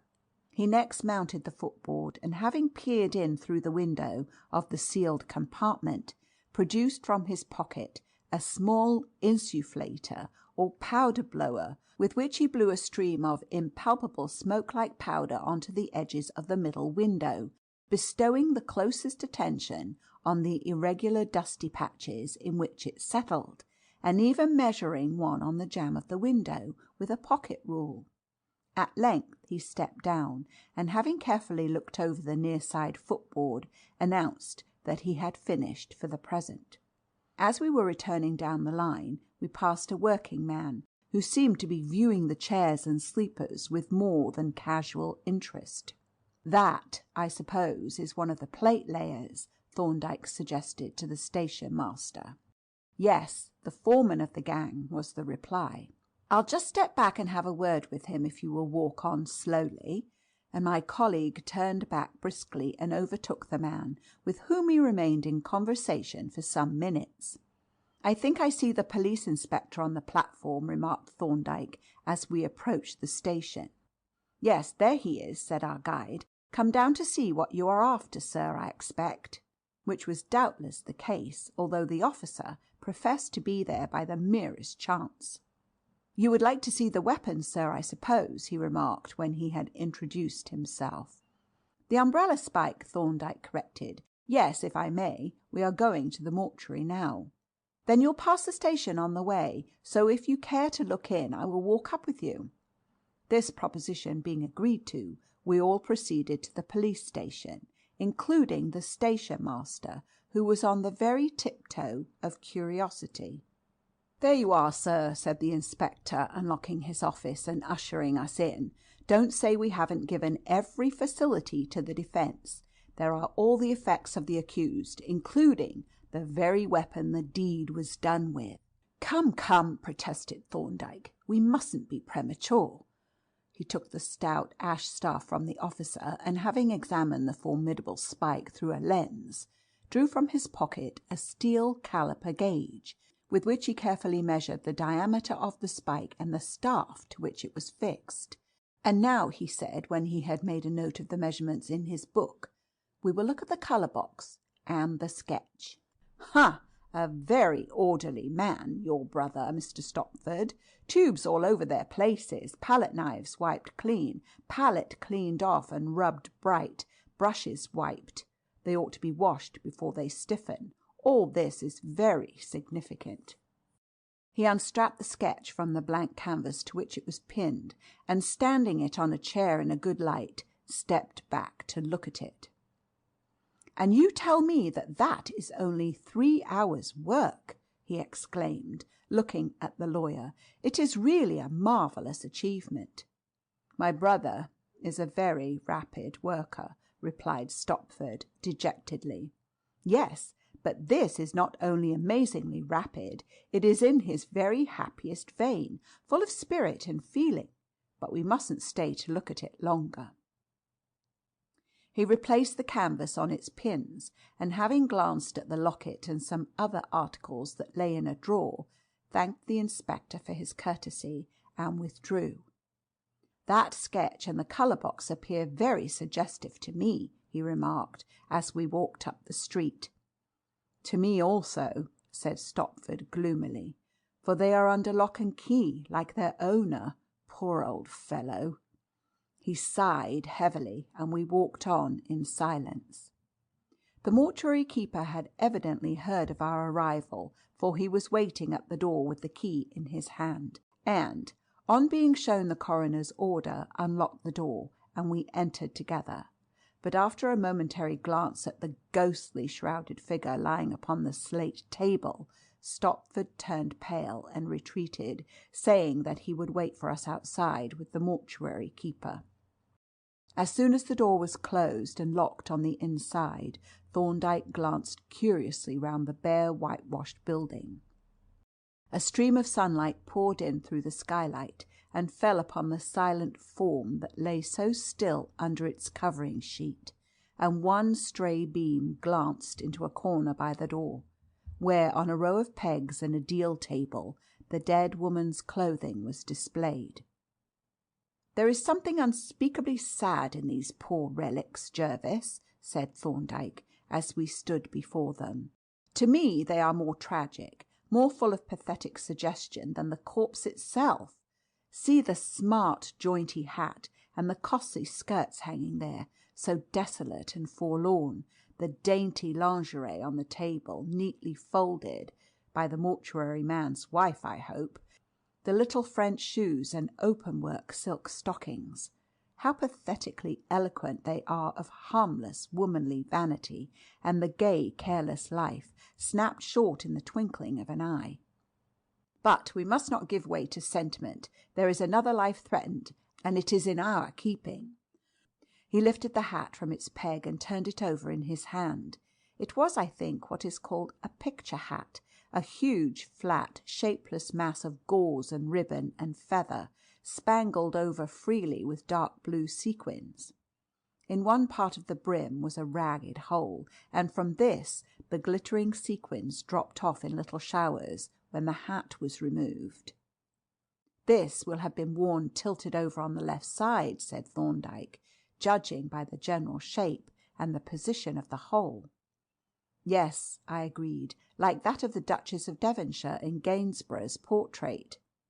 "Exactly."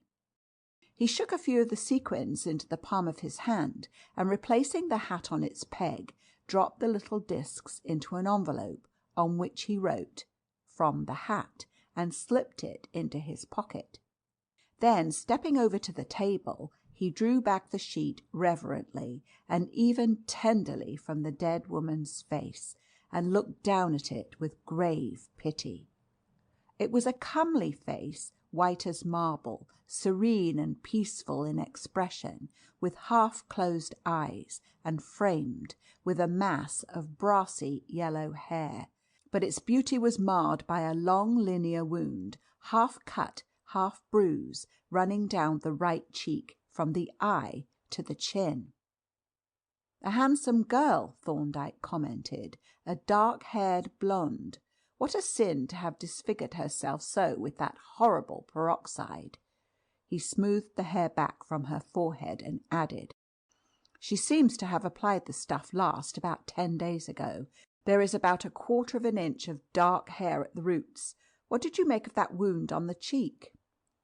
"It looks as if she had struck some sharp angle in falling, though as the seats are padded in first-class carriages, I don't see what she could have struck."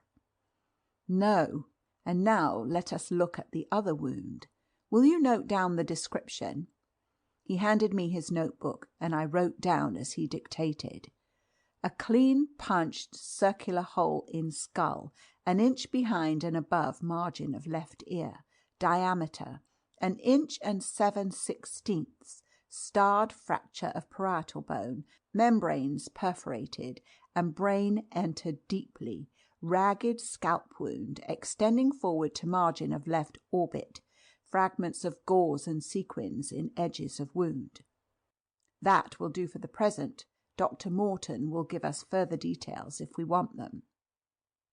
He pocketed his calipers and rule, drew from the bruised scalp 1 or 2 loose hairs, which he placed in the envelope with the sequins, and having looked over the body for other wounds or bruises, of which there were none, replaced the sheet and prepared to depart.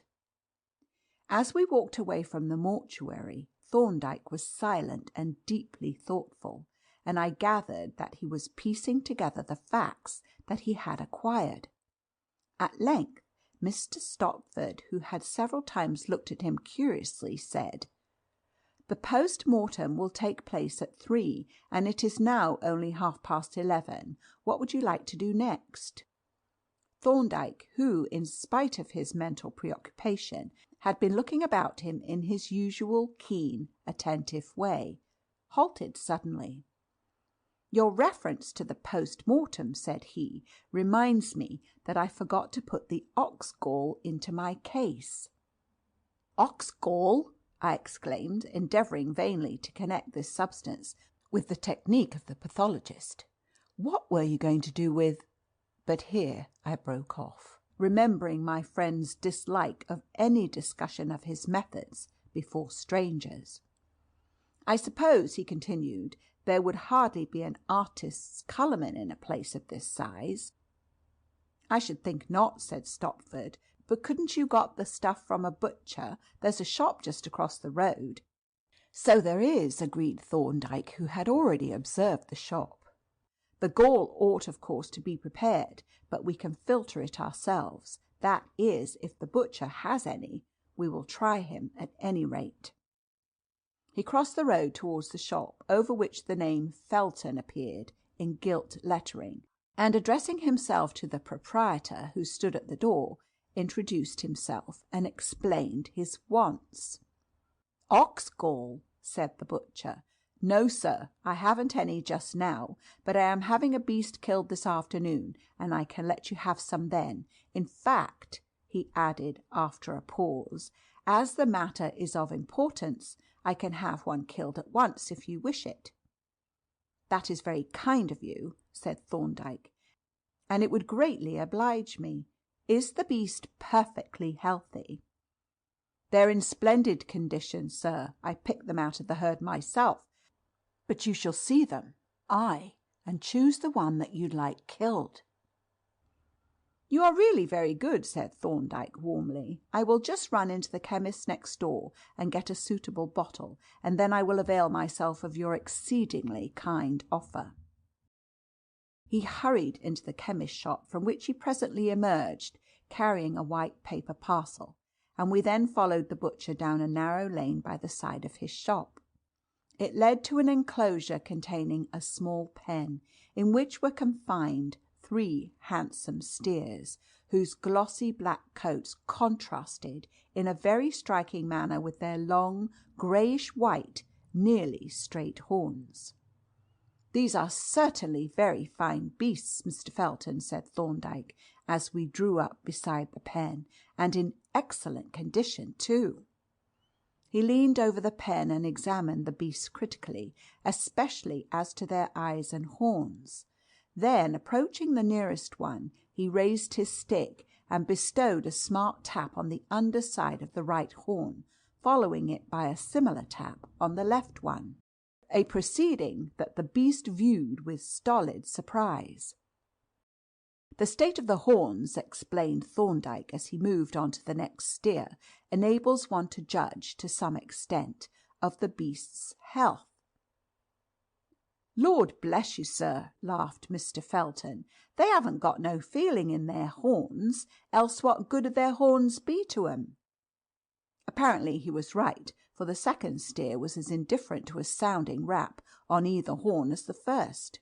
Nevertheless, when Thorndyke approached the third steer, I unconsciously drew nearer to watch, and I noticed that, as the stick struck the horn, the beast drew back in evident alarm, and that when the blow was repeated, it became manifestly uneasy. "He don't seem to like that," said the butcher. "Seems as if Hullo, that's queer." Thorndyke had just brought his stick up against the left horn, and immediately the beast had winced and started back, shaking his head and moaning. There was not, however, room for him to back out of reach, and Thorndyke, by leaning into the pen, was able to inspect the sensitive horn, which he did with the closest attention, while the butcher looked on with obvious perturbation. "You don't think there's anything wrong with this beast, sir, I hope?" said he. "I can't say without a further examination," replied Thorndyke. "It may be the horn only that is affected. If you will have it sawn off close to the head and sent up to me at the hotel, I will look at it and tell you. And by way of preventing any mistakes, I will mark it and cover it up to protect it from injury in the slaughter-house."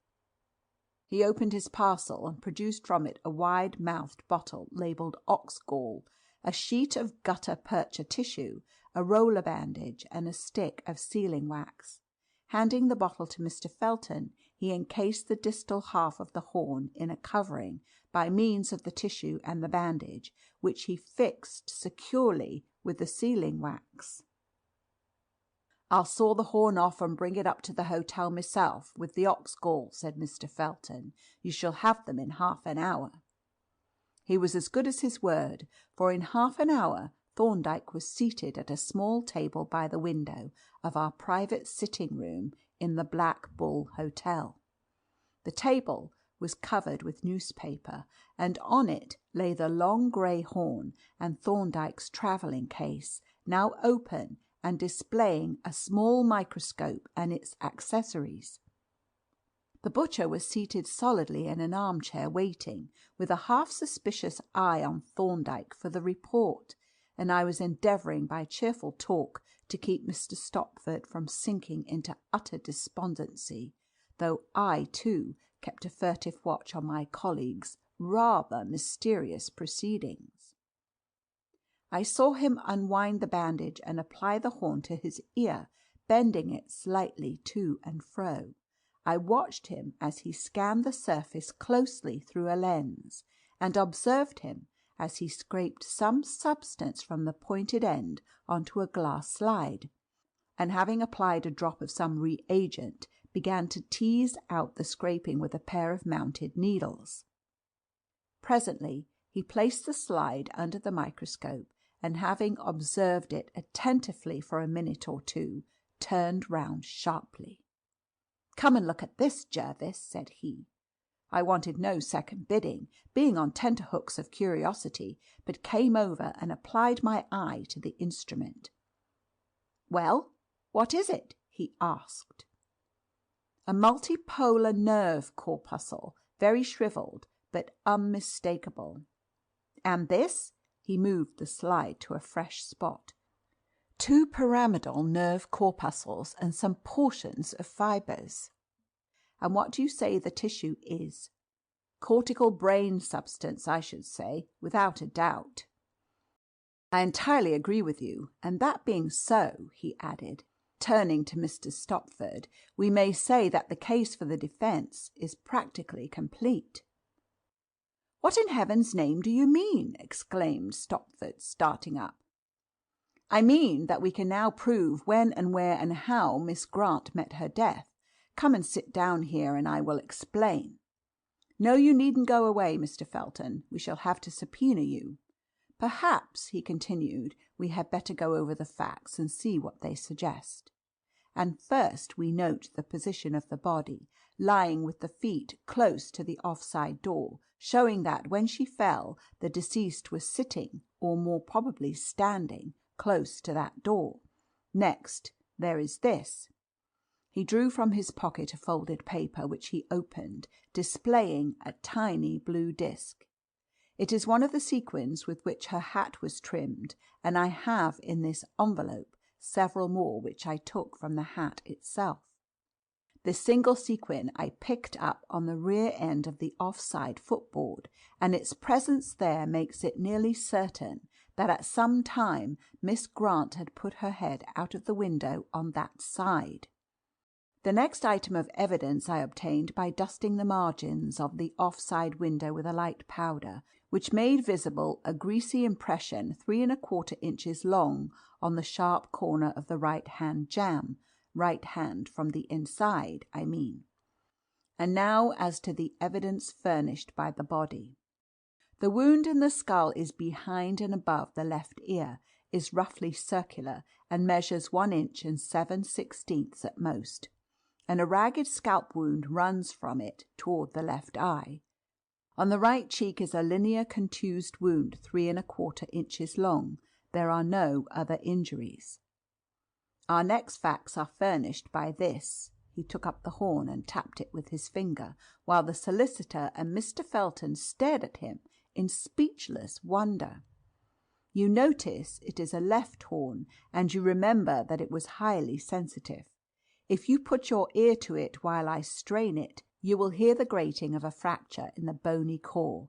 Now look at the pointed end, and you will see several deep scratches running lengthwise, and where those scratches end the diameter of the horn is, as you see by this caliper gauge, 1 inch and 7/16. Covering the scratches is a dry blood stain, and at the extreme tip is a small mass of dried substance, which Dr. Jervis and I have examined with the microscope, and are satisfied is brain tissue." "Good God!" exclaimed Stopford eagerly. "Do you mean to say—" "Let us finish with the facts, Mr. Stopford," Thorndyke interrupted. "Now, if you look closely at that blood stain, you will see a short piece of hair stuck to the horn, and through this lens you can make out the root bulb. It is a golden hair, you notice, but near the root it is black, and our caliper gauge shows us that the black portion is 14/64 of an inch long. Now, in this envelope are some hairs that I removed from the dead woman's head. They also are golden hairs, black at the roots, and when I measure the black portion I find it to be 14/64 of an inch long. Then finally, there is this." He turned the horn over and pointed to a small patch of dried blood. Embedded in it was a blue sequin. Mr. Stopford and the butcher both gazed at the horn in silent amazement. Then the former drew a deep breath and looked up at Thorndyke. "No doubt," said he, "you can explain this mystery, but for my part I am utterly bewildered, though you are filling me with hope." "And yet the matter is quite simple," returned Thorndyke, "even with these few facts before us, which are only a selection from the body of evidence in our possession. But I will state my theory and you shall judge." He rapidly sketched a rough plan on a sheet of paper and continued. "These were the conditions when the train was approaching Woldhurst. Here was the passenger coach, here was the burning rick, and here was a cattle truck. This steer was in that truck.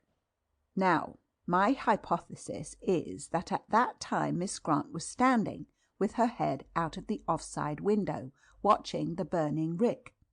Her wide hat, worn on the left side, hid from her view the cattle truck, which she was approaching, and then this is what happened." He sketched another plan to a larger scale. One of the steers, this one, had thrust its long horn out through the bars. The point of that horn struck the deceased's head, driving her face violently against the corner of the window, and then, in disengaging, ploughed its way through the scalp and suffered a fracture of its core from the violence of the wrench. This hypothesis is inherently probable. It fits all the facts, and those facts admit of no other explanation." The solicitor sat for a moment as though dazed. Then he rose impulsively and seized Thorndyke's hands. "I don't know what to say to you," he exclaimed huskily, "except that you have saved my brother's life, and for that may God reward you."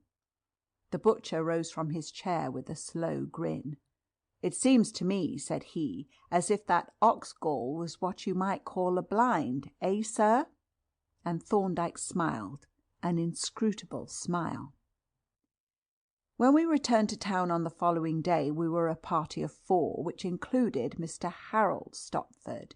The verdict of "death by misadventure," promptly returned by the coroner's jury, had been shortly followed by his release from custody, and he now sat with his brother and me, listening with rapt attention to Thorndyke's analysis of the case.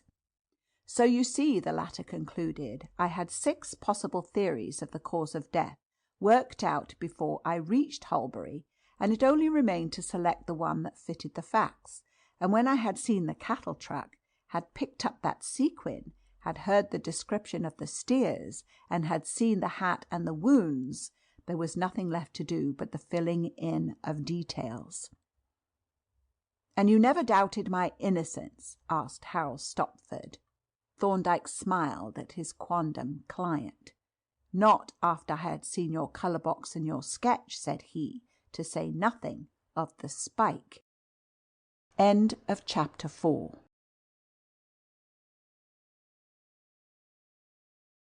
Chapter 5. The Moabite Cipher. A large and motley crowd lined the pavements of Oxford Street as Thorndyke and I made our way leisurely eastward.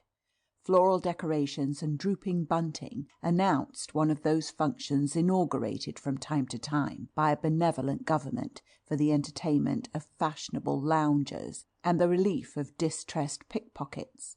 For a Russian Grand Duke, who had torn himself away amidst valedictory explosions from a loving if too demonstrative people, was to pass anon on his way to the Guildhall, and a British prince, heroically indiscreet, was expected to occupy a seat in the ducal carriage. Near Rathbone Place, Thorndyke halted and drew my attention to a smart-looking man who stood lounging in a doorway, cigarette in hand. "Our old friend Inspector Badger," said Thorndyke. "He seems mightily interested in that gentleman in the light overcoat. How do you do, Badger?" For at this moment the detective caught his eye and bowed. "Who is your friend?" "That's what I want to know, sir," replied the inspector. "I've been shadowing him for the last half hour, but I can't make him out, though I believe I've seen him somewhere.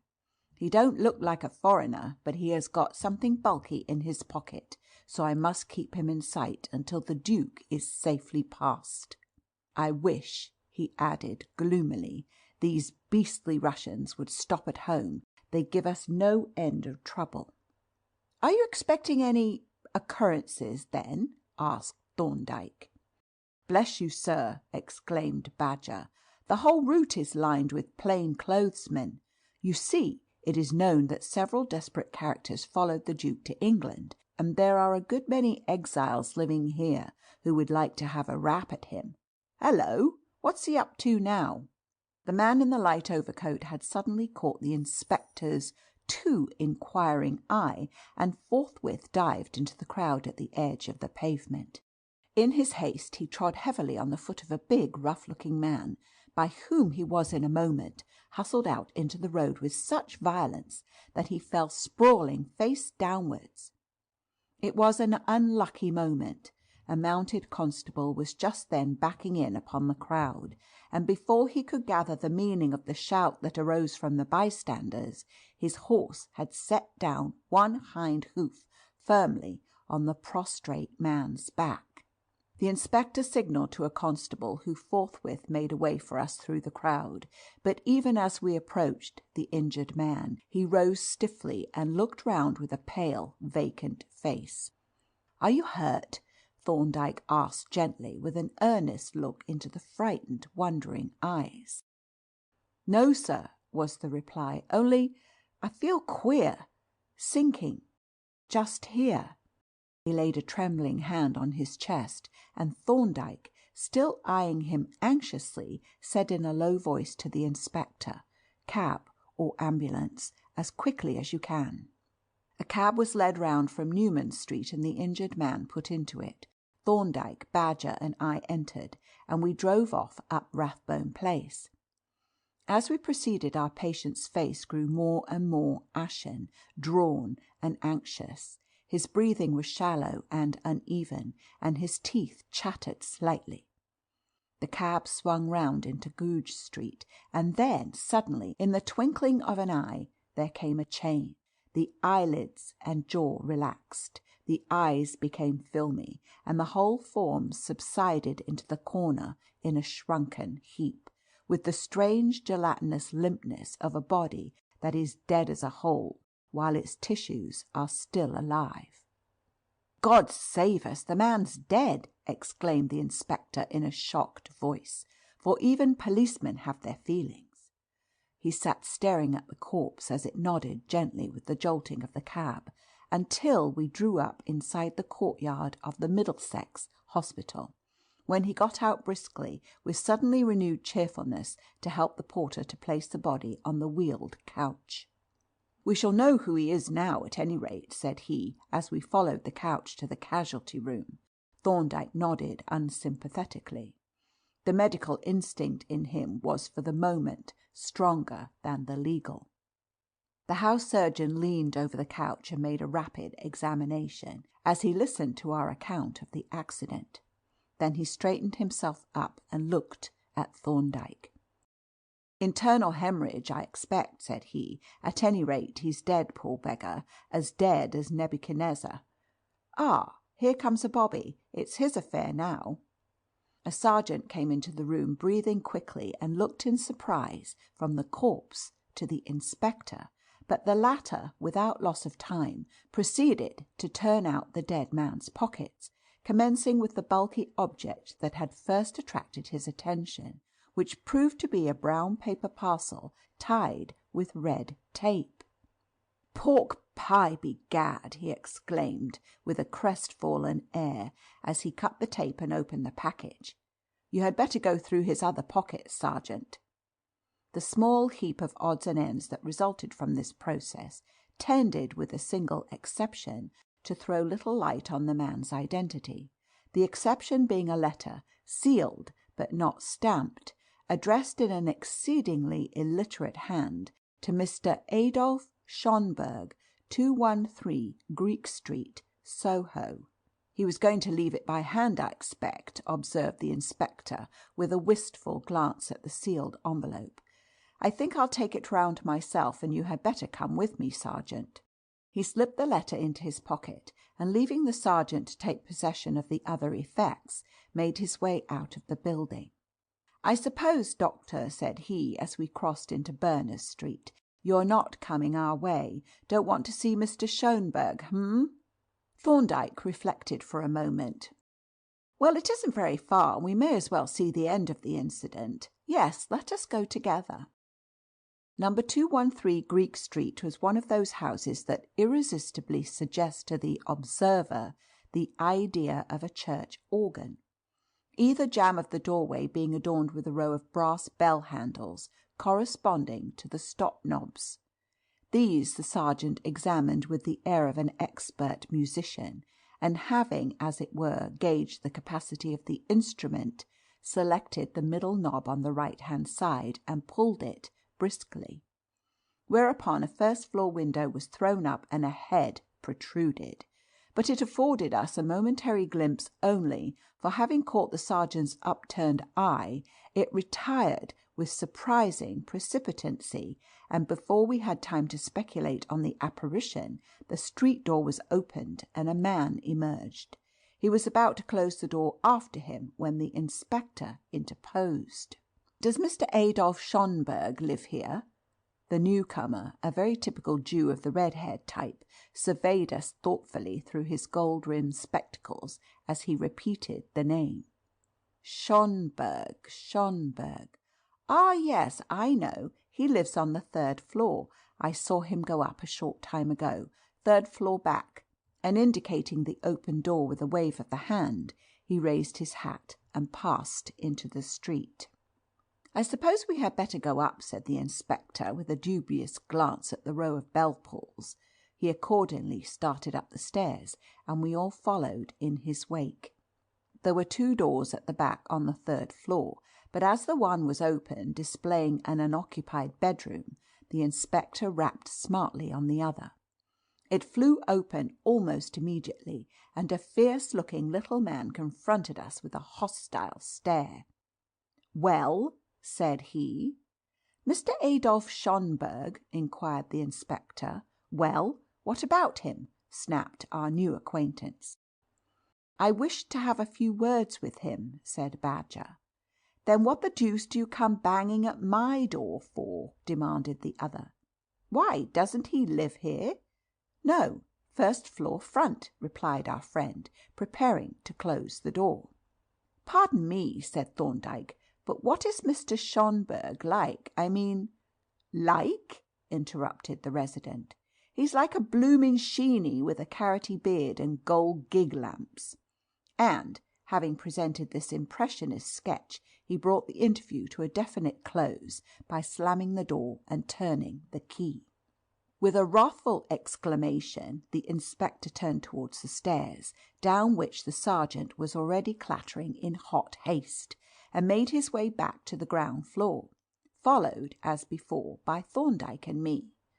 On the doorstep we found the sergeant breathlessly interrogating a smartly dressed youth whom I had seen alight from a hansom as we entered the house, and who now stood with a notebook tucked under his arm, sharpening a pencil with deliberate care.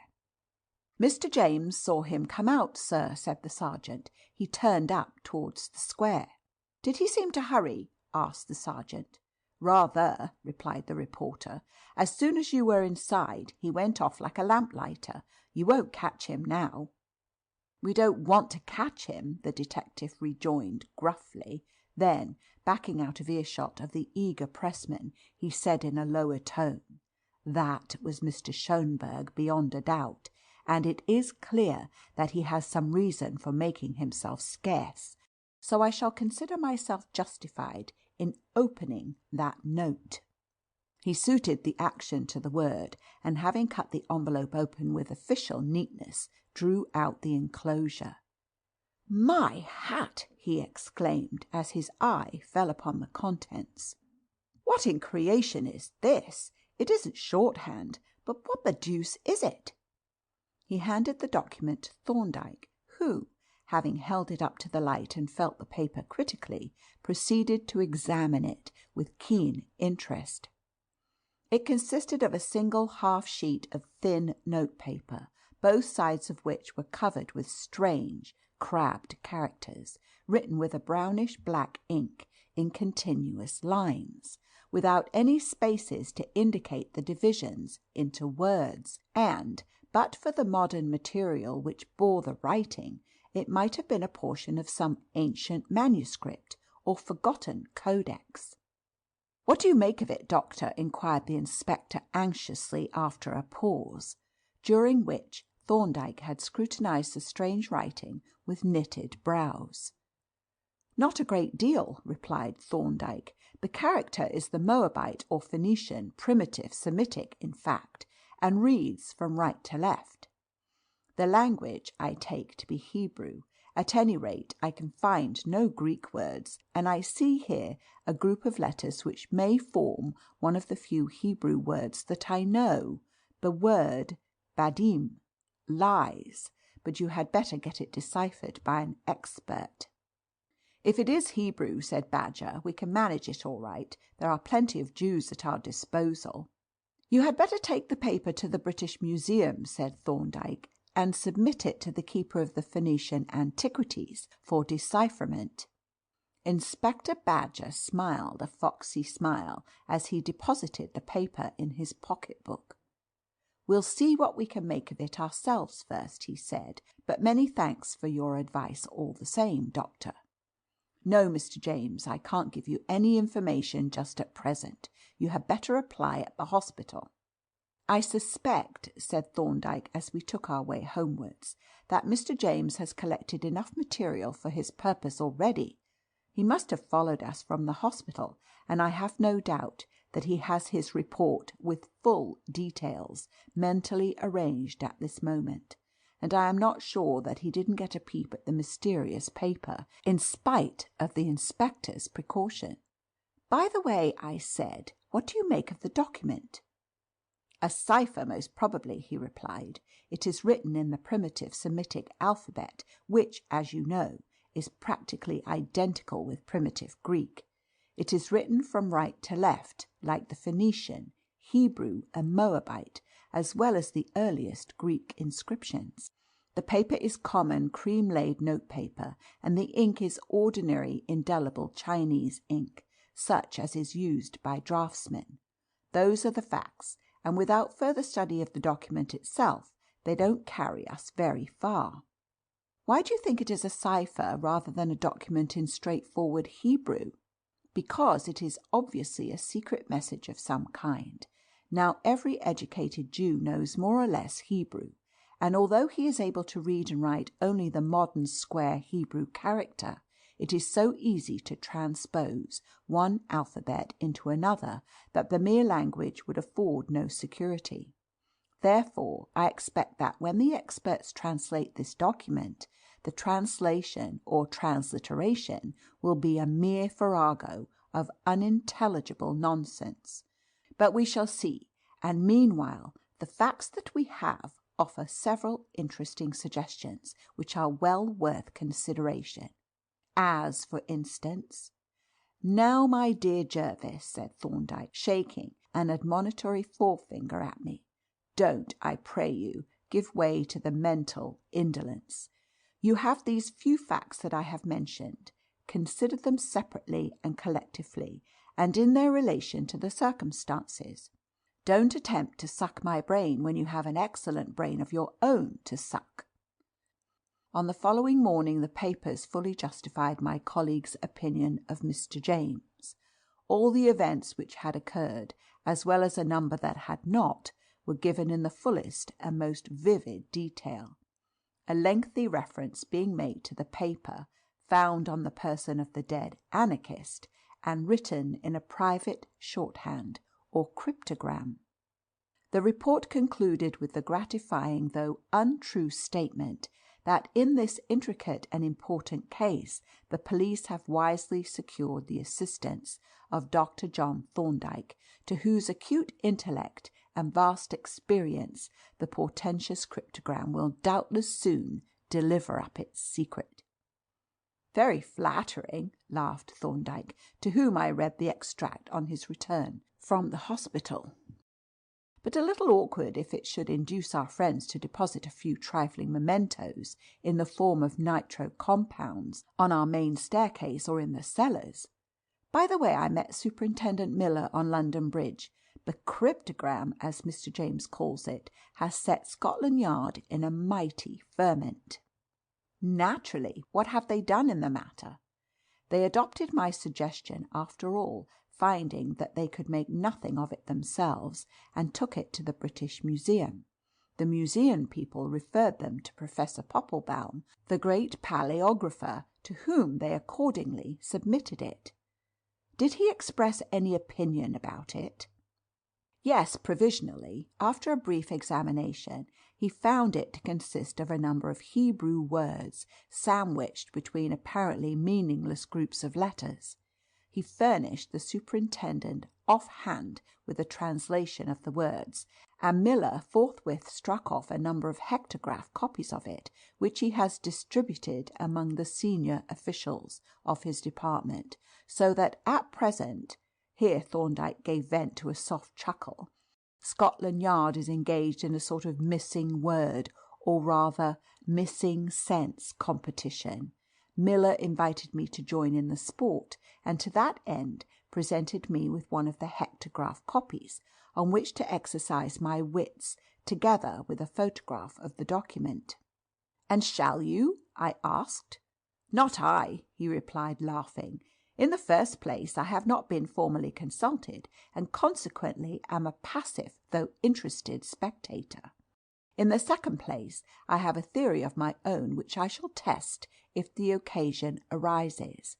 But if you would like to take part in the competition, I am authorized to show you the photograph and the translation.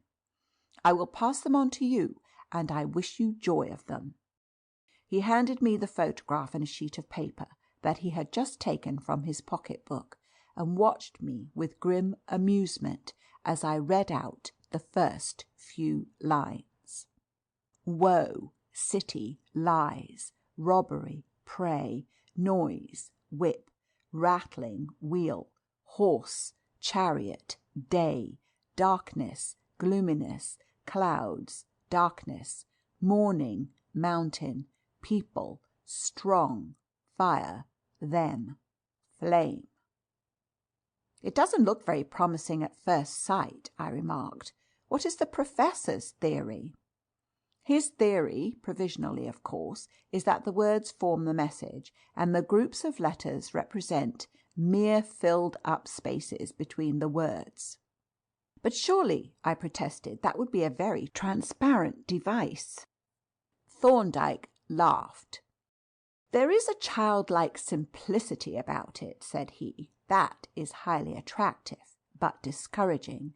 It is much more probable that the words are dummies, and that the letters contain the message. Or again, the solution may lie in an entirely different direction. But listen, is that cab coming here?" It was. It drew up opposite our chambers, and a few moments later a brisk step ascending the stairs heralded a smart rat-tat at our door. Flinging open the latter, I found myself confronted by a well-dressed stranger, who, after a quick glance at me, peered inquisitively over my shoulder into the room. "I am relieved, Dr. Jervis," said he, "to find you and Dr. Thorndyke at home, as I have come on somewhat urgent professional business. My name," he continued, entering in response to my invitation, "is Barton, but you don't know me, though I know you both by sight. I have come to ask you if one of you, or better still, both, could come tonight and see my brother." "That," said Thorndyke, "depends on the circumstances and on the whereabouts of your brother." "The circumstances," said Mr. Barton, "are, in my opinion, highly suspicious, and I will place them before you, of course, in strict confidence." Thorndyke nodded and indicated a chair. "My brother," continued Mr. Barton, taking the proffered seat, "has recently married for the second time. His age is 55, and that of his wife 26, and I may say that the marriage has been, well, by no means a success. Now, within the last fortnight, my brother has been attacked by a mysterious and extremely painful affection of the stomach, to which his doctor seems unable to give a name. It has resisted all treatment hitherto. Day by day the pain and distress increase, and I feel that, unless something decisive is done, the end cannot be far off." "Is the pain worse after taking food?" inquired Thorndyke. "That's just it!" exclaimed our visitor. "I see what is in your mind, and it has been in mine too, so much so that I have tried repeatedly to obtain samples of the food that he is taking, and this morning I succeeded." Here he took from his pocket a wide-mouthed bottle, which, disengaging from its paper wrappings, he laid on the table.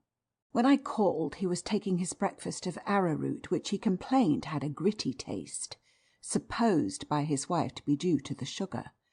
Now, I had provided myself with this bottle, and during the absence of his wife I managed, unobserved, to convey a portion of the arrowroot that he had left into it, and I should be greatly obliged if you would examine it and tell me if this arrowroot contains anything that it should not." He pushed the bottle across to Thorndyke, who carried it to the window, and extracting a small quantity of the contents with a glass rod, examined the pasty mass with the aid of a lens. Then, lifting the bell glass cover from the microscope, which stood on its table by the window, he smeared a small quantity of the suspected matter onto a glass slip, and placed it on the stage of the instrument. "I observe a number of crystalline particles in this," he said, after a brief inspection, "which have the appearance of arsenious acid." "Ah!" ejaculated Mr. Barton, "just what I feared. But are you certain?" "No," replied Thorndyke, "but the matter is easily tested." He pressed the button of the bell that communicated with the laboratory, a summons that brought the laboratory assistant from his lair with characteristic promptitude. "Will you please prepare a Marsh's apparatus, Polton?" said Thorndyke. "I have a couple ready, sir," replied Polton. "Then pour the acid into one and bring it to me, with a tile." As his familiar vanished silently, Thorndyke turned to Mr. Barton. "Supposing we find arsenic in this arrowroot, as we probably shall, what do you want us to do?" "I want you to come and see my brother," replied our client. "Why not take a note from me to his doctor?" "No, no, I want you to come. I should like you both to come, and put a stop at once to this dreadful business. Consider, it's a matter of life and death. You won't refuse. I beg you not to refuse me your help in these terrible circumstances." "Well," said Thorndyke, as his assistant reappeared, "let us first see what the test has to tell us." Polton advanced to the table, on which he deposited a small flask, the contents of which were in a state of brisk effervescence, a bottle labelled calcium hypochlorite, and a white porcelain tile. The flask was fitted with a safety funnel and a glass tube drawn out to a fine jet, to which Polton cautiously applied a lighted match. Instantly there sprang from the jet a tiny, pale violet flame. Thorndyke now took the tile and held it in the flame for a few seconds, when the appearance of the surface remained unchanged, save for a small circle of condensed moisture. His next proceeding was to thin the arrowroot with distilled water until it was quite fluid, and then pour a small quantity into the funnel. It ran slowly down the tube into the flask, with the bubbling contents of which it became speedily mixed. Almost immediately a change began to appear in the character of the flame, which from a pale violet turned gradually to a sickly blue, while above it hung a faint cloud of white smoke. Once more Thorndyke held the tile above the jet, but this time no sooner had the pallid flame touched the cold surface of the porcelain than there appeared on the latter a glistening black stain. "That is pretty conclusive," observed Thorndyke, lifting the stopper out of the reagent bottle. "But we will apply the final test." He dropped a few drops of the hypochlorite solution onto the tile, and immediately the black stain faded away and vanished. "We can now answer your question, Mr. Barton," said he, replacing the stopper as he turned to our client. "The specimen that you brought us certainly contains arsenic, and in very considerable quantities." "Then," exclaimed Mr. Barton, starting from his chair, "you will come and help me to rescue my brother from this dreadful peril. Don't refuse me, Dr. Thorndyke. For mercy's sake, don't refuse." Thorndyke reflected for a moment. "Before we decide," said he, "we must see what engagements we have." With a quick, significant glance at me, he walked into the office, whither I followed in some bewilderment, for I knew that we had no engagements for the evening. "Now, Jervis," said Thorndyke as he closed the office door, "what are we to do?" "We must go, I suppose," I replied. "It seems a pretty urgent case." "It does," he agreed. "Of course the man may be telling the truth after all." "You don't think he is, then?" "No, it is a plausible tale, but there is too much arsenic in that arrowroot. Still, I think I ought to go. It is an ordinary professional risk. But there is no reason why you should put your head into the noose." "Thank you," said I, somewhat huffily. "I don't see what risk there is, but if any exists, I claim the right to share it." "Very well," he answered with a smile. "We will both go. I think we can take care of ourselves." He re-entered the sitting room and announced his decision to Mr. Barton, whose relief and gratitude were quite pathetic. "But," said Thorndyke, "you have not yet told us where your brother lives." "Rexford," was the reply. "Rexford in Essex. It is an out-of-the-way place, but if we catch the 7:15 train from Liverpool Street, we shall be there in an hour and a half. And as to the return, you know the trains, I suppose?" "Oh, yes," replied our client. "I will see that you don't miss your train back." "Then I will be with you in a minute," said Thorndyke, and taking the still bubbling flask, he retired to the laboratory, whence he returned in a few minutes, carrying his hat and overcoat. The cab which had brought our client was still waiting, and we were soon rattling through the streets towards the station, where we arrived in time to furnish ourselves with dinner baskets and select our compartment at leisure. During the early part of the journey our companion was in excellent spirits. He dispatched the cold fowl from the basket and quaffed the rather indifferent claret with as much relish as if he had not had a single relation in the world, and after dinner he became genial to the verge of hilarity. But as time went on there crept into his manner a certain anxious restlessness. He became silent and preoccupied, and several times furtively consulted his watch. "The train is confoundedly late," he exclaimed irritably. 7 minutes behind time already." "A few minutes more or less are not of much consequence," said Thorndyke. "No, of course not, but still. Ah, thank heaven, here we are." He thrust his head out of the off-side window and gazed eagerly down the line. Then, leaping to his feet, he bustled out onto the platform while the train was still moving.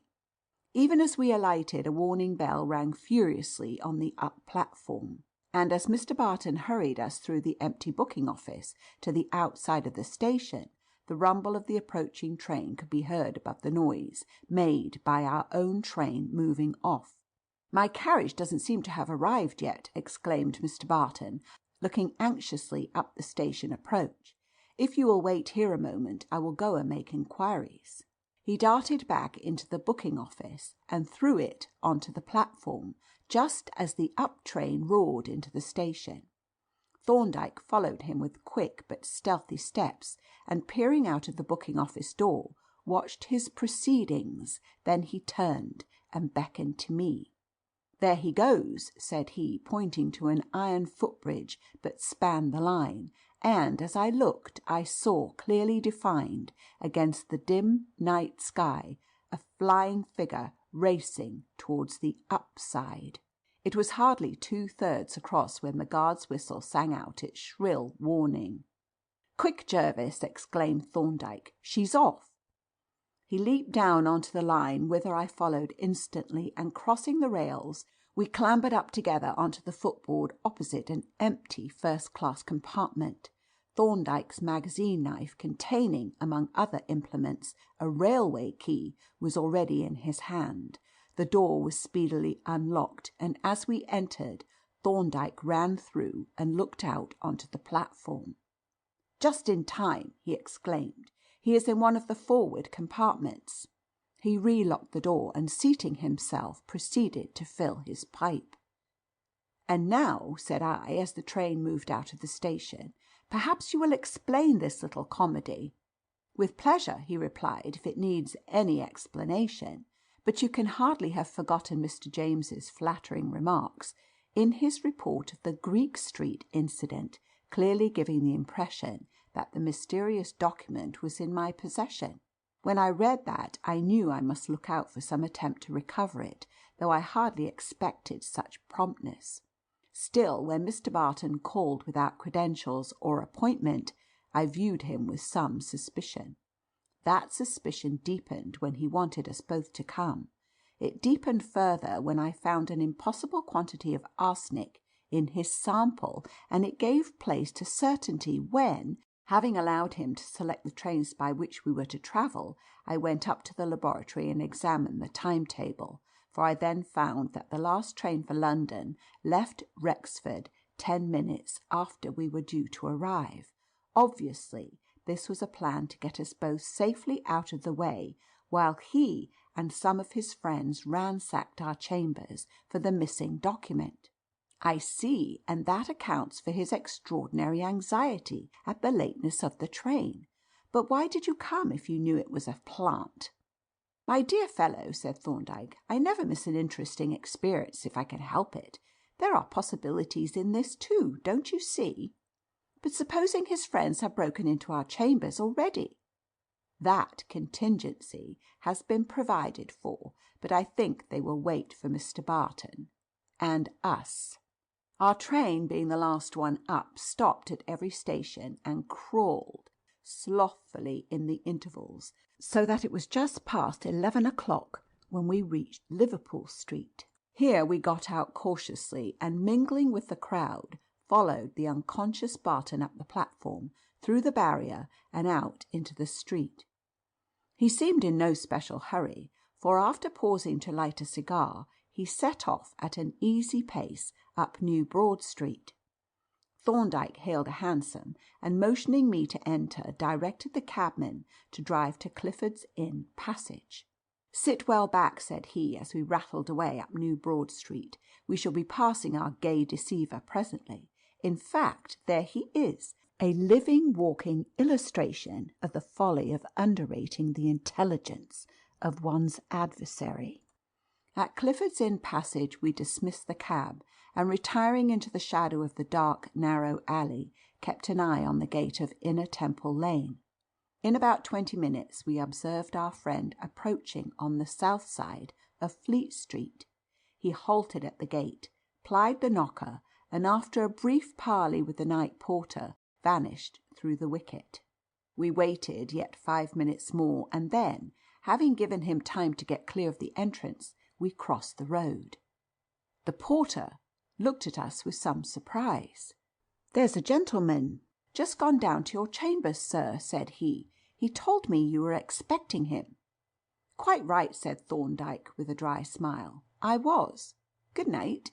We slunk down the lane, past the church and through the gloomy cloisters, giving a wide berth to all lamps and lighted entries, until, emerging into paper buildings, we crossed at the darkest part to King's Bench Walk, where Thorndyke made straight for the chambers of our friend Anstey, which were 2 doors above our own. "Why are we coming here?" I asked as we ascended the stairs. But the question needed no answer when we reached the landing, for through the open door of our friend's chambers I could see in the darkened room Anstey himself, with 2 uniformed constables and a couple of plain clothesmen. "There's been no signal yet, sir," said one of the latter, whom I recognised as a detective sergeant of our division. "No," said Thorndyke, "but the M.C. has arrived. He came in 5 minutes before us." "Then," exclaimed Anstey, "the ball will open shortly, ladies and gents. The boards are waxed, the fiddlers are tuning up, and not quite so loud, if you please, sir," said the sergeant. "I think there is somebody coming up Crown Office Row." The ball had, in fact, opened. As we peered cautiously out of the open window, keeping well back in the darkened room, a stealthy figure crept out of the shadow, crossed the road, and stole noiselessly into the entry of Thorndyke's chambers. It was quickly followed by a second figure, and then by a third, in which I recognised our elusive client. "Now listen for the signal," said Thorndyke. "They won't waste time. Confound that clock!" The soft-voiced bell of the Inner Temple clock, mingling with the harsher tones of St. Dunstan's and the Law Courts, slowly tolled out the hour of midnight, and as the last reverberations were dying away, some metallic object, apparently a coin, dropped with a sharp clink onto the pavement under our window. At the sound the watchers simultaneously sprang to their feet. "You 2 go first," said the sergeant, addressing the uniformed men, who thereupon stole noiselessly in their rubber-soled boots down the stone stairs and along the pavement. The rest of us followed with less attention to silence, and as we ran up to Thorndyke's chambers we were aware of quick but stealthy footsteps on the stairs above. "They've been at work, you see," whispered one of the constables, flashing his lantern onto the iron-bound outer door of our sitting-room, on which the marks of a large jemmy were plainly visible. The sergeant nodded grimly, and bidding the constables to remain on the landing, led the way upwards. As we ascended, faint rustlings continued to be audible from above, and on the second-floor landing we met a man descending briskly but without hurry from the third. It was Mr. Barton, and I could not but admire the composure with which he passed the 2 detectives. But suddenly his glance fell on Thorndyke, and his composure vanished. With a wild stare of incredulous horror, he halted as if petrified. Then he broke away and raced furiously down the stairs, and a moment later a muffled shout and the sound of a scuffle told us that he had received a cheque. On the next flight we met 2 more men who, more hurried and less self-possessed, endeavoured to push past, but the sergeant barred the way. "Why, bless me!" exclaimed the latter. "It's Moabite, and isn't that Tom Harris?" "It's all right, Sergeant," said Moabite plaintively, striving to escape from the officer's grip. "We've come to the wrong house, that's all." The sergeant smiled indulgently. "I know," he replied, "but you're always coming to the wrong house, Moabite, and now you're just coming along with me to the right house." He slipped his hand inside his captive's coat and adroitly fished out a large folding jemmy, whereupon the discomfited burglar abandoned all further protest.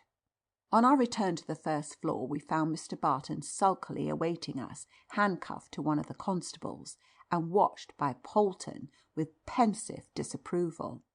"I needn't trouble you tonight, Doctor," said the sergeant, as he marshalled his little troop of captors and captives. "You'll hear from us in the morning. Good night, sir." The melancholy procession moved off down the stairs, and we retired into our chambers with Anstey to smoke a last pipe. "A capable man, that Barton," observed Thorndyke. "Ready, plausible, and ingenious, but spoilt by prolonged contact with fools. I wonder if the police will perceive the significance of this little affair." "They will be more acute than I am if they do," said I.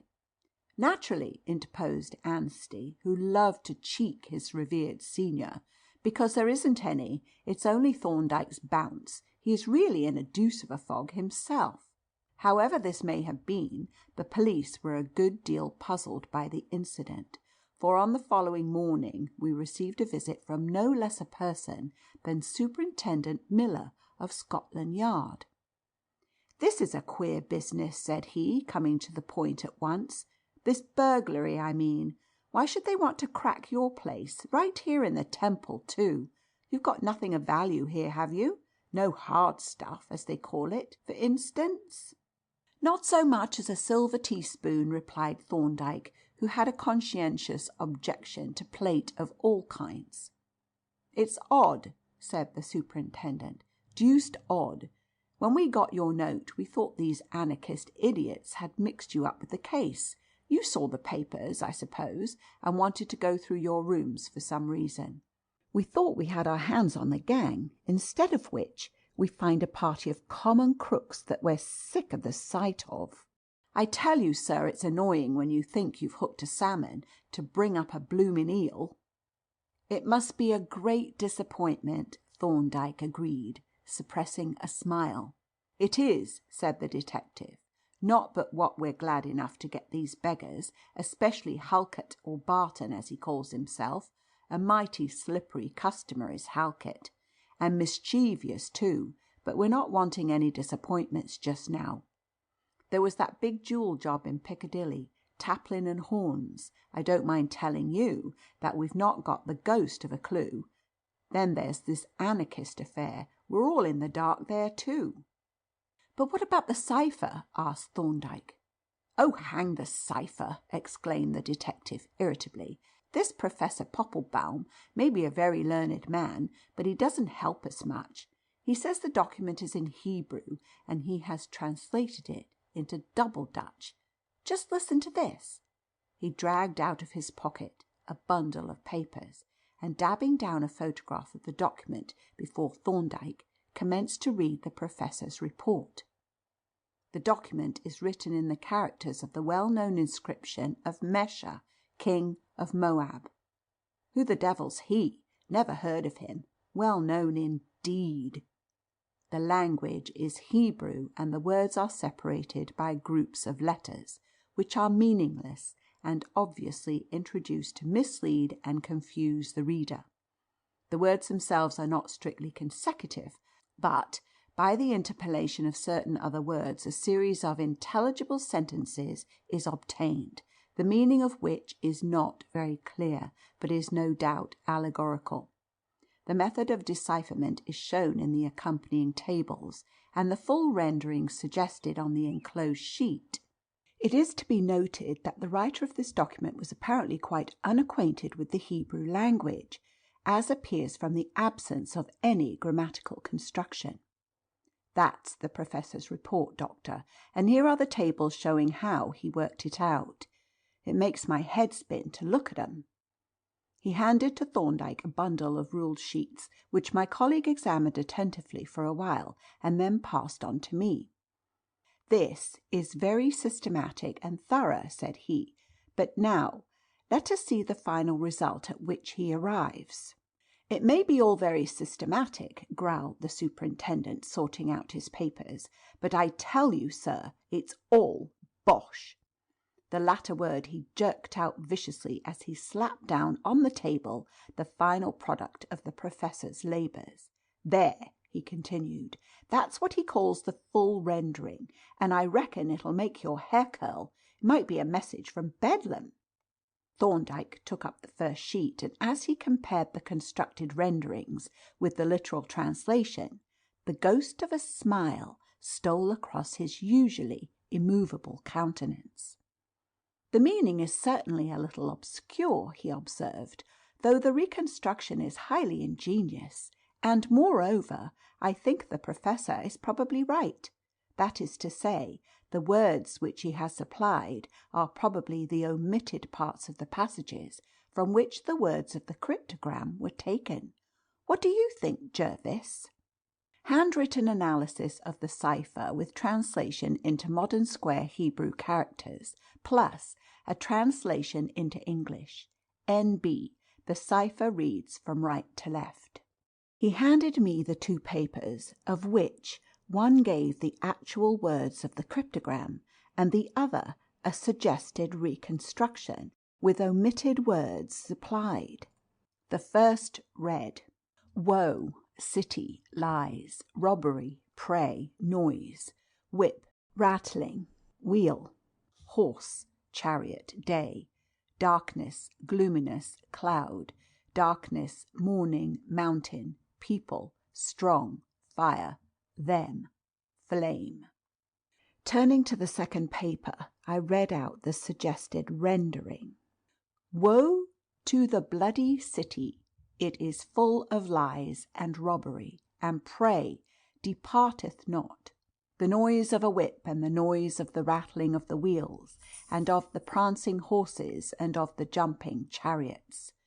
A day of darkness and of gloominess, a day of clouds and of thick darkness, as the morning spread upon the mountains, a great people and a strong.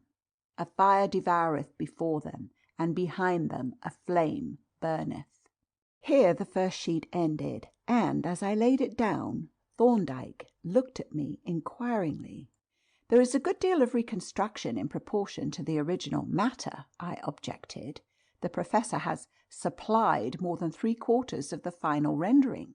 "Exactly," burst in the superintendent. "It's all Professor and no cryptogram." "Still, I think the reading is correct," said Thorndyke, "as far as it goes, that is." "Good Lord!" exclaimed the dismayed detective.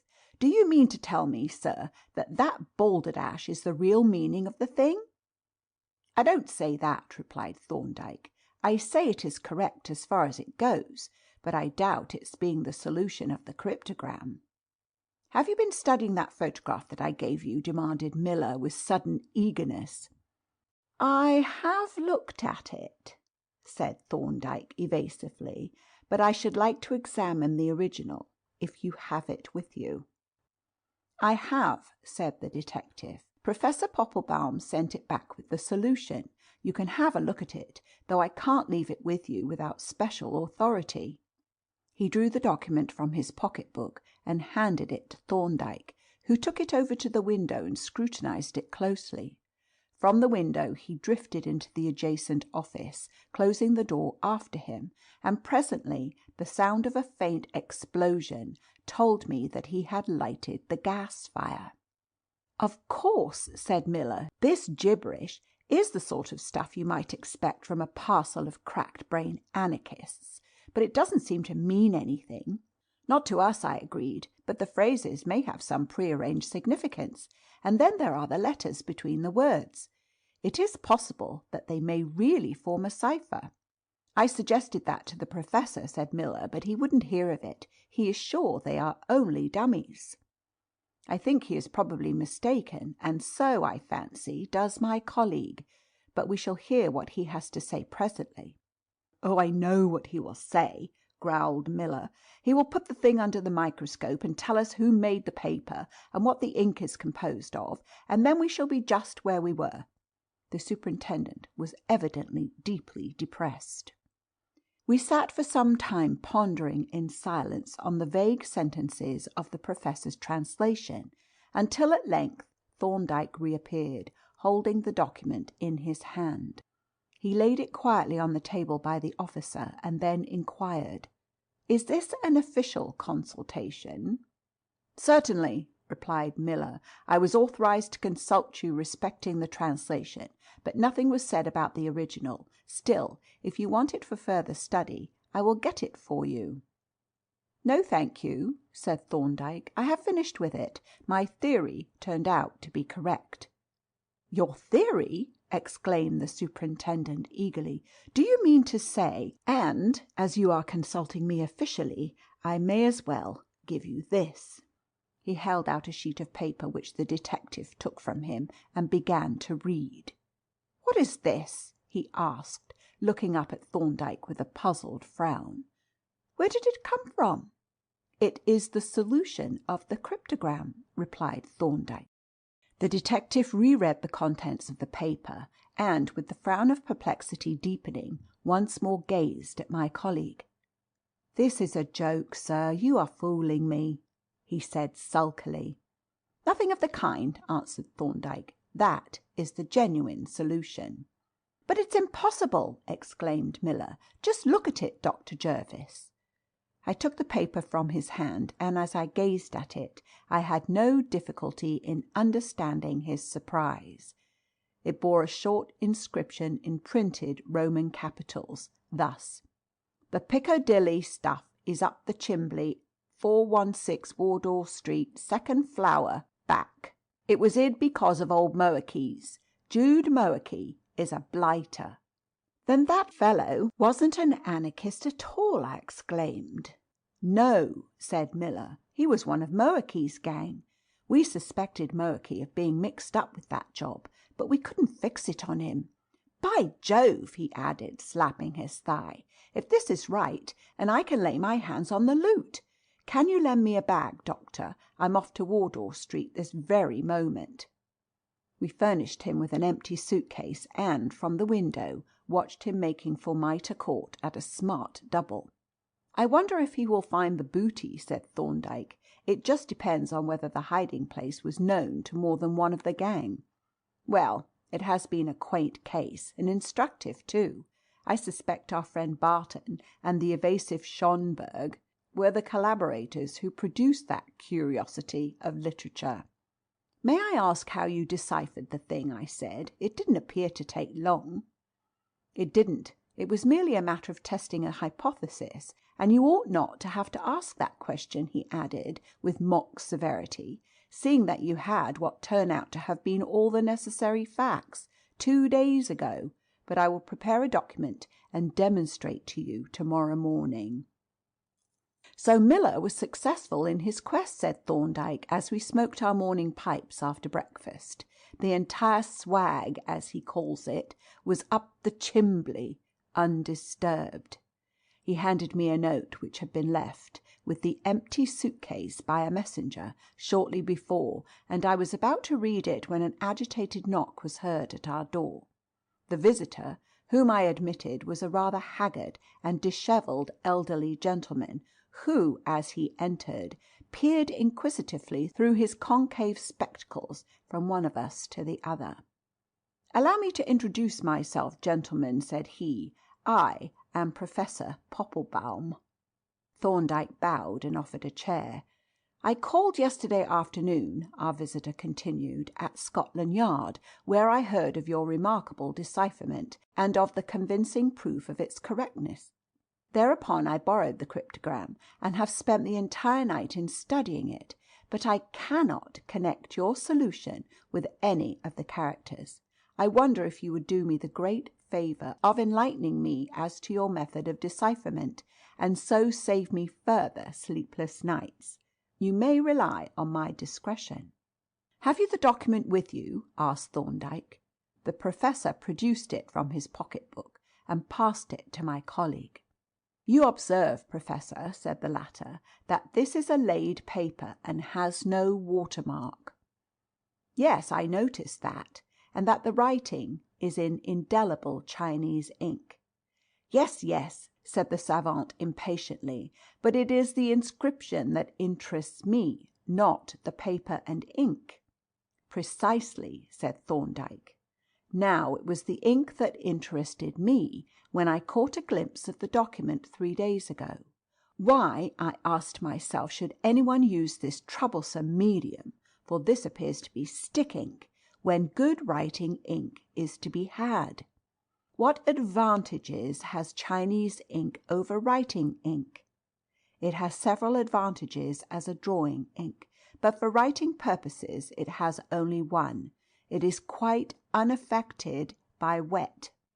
The obvious inference, then, was that this document was, for some reason, likely to be exposed to wet.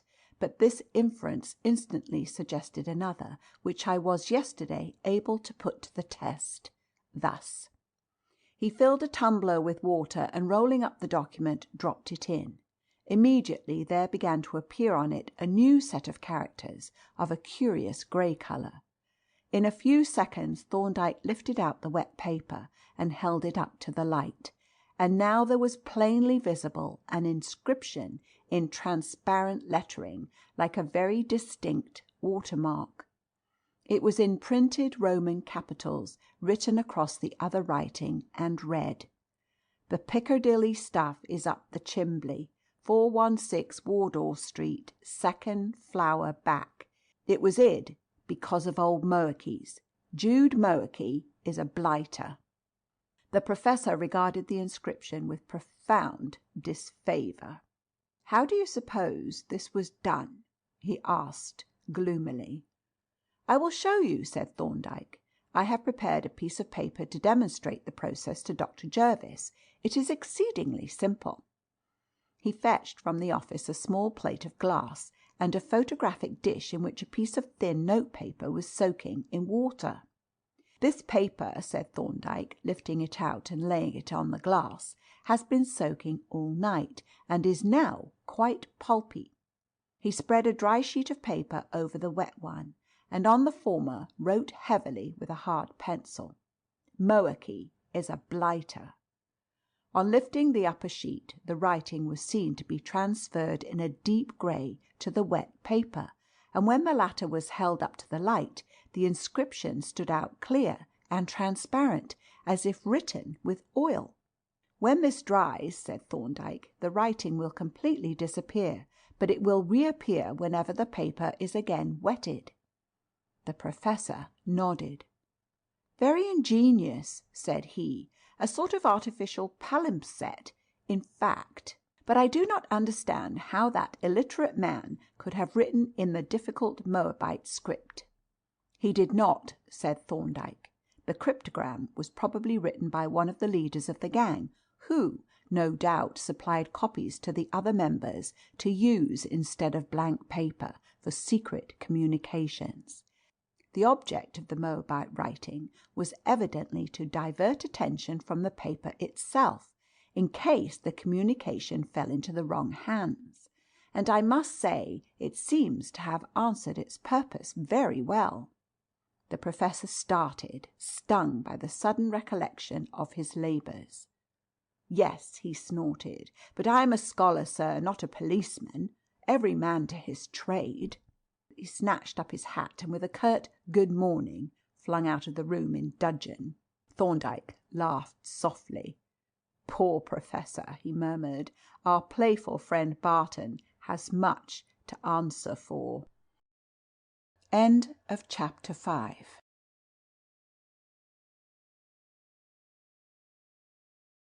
Chapter 6. The Mandarin's Pearl. Mr. Brodribb stretched out his toes on the curb before the blazing fire with the air of a man who is by no means insensible to physical comfort. "You are really an extraordinarily polite fellow, Thorndyke," said he. He was an elderly man, rosy-gilled, portly and convivial, to whom a mass of bushy white hair, an expansive double chin, and a certain prim sumptuousness of dress imparted an air of old-world distinction. Indeed, as he dipped an amethystine nose into his wine-glass and gazed thoughtfully at the glowing end of his cigar, he looked the very type of the well-to-do lawyer of an older generation. "You are really an extraordinarily polite fellow, Thorndyke," said Mr. Brodribb. "I know," replied Thorndyke, "but why this reference to an admitted fact?" "The truth has just dawned on me," said the solicitor. "Here am I, dropping in on you, uninvited and unannounced, sitting in your own armchair before your fire, smoking your cigars, drinking your Burgundy, and deuced good Burgundy too, let me add, and you have not dropped a single hint of curiosity as to what has brought me here." "I take the gifts of the gods, you see, and ask no questions," said Thorndyke. "Devilish handsome of you, Thorndyke. Unsociable beggar like you too," rejoined Mr. Brodribb, a fan of wrinkles spreading out genially from the corners of his eyes. "But the fact is, I have come, in a sense, on business. Always glad of a pretext to look you up, as you know. But I want to take your opinion on a rather queer case. It is about young Calverley. You remember Horace Calverley? Well, this is his son. Horace and I were schoolmates, you know, and after his death the boy, Fred, hung on to me rather. We're near neighbours down at Weybridge and very good friends. I like Fred. He's a good fellow, though cranky, like all his people." "What has happened to Fred Calverley?" Thorndyke asked, as the solicitor paused. "Why, the fact is," said Mr. Brodribb, "just lately he seems to be going a bit queer. Not mad, mind you, at least I think not, but undoubtedly queer. Now there is a good deal of property and a good many highly interested relatives, and as a natural consequence there is some talk of getting him certified. They're afraid he may do something involving the estate or develop homicidal tendencies, and they talk of possible suicide. You remember his father's death? But I say that's all bunkum. The fellow is just a bit cranky and nothing more." "What are his symptoms?" asked Thorndyke. "Oh, he thinks he is being followed about and watched, and he has delusions, sees himself in the glass with the wrong face, and that sort of thing, you know." "You are not highly circumstantial," Thorndyke remarked. Mr. Brodribb looked at me with a genial smile. "What a glutton for facts this fellow is, Jervis. But you're right, Thorndyke. I'm vague. However, Fred will be here presently. We travelled down together, and I took the liberty of asking him to call for me. We'll get him to tell you about his delusions, if you don't mind. He's not shy about them. And meanwhile I'll give you a few preliminary facts. The trouble began about a year ago. He was in a railway accident, and that knocked him all to pieces. Then he went for a voyage to recruit, and the ship broke her propeller shaft in a storm and became helpless. That didn't improve the state of his nerves. Then he went down the Mediterranean, and after a month or two back he came, no better than when he started. But here he is, I expect." He went over to the door and admitted a tall, frail young man, whom Thorndyke welcomed with quiet geniality, and settled in a chair by the fire. I looked curiously at our visitor. He was a typical neurotic, slender, fragile, eager, wide-open blue eyes with broad pupils, in which I could plainly see the characteristic hippus, that incessant change of size that marks the unstable, nervous equilibrium. Parted lips and wandering taper fingers were as the stigmata of his disorder. He was of the stuff out of which prophets and devotees, martyrs, reformers, and third-rate poets are made. "I have been telling Dr. Thorndyke about these nervous troubles of yours," said Mr. Brodribb presently. "I hope you don't mind. He is an old friend, you know, and he is very much interested." "It is very good of him," said Calverley. Then he flushed deeply and added, "But they are not really nervous, you know. They can't be merely subjective." "You think they can't be?" said Thorndyke. "No, I am sure they are not." He flushed again like a girl, and looked earnestly at Thorndyke with his big, dreamy eyes. "But you doctors," he said, "are so dreadfully sceptical of all spiritual phenomena. You are such materialists." "Yes," said Mr. Brodribb, "the doctors are not hot on the supernatural, and that's a fact." "Supposing you tell us about your experiences," said Thorndyke persuasively. "Give us a chance to believe, if we can't explain away." Calverley reflected for a few moments. Then, looking earnestly at Thorndyke, he said, "Very well. If it won't bore you, I will. It is a curious story." "I have told Dr. Thorndyke about your voyage and your trip down the Mediterranean," said Mr. Brodribb. "Then," said Calverley, I will begin with the events that are actually connected with these strange visitations. The first of these occurred in Marseille. I was in a curio shop there, looking over some Algerian and Moorish tilings, when my attention was attracted by a sort of charm or pendant that hung in a glass case. It was not particularly beautiful, but its appearance was quaint and curious, and took my fancy. It consisted of an oblong block of ebony, in which was set a single pear-shaped pearl more than 3/4 of an inch long.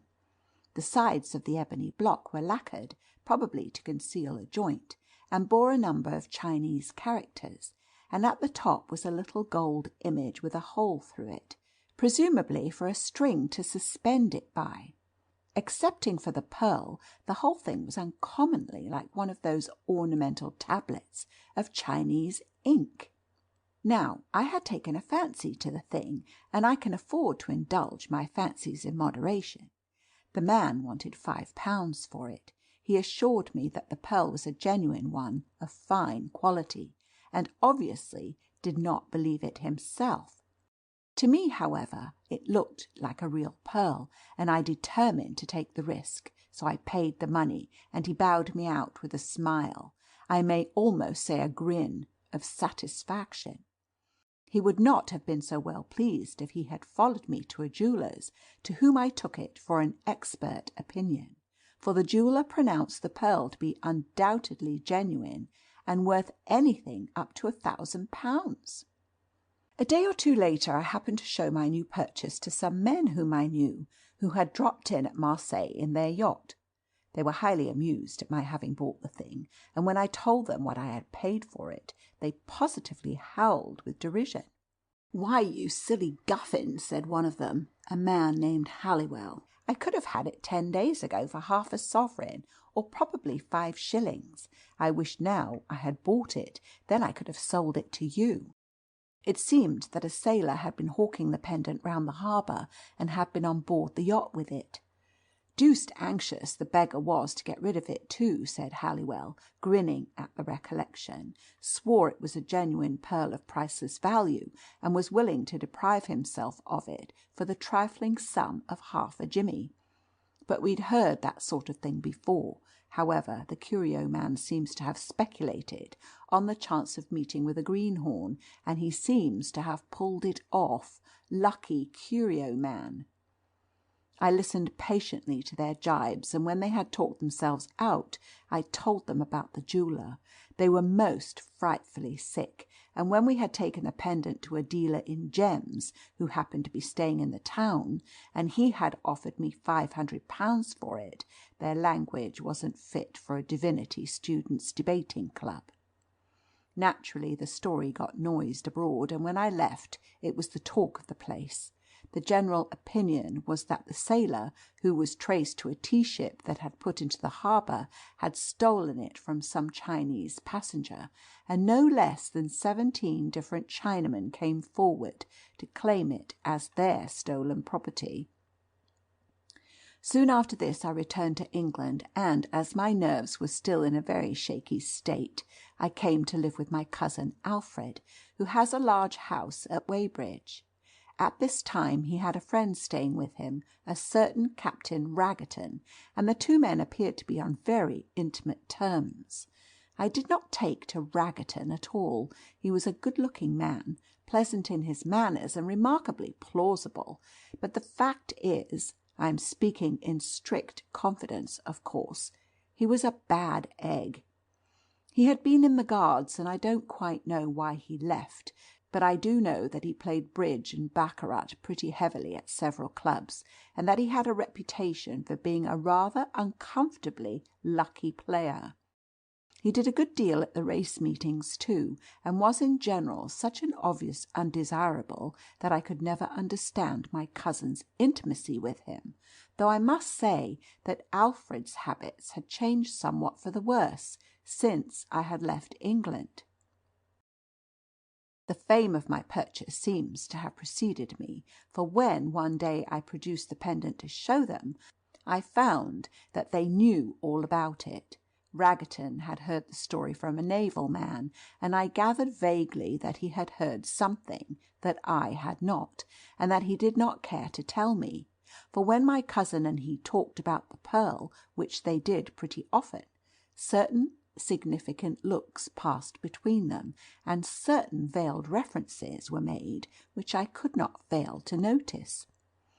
One day I happened to be telling them of a curious incident that occurred on my way home. I had travelled to England on one of Holt's big China boats, not liking the crowd and bustle of the regular passenger lines. Now, one afternoon when we had been at sea a couple of days, I took a book down to my berth, intending to have a quiet read till tea time. Soon, however, I dropped off into a doze, and must have remained asleep for over an hour. I awoke suddenly, and as I opened my eyes, I perceived that the door of the stateroom was half open, and a well-dressed Chinaman in native costume was looking in at me. He closed the door immediately, and I remained for a few moments paralyzed by the start that he had given me. Then I leaped from my bunk, opened the door, and looked out. But the alleyway was empty. The Chinaman had vanished, as if by magic. This little occurrence made me quite nervous for a day or two, which was very foolish of me, but my nerves were all on edge, and I'm afraid they are still. Yes, said Thorndyke, there was nothing mysterious about the affair. These boats carry a Chinese crew, and the man you saw was probably a serang, or whatever they call the gang captains on these vessels. Or he may have been a native passenger who had strayed into the wrong part of the ship. Exactly, agreed our client. But to return to Raggerton, he listened with quite extraordinary interest as I was telling this story, and when I had finished he looked very queerly at my cousin. "A deuced odd thing, this, Calverley," said he. "Of course it may only be a coincidence, but it really does look as if there was something after all in that." "Shut up, Raggerton," said my cousin. "We don't want any of that rot." "What is he talking about?" I asked. "Oh, it's only a rotten silly yarn that he has picked up somewhere. You're not to tell him, Raggerton." "I don't see why I am not to be told," I said rather sulkily. "I'm not a baby." "No," said Alfred, "but you're an invalid. You don't want any horrors." In effect, he refused to go into the matter any further, and I was left on tenterhooks of curiosity. However, the very next day I got Raggerton alone in the smoking room, and had a little talk with him. He had just dropped £100 on a double event that hadn't come off, and I expected to find him pliable.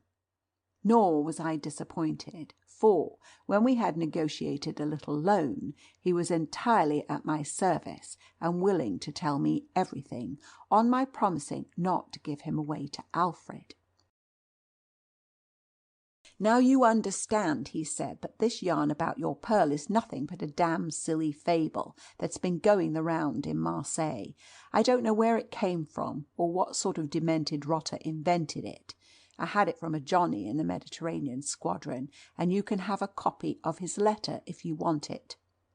I said that I did want it. Accordingly, that same evening he handed me a copy of the narrative extracted from his friend's letter, the substance of which was this: "About 4 months ago there was lying in Canton Harbour a large English barque.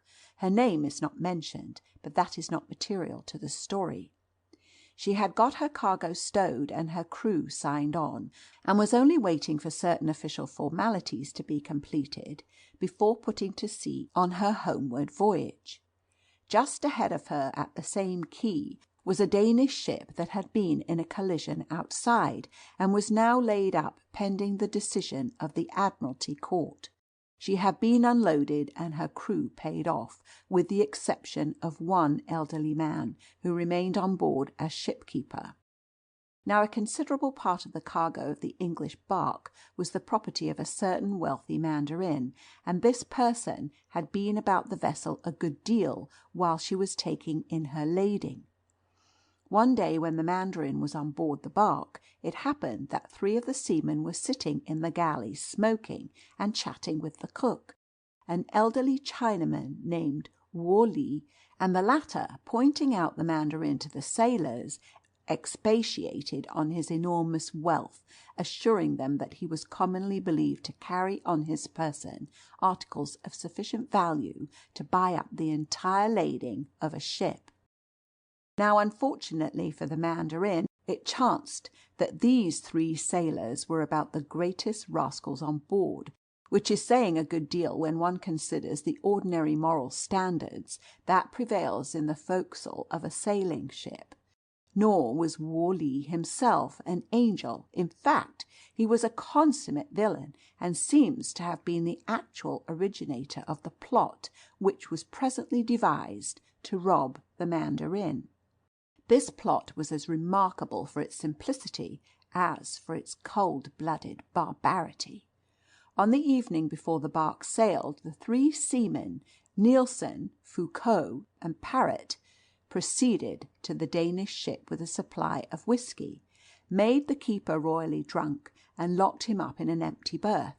Meanwhile, Worley made a secret communication to the Mandarin to the effect that certain stolen property, believed to be his, had been secreted in the hold of the enemy ship. Thereupon the Mandarin came down hot foot to the quayside, and was received on board by the 3 seamen, who had got the covers off the after hatch in readiness.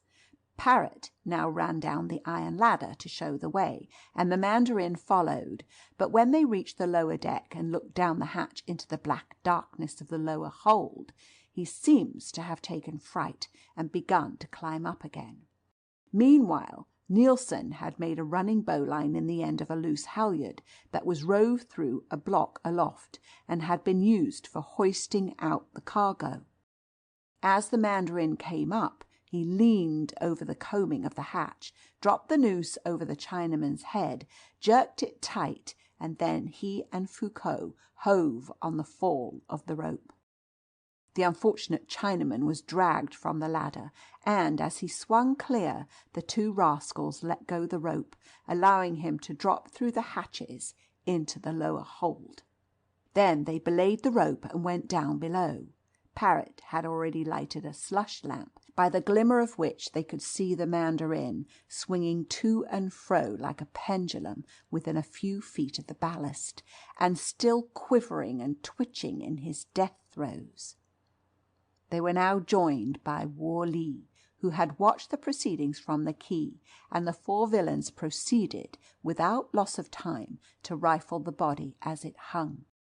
To their surprise and disgust, they found nothing of value excepting an ebony pendant set with a single large pearl.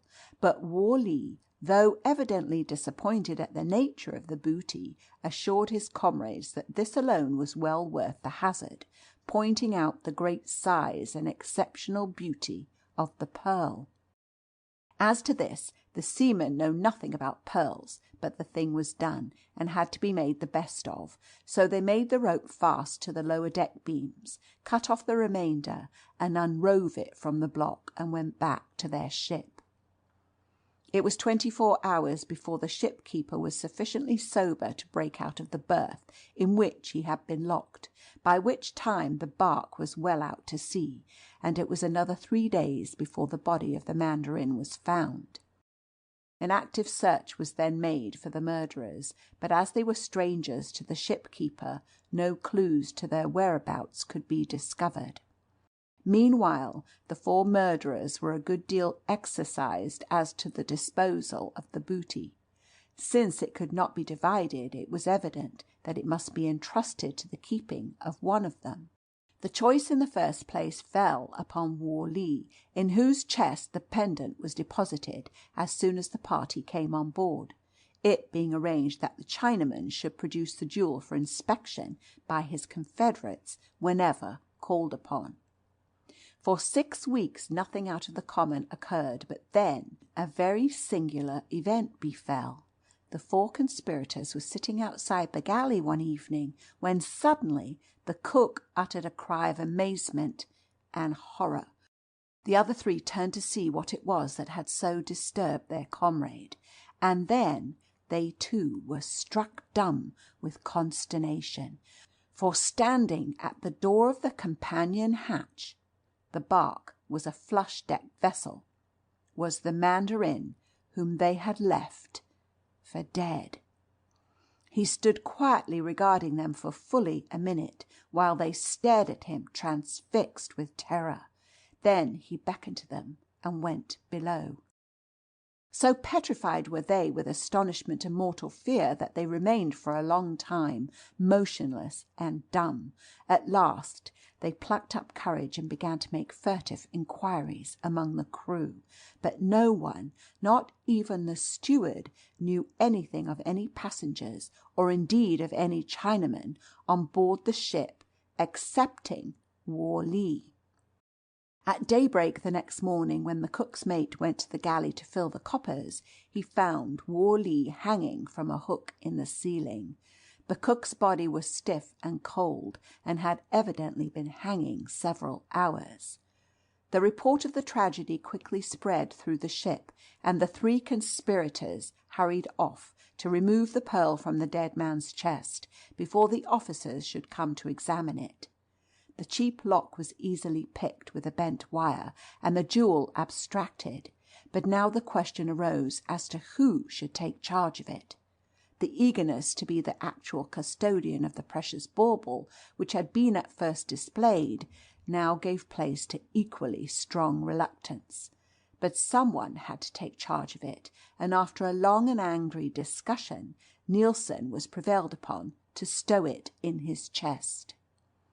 A fortnight passed. The 3 conspirators went about their duties soberly, like men burdened with some secret anxiety, and in their leisure moments they would sit and talk with bated breath of the apparition at the companion hatch and the mysterious death of their late comrade.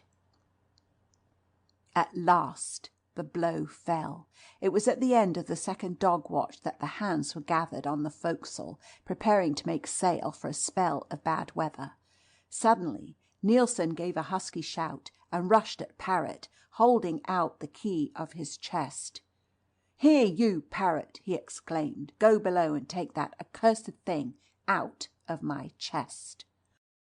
"What for?" demanded Parrott, and then he and Foucault, who were standing close by, looked aft to see what Nielsen was staring at. Instantly they both turned white as ghosts, and fell trembling so that they could hardly stand, for there was the Mandarin, standing calmly by the companion, returning with a steady, impassive gaze their looks of horror. And even as they looked he beckoned and went below. "D'ye hear, Parrott?" gasped Nielsen. "Take my key and do what I say, or else." But at this moment the order was given to go aloft and set all plain sail. The 3 men went off to their respective posts, Nielsen going up the fore topmast rigging, and the other 2 to the main top.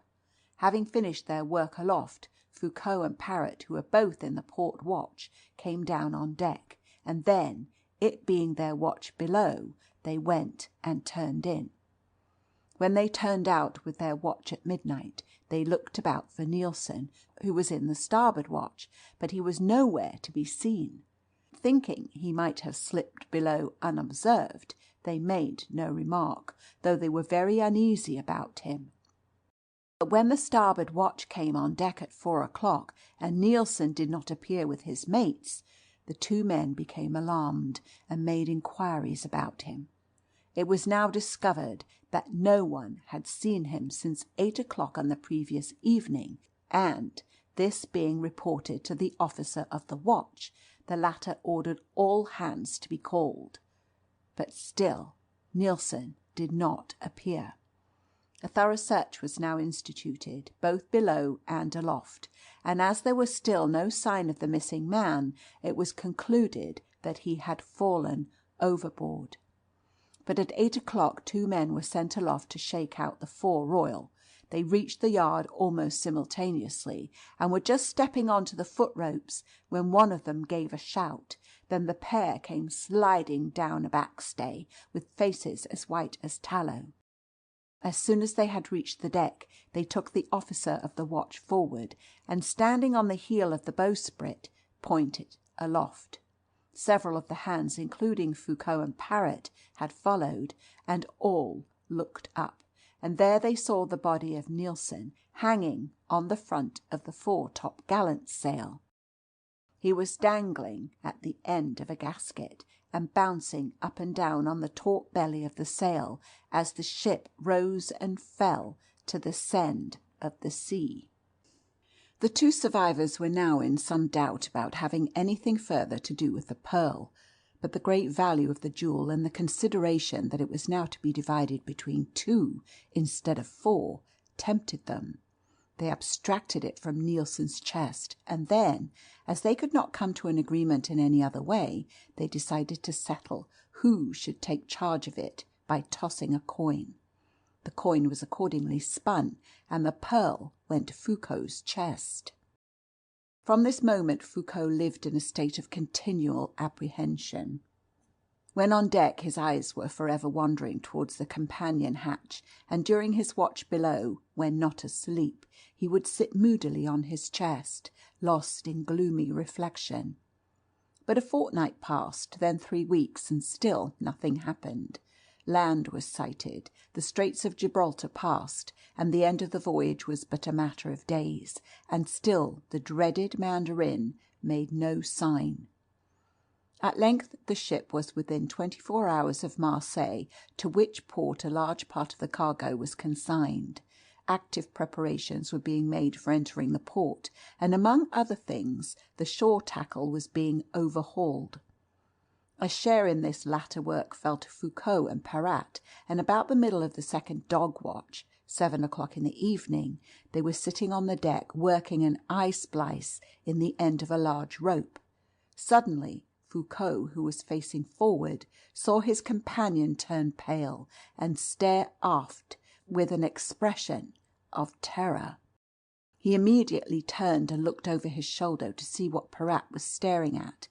It was the Mandarin, standing by the companion, gravely watching them, and as Foucault turned and met his gaze, the Chinaman beckoned and went below. For the rest of that day Parrott kept close to his terrified comrade, and during their watch below he endeavoured to remain awake, that he might keep his friend in view. Nothing happened through the night, and the following morning, when they came on deck for the forenoon watch, their port was well in sight. The two men now separated for the first time, Parrott going aft to take his trick at the wheel, and Foucault being set to help in getting ready the ground tackle. Half an hour later Parrott saw the mate stand on the rail and lean outboard, holding on to the mizzen shrouds while he stared along the ship's side. Then he jumped onto the deck and shouted angrily, "Forward there! What the deuce is that man up to under the starboard cathead?" The men on the forecastle rushed to the side and looked over. 2 of them leaned over the rail with the bight of a rope between them, and a third came running aft to the mate. "It's Foucault, sir," Parrott heard him say. "He's hanged hisself from the cathead." As soon as he was off duty, Parrott made his way to his dead comrade's chest, and opening it with his picklock, took out the pearl. It was now his sole property, and, as the ship was within an hour or 2 of her destination, he thought he had little to fear from its murdered owner. As soon as the vessel was alongside the wharf, he would slip ashore and get rid of the jewel, even if he sold it at a comparatively low price. The thing looked perfectly simple. In actual practice, however, it turned out quite otherwise. He began by accosting a well-dressed stranger and offering the pendant for £50, but the only reply that he got was a knowing smile and a shake of the head. When this experience had been repeated a dozen times or more, and he had been followed up and down the street for nearly an hour by a suspicious gendarme, he began to grow anxious. He visited quite a number of ships and yachts in the harbour, and at each refusal the price of his treasure came down, until he was eager to sell it for a few francs. But still no one would have it. Everyone took it for granted that the pearl was a sham, and most of the persons whom he accosted assumed that it had been stolen. The position was getting desperate. Evening was approaching, the time of the dreaded dog watches, and still the pearl was in his possession. Gladly would he now have given it away for nothing, but he dared not try, for this would lay him open to the strongest suspicion. At last, in a by-street, he came upon the shop of a curio dealer. Putting on a careless and cheerful manner, he entered and offered the pendant for 10 francs. The dealer looked at it, shook his head, and handed it back. "What will you give me for it?" demanded Parrott, breaking out into a cold sweat at the prospect of a final refusal. The dealer felt in his pocket, drew out a couple of francs, and held them out. "Very well," said Parrott. He took the money as calmly as he could and marched out of the shop, with a gasp of relief, leaving the pendant in the dealer's hand. The jewel was hung up in a glass case, and nothing more was thought about it until some 10 days later, when an English tourist who came into the shop noticed it and took a liking to it. Thereupon the dealer offered it to him for £5, assuring him that it was a genuine pearl, a statement that, to his amazement, the stranger evidently believed. He was then deeply afflicted at not having asked a higher price, but the bargain had been struck, and the Englishman went off with his purchase. This was the story told by Captain Raggerton's friend, and I have given it to you in full detail, having read the manuscript over many times since it was given to me. No doubt you will regard it as a mere traveller's tale, and consider me a superstitious idiot for giving any credence to it. It certainly seems more remarkable for picturesqueness than for credibility, Thorndyke agreed. "May I ask," he continued, "whether Captain Raggerton's friend gave any explanation as to how this singular story came to his knowledge, or to that of anybody else?" "Oh, yes," replied Calverley. "I forgot to mention that the seaman Parrott, very shortly after he had sold the pearl, fell down the hatch into the hold as the ship was unloading, and was very badly injured. He was taken to the hospital, where he died on the following day, and it was while he was lying there in a dying condition that he confessed to the murder and gave this circumstantial account of it." "I see," said Thorndyke, "and I understand that you accept the story as literally true?" "Undoubtedly." Calverley flushed defiantly as he returned Thorndyke's look, and continued, "You see, I am not a man of science, therefore my beliefs are not limited to things that can be weighed and measured.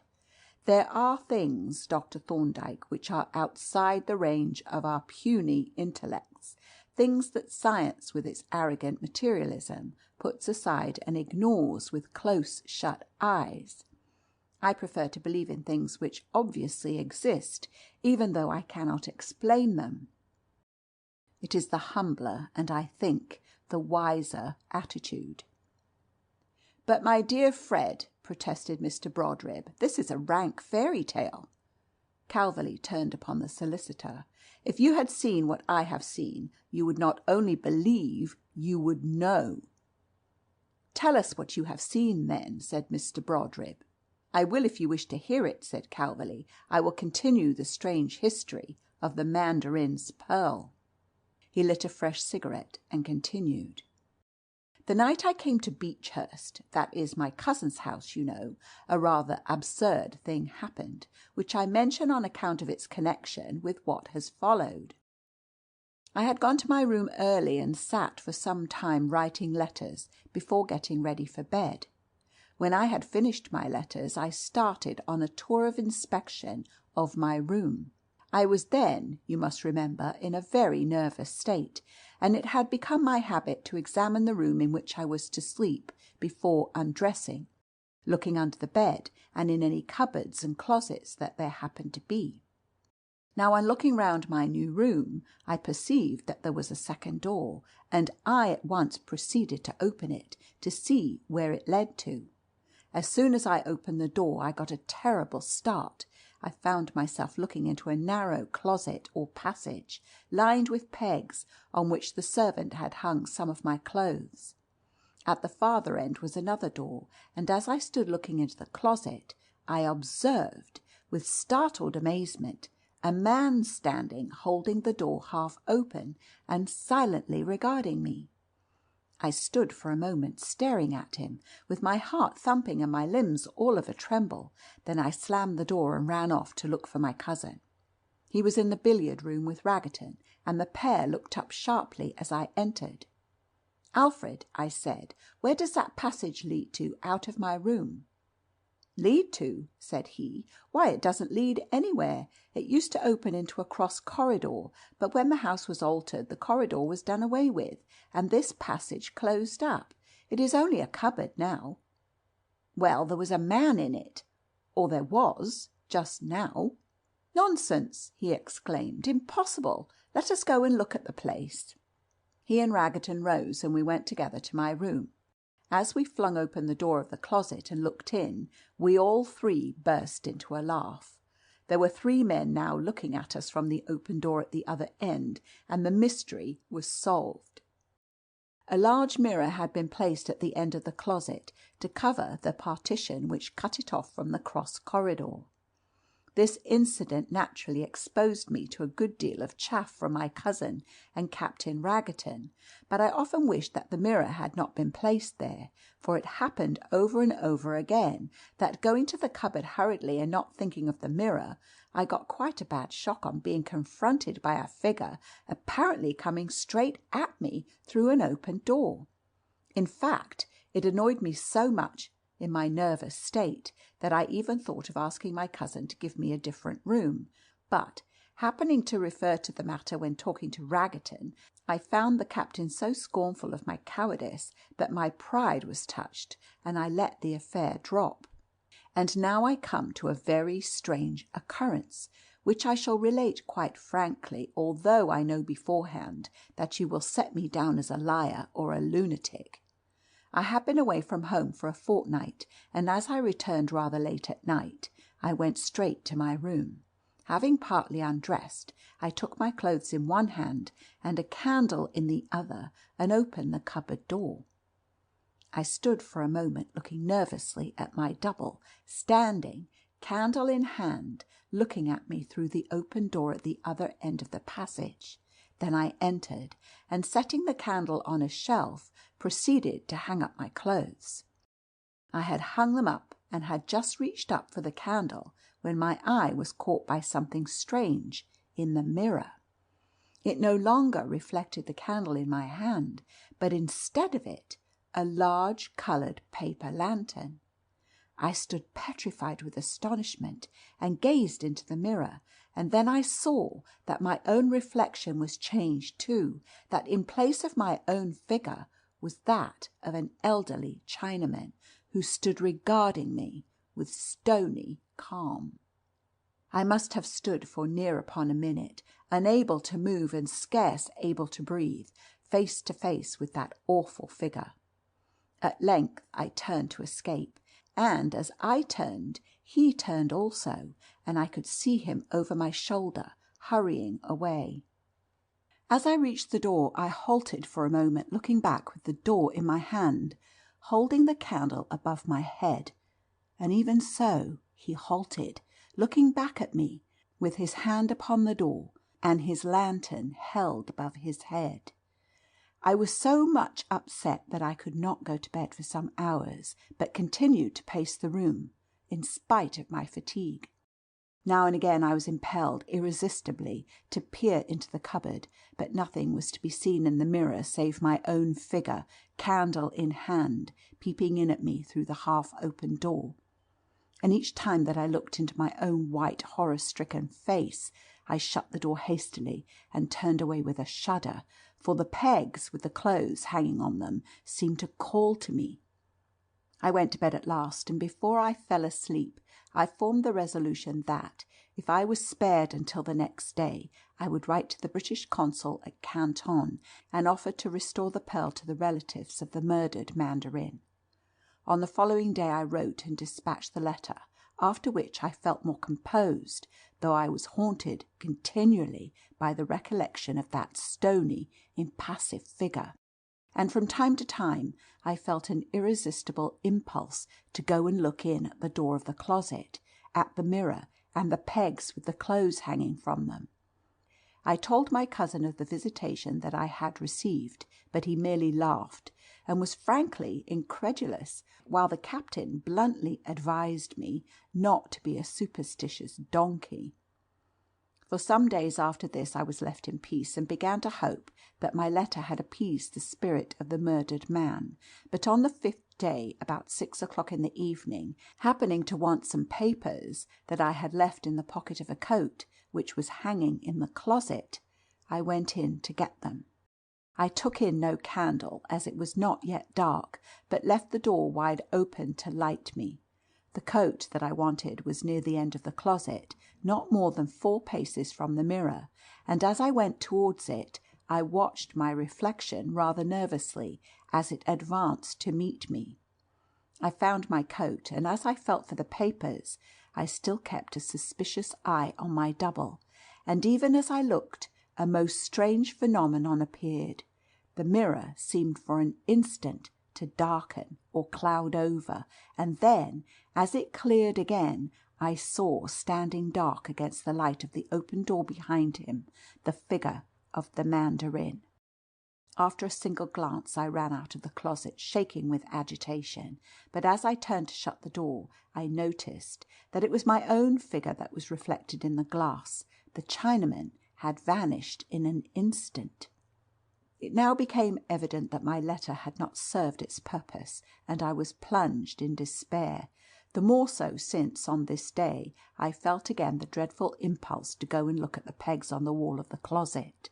There was no mistaking the meaning of that impulse, and each time that I went, I dragged myself away reluctantly, though shivering with horror. One circumstance indeed encouraged me a little. The Mandarin had not, on either occasion, beckoned to me as he had done to the sailors, so that perhaps some way of escape yet lay open to me. During the next few days I considered very earnestly what measures I could take to avert the doom that seemed to be hanging over me. The simplest plan, that of passing the pearl on to some other person, was out of the question. It would be nothing short of murder. On the other hand, I could not wait for an answer to my letter, for even if I remained alive, I felt that my reason would have given way long before the reply reached me. But while I was debating what I should do, the Mandarin appeared to me again, and then, after an interval of only 2 days, he came to me once more. That was last night. I remained gazing at him, fascinated, with my flesh creeping as he stood, lantern in hand, looking steadily in my face. At last he held out his hand to me, as if asking me to give him the pearl. Then the mirror darkened, and he vanished in a flash, and in the place where he had stood there was my own reflection, looking at me out of the glass. That last visitation decided me. When I left home this morning the pearl was in my pocket, and as I came over Waterloo Bridge I leaned over the parapet and flung the thing into the water. After that I felt quite relieved for a time. I had shaken the accursed thing off without involving anyone in the curse that it carried.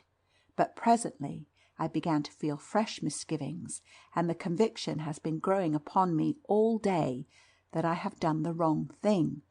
I have only placed it for ever beyond the reach of its owner, whereas I ought to have burnt it after the Chinese fashion, so that its non-material essence could have joined the spiritual body of him to whom it had belonged when both were clothed with material substance.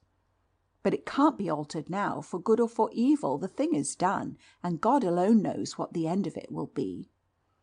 As he concluded, Calverley uttered a deep sigh, and covered his face with his slender, delicate hands. For a space we were all silent, and I think deeply moved, for grotesquely unreal as the whole thing was, there was a pathos and even a tragedy in it that we all felt to be very real indeed. Suddenly Mr. Brodribb started and looked at his watch. "Good gracious, Calverley, we shall lose our train." The young man pulled himself together and stood up. "We shall just do it if we go at once," said he. "Good-bye," he added, shaking Thorndyke's hand and mine. "You have been very patient, and I have been rather prosy, I'm afraid. Come along, Mr. Brodribb." Thorndyke and I followed them out to the landing, and I heard my colleague say to the solicitor in a low tone, but very earnestly, "Get him away from that house, Brodribb, and don't let him out of your sight for a moment." I did not catch the solicitor's reply, if he made any, but when we were back in our room, I noticed that Thorndyke was more agitated than I had ever seen him. "I ought not to have let them go," he exclaimed. "Confound me! If I had had a grain of wit, I should have made them lose their train." He lit his pipe and fell to pacing the room with long strides, his eyes bent on the floor with an expression sternly reflective.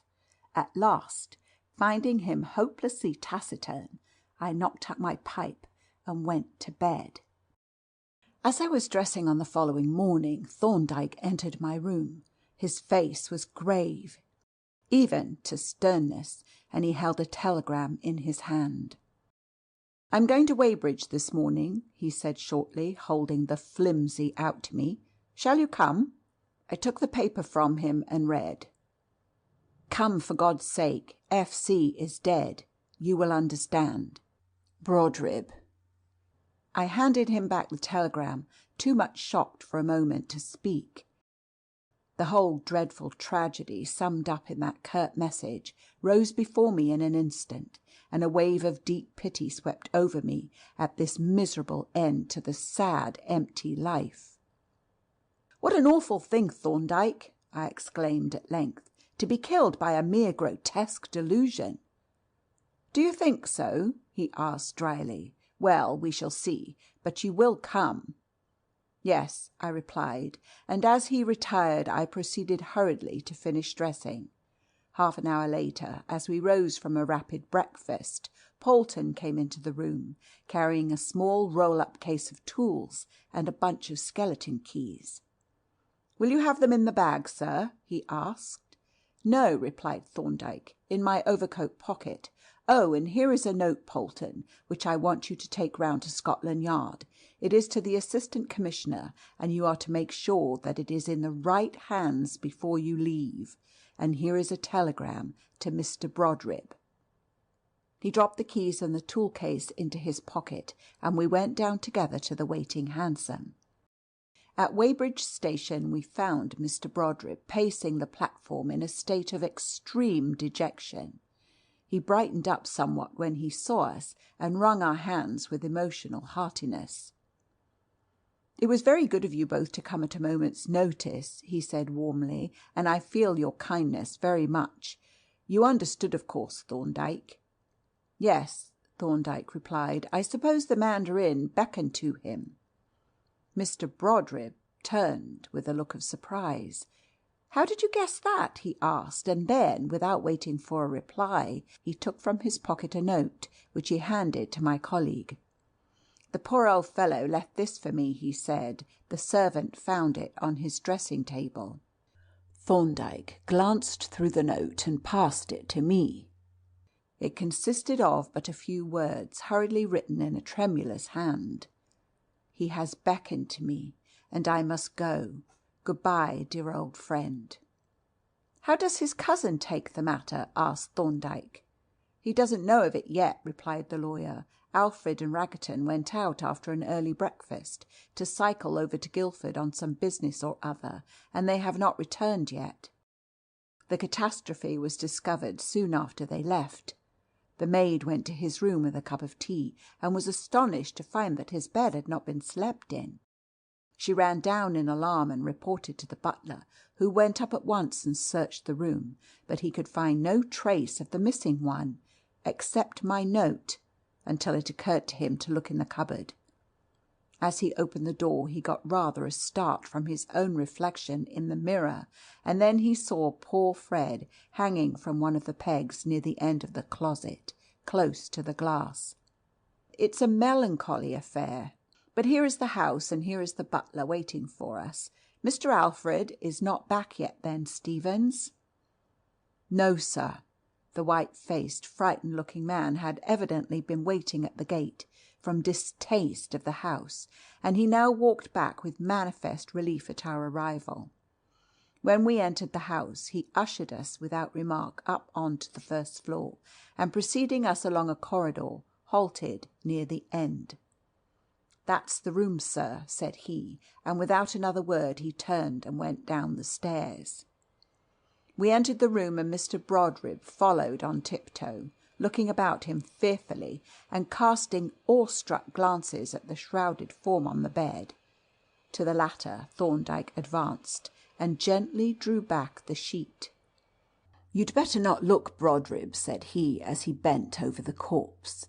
He felt the limbs and examined the cord, which still remained round the neck, its raggedly severed end testifying to the terror of the servants who had cut down the body. Then he replaced the sheet and looked at his watch. "It happened about 3 o'clock in the morning," said he. "He must have struggled with the impulse for some time, poor fellow. Now let us look at the cupboard." We went together to a door in the corner of the room, and as we opened it we were confronted by 3 figures, apparently looking in at us through an open door at the other end. "It is really rather startling," said the lawyer in a subdued voice, looking almost apprehensively at the 3 figures that advanced to meet us. "The poor lad ought never to have been here." It was certainly an eerie place, and I could not but feel, as we walked down the dark narrow passage, with those other 3 dimly seen figures silently coming towards us and mimicking our every gesture, that it was no place for a nervous, superstitious man like poor Fred Calverley. Close to the end of the long row of pegs was one from which hung an end of stout box cord, and to this Mr. Brodribb pointed with an awe-struck gesture. But Thorndyke gave it only a brief glance, and then walked up to the mirror, which he proceeded to examine minutely. It was a very large glass, nearly 7 feet high, extending the full width of the closet, and reaching to within a foot of the floor, and it seemed to have been let into the partition from behind, for both above and below the woodwork was in front of it. While I was making these observations, I watched Thorndyke with no little curiosity. First he rapped his knuckles on the glass, then he lighted a wax match, and holding it close to the mirror, carefully watched the reflection of the flame. Finally, laying his cheek on the glass, he held the match at arm's length, still close to the mirror, and looked at the reflection along the surface. Then he blew out the match and walked back into the room, shutting the cupboard door as we emerged. "I think," said he, "that as we shall all undoubtedly be subpoenaed by the coroner, it would be well to put together a few notes of the facts. I see there is a writing table by the window, and I would propose that you, Brodribb, just jot down a précis of the statement that you heard last night, while Jervis notes down the exact condition of the body. While you are doing this, I will take a look round." "We might find a more cheerful place to write in," grumbled Mr. Brodribb. However, without finishing the sentence, he sat down at the table, and having found some sermon paper, dipped a pen in the ink by way of encouraging his thoughts. At this moment Thorndyke quietly slipped out of the room, and I proceeded to make a detailed examination of the body, in which occupation I was interrupted at intervals by requests from the lawyer that I should refresh his memory. We had been occupied thus for about a quarter of an hour, when a quick step was heard outside. The door was opened abruptly, and a man burst into the room. Brodribb rose and held out his hand. "This is a sad home-coming for you, Alfred," said he. "Yes, my God," the newcomer exclaimed. "It's awful." He looked askance at the corpse on the bed and wiped his forehead with his handkerchief. Alfred Calverley was not extremely prepossessing. Like his cousin, he was obviously neurotic, but there were signs of dissipation in his face, which, just now, was pale and ghastly, and wore an expression of abject fear. Moreover, his entrance was accompanied by that of a perceptible odour of brandy. He had walked over without noticing me to the writing table, and as he stood there, talking in subdued tones with the lawyer, I suddenly found Thorndyke at my side. He had stolen in noiselessly through the door that Calverley had left open. "Show him Brodribb's note," he whispered, "and then make him go in and look at the peg." With this mysterious request, he slipped out of the room as silently as he had come, unperceived either by Calverley or the lawyer. "Has Captain Raggerton returned with you?" Brodribb was inquiring. "No, he has gone into the town," was the reply, "but he won't be long. This will be a frightful shock to him." At this point I stepped forward. "Have you shown Mr. Calverley the extraordinary letter that the deceased left for you?" I asked. "What letter was that?" demanded Calverley with a start. Mr. Brodribb drew forth the note and handed it to him. As he read it through, Calverley turned white to the lips, and the paper trembled in his hand. "He has beckoned to me, and I must go," he read.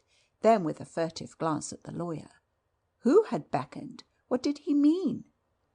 Mr. Brodribb briefly explained the meaning of the allusion, adding, "I thought you knew all about it." Yes, said Calverley with some confusion. "I remember the matter now you mention it, but it's all so dreadful and bewildering." At this point I again interposed. "There is a question," I said, "that may be of some importance. It refers to the cord with which the poor fellow hanged himself. Can you identify that cord, Mr. Calverley?" "I?" he exclaimed, staring at me and wiping the sweat from his white face. "How should I? Where is the cord?" "Part of it is still hanging from the peg in the closet. Would you mind looking at it?" "If you would very kindly fetch it. You know, I naturally have a—" "It must not be disturbed before the inquest," said I. "But surely you are not afraid?" "I didn't say I was afraid," he retorted angrily. "Why should I be?" With a strange, tremulous swagger, he strode across to the closet, flung open the door, and plunged in. A moment later we heard a shout of horror, and he rushed out, livid and gasping. "What is it, Calverley?" exclaimed Mr. Brodribb, starting up in alarm. But Calverley was incapable of speech.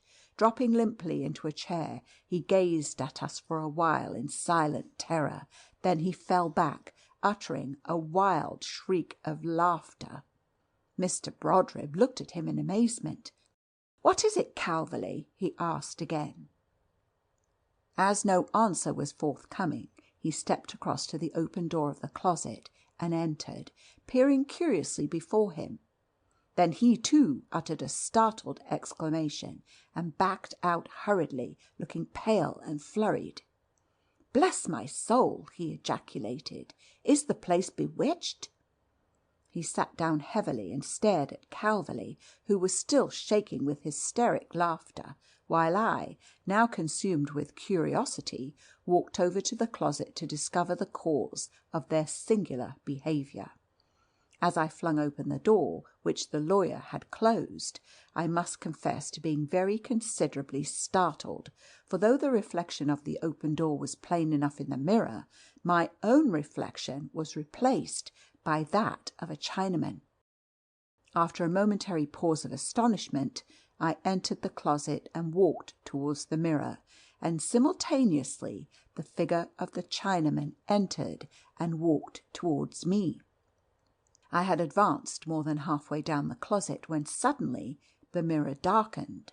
There was a whirling flash. The Chinaman vanished in an instant, and as I reached the glass, my own reflection faced me.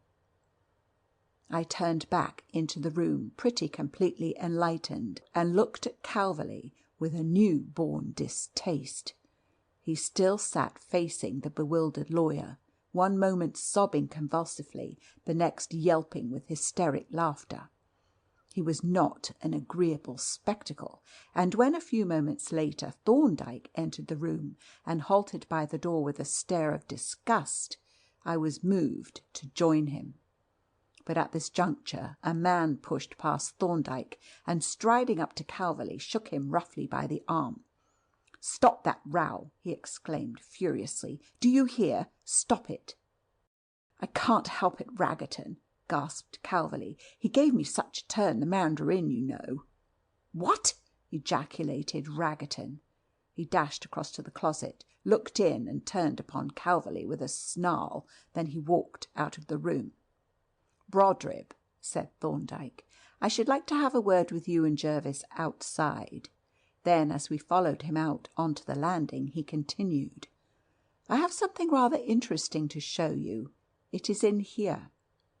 He softly opened an adjoining door, and we looked into a small, unfurnished room. A projecting closet occupied one side of it, and at the door of the closet stood Captain Raggerton with his hand upon the key. He turned upon us fiercely, though with a look of alarm, and demanded, "What is the meaning of this intrusion, and who the deuce are you? Do you know that this is my private room?" "I suspected that it was," Thorndyke replied quietly.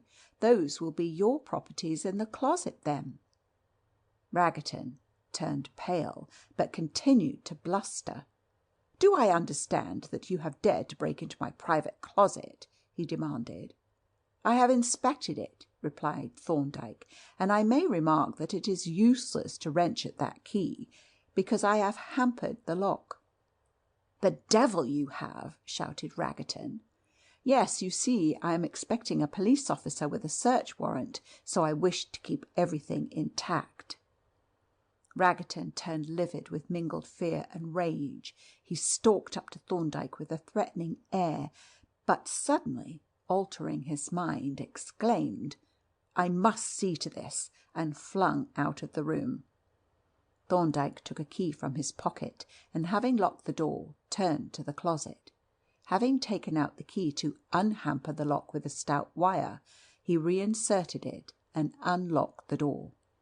As we entered, we found ourselves in a narrow closet, similar to the one in the other room, but darker owing to the absence of a mirror. A few clothes hung from the pegs, and when Thorndyke had lit a candle that stood on a shelf, we could see more of the details. "Here are some of the properties," said Thorndyke.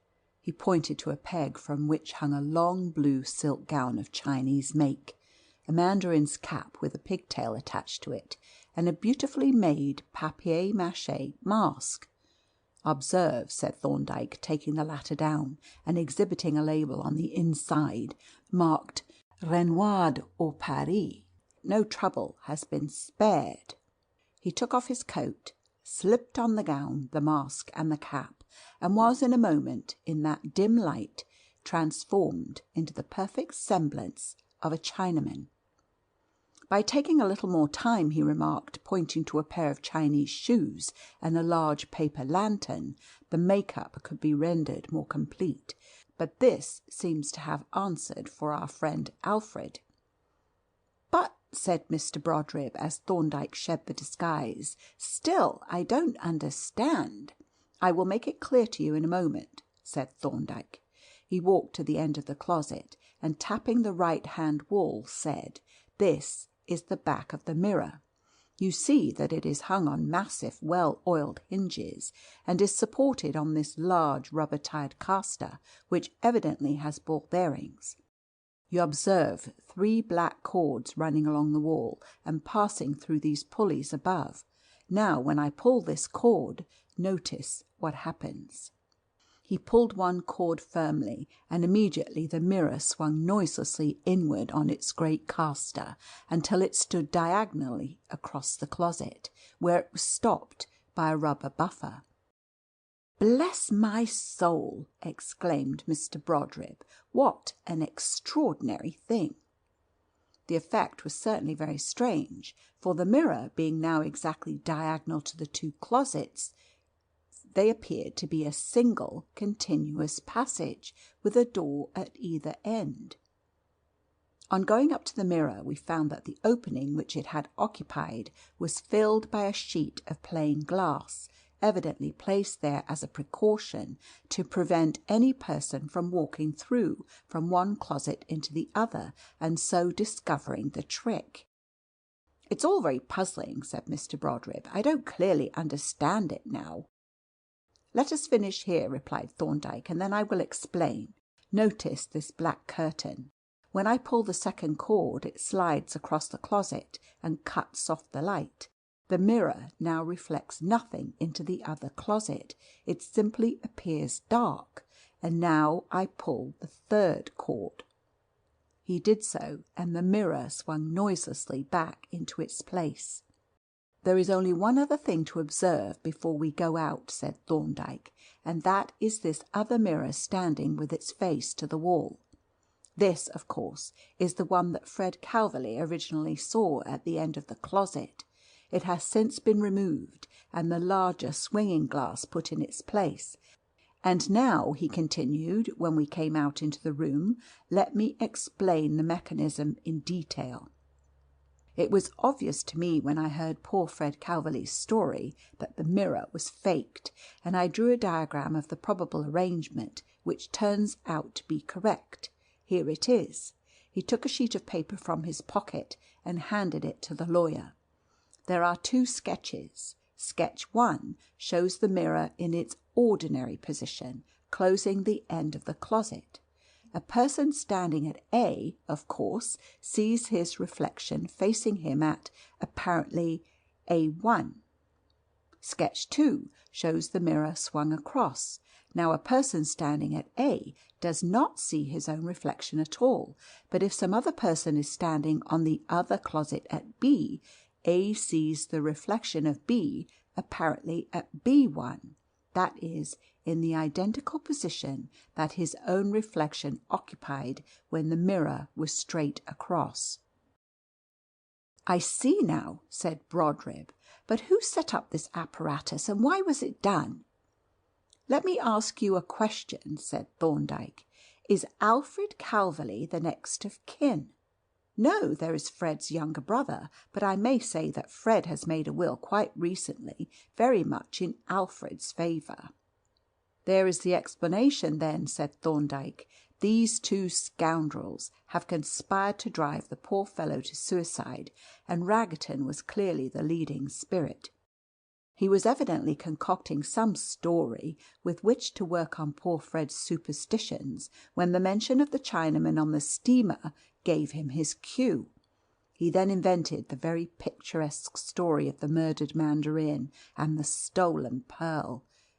You remember that these visitations did not begin until after that story had been told, and Fred had been absent from the house on a visit. Evidently, during his absence, Raggerton took down the original mirror and substituted this swinging arrangement, and at the same time procured the Chinaman's dress and mask from the theatrical property dealers. No doubt he reckoned on being able quietly to remove the swinging glass and other properties and replace the original mirror before the inquest." "By God!" exclaimed Mr. Brodribb, "it's the most infamous, cowardly plot I have ever heard of. They shall go to jail for it, the villains, as sure as I'm alive." But in this Mr. Brodribb was mistaken, for immediately on finding themselves detected, the two conspirators have left the house, and by nightfall were safely across the Channel. And the only satisfaction that the lawyer obtained was the setting aside of the will on facts disclosed at the inquest. As to Thorndyke, he has never to this day forgiven himself for having allowed Fred Calverley to go home to his death. End of chapter 6.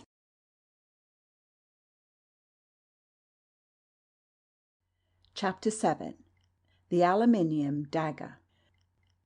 The urgent call, the instant peremptory summons to professional duty, is an experience that appertains to the medical rather than the legal practitioner, And I had supposed, when I abandoned the clinical side of my profession in favour of the forensic, that henceforth I should know it no more. That the interrupted meal, the broken leisure, and the jangle of the night bell were things of the past, but in practice it was otherwise. The medical jurist is, so to speak, on the borderland of the two professions, and exposed to the vicissitudes of each calling. And so it happened from time to time that the professional services of my colleague or myself were demanded at a moment's notice, and thus it was in the case that I am about to relate. The sacred rite of the tub had been duly performed, and the freshly dried person of the present narrator was about to be insinuated into the first instalment of clothing, when a hurried step was heard upon the stair, and the voice of our laboratory assistant Polton arose at my colleague's door. "There's a gentleman downstairs, sir, who says he must see you instantly on most urgent business. He seems to be in a rare twitter, sir." Polton was proceeding to descriptive particulars when a second and more hurried step became audible, and a strange voice addressed Thorndyke. "I have come to beg your immediate assistance, sir. A most dreadful thing has happened. A horrible murder has been committed. Can you come with me now?" "I will be with you almost immediately," said Thorndyke. "Is the victim quite dead?" "Quite cold and stiff. The police think—" "Do the police know that you have come for me?" interrupted Thorndyke. "Yes. Nothing is to be done until you arrive." "Very well. I will be ready in a few minutes." "And if you would wait downstairs, sir," Polton added persuasively, "I could help the doctor to get ready." With this crafty appeal he lured the intruder back to the sitting-room, and shortly after stole softly up the stairs with the small breakfast tray, the contents of which he deposited firmly in our respective rooms, with a few timely words on the folly of undertaking murders on an empty stomach. Thorndyke and I had meanwhile clothed ourselves with the celerity known only to medical practitioners and quick-change artists, and in a few minutes descended the stairs together, calling in at the laboratory for a few appliances that Thorndyke usually took with him on a visit of investigation. As we entered the sitting-room, our visitor, who was feverishly pacing up and down, seized his hat with a grasp of relief. "You are ready to come?" he asked. "My carriage is at the door." And without waiting for an answer, he hurried out and rapidly preceded us down the stairs. The carriage was a roomy brougham, which fortunately accommodated the three of us, and as soon as we entered and shut the door, the coachman whipped up his horse and drove off at a smart trot. "I had better give you some account of the circumstances as we go," said our agitated friend. "In the first place, my name is Curtis, Henry Curtis. Here is my card. And here is another card, which I should have given you before. My solicitor, Mr. Marchmont, was with me when I made this dreadful discovery, and he sent me to you. He remained in the rooms to see that nothing is disturbed until you arrive." "That was wise of him," said Thorndyke. "But now tell us exactly what has occurred." "I will," said Mr. Curtis. "The murdered man was my brother-in-law, Alfred Hartridge, and I am sorry to say he was he was a bad man. It grieves me to speak of him thus de mortuis, you know, but still we must deal with the facts, even though they be painful." "Undoubtedly," agreed Thorndyke. "I have had a great deal of very unpleasant correspondence with him. Marchmont will tell you about that, and yesterday I left a note for him, asking for an interview to settle the business, naming 8 o'clock this morning as the hour, because I had to leave town before noon. He replied in a very singular letter that he would see me at that hour, and Mr. Marchmont very kindly consented to accompany me. Accordingly, we went to his chambers together this morning, arriving punctually at 8 o'clock. We rang the bell several times and knocked loudly at the door. But as there was no response, we went down and spoke to the hall porter. This man, it seems, had already noticed from the courtyard that the electric lights were full on in Mr. Hartridge's sitting room, as they had been all night, according to the statement of the night porter. So now, suspecting that something was wrong, he came up with us and rang the bell and battered at the door. Then, as there was still no sign of life within, he inserted his duplicate key and tried to open the door. Unsuccessfully, however, as it proved to be bolted on the inside. Thereupon the porter fetched a constable, and after a consultation we decided that we were justified in breaking open the door. The porter produced a crowbar, and by our unified efforts the door was eventually burst open. We entered, and, my God, Dr. Thorndyke, what a terrible sight it was that met our eyes! My brother-in-law was lying dead on the floor of the sitting-room. He had been stabbed to death, and the dagger had not even been withdrawn. It was still sticking out of his back. He mopped his face with his handkerchief, and was about to continue his account of the catastrophe when the carriage entered a quiet side street between Westminster and Victoria, and drew up before a block of tall, new, red brick buildings. A flurried hall porter ran out to open the door, and we alighted opposite the main entrance. "My brother-in-law's chambers are on the second floor," said Mr. Curtis. "We can go up in the lift." The porter had hurried before us and already stood with his hand upon the rope. We entered the lift, and in a few seconds were discharged onto the second floor, the porter, with furtive curiosity, following us down the corridor. At the end of the passage was a half-open door, considerably battered and bruised. Above the door, painted in white lettering, was the inscription, "Mr. Hartridge," and through the doorway protruded the rather foxy countenance of Inspector Badger. "I'm glad you have come, sir," said he, as he recognised my colleague. "Mr. Marchmont is sitting inside like a watchdog, and he growls if any of us even walks across the room." The words formed a complaint, but there was a certain geniality in the speaker's manner which made me suspect that Inspector Badger was already navigating his craft on a lee shore. We entered a small lobby or hall, and from thence passed into the sitting-room, where we found Mr. Marchmont keeping his vigil, in company with a constable and a uniformed inspector.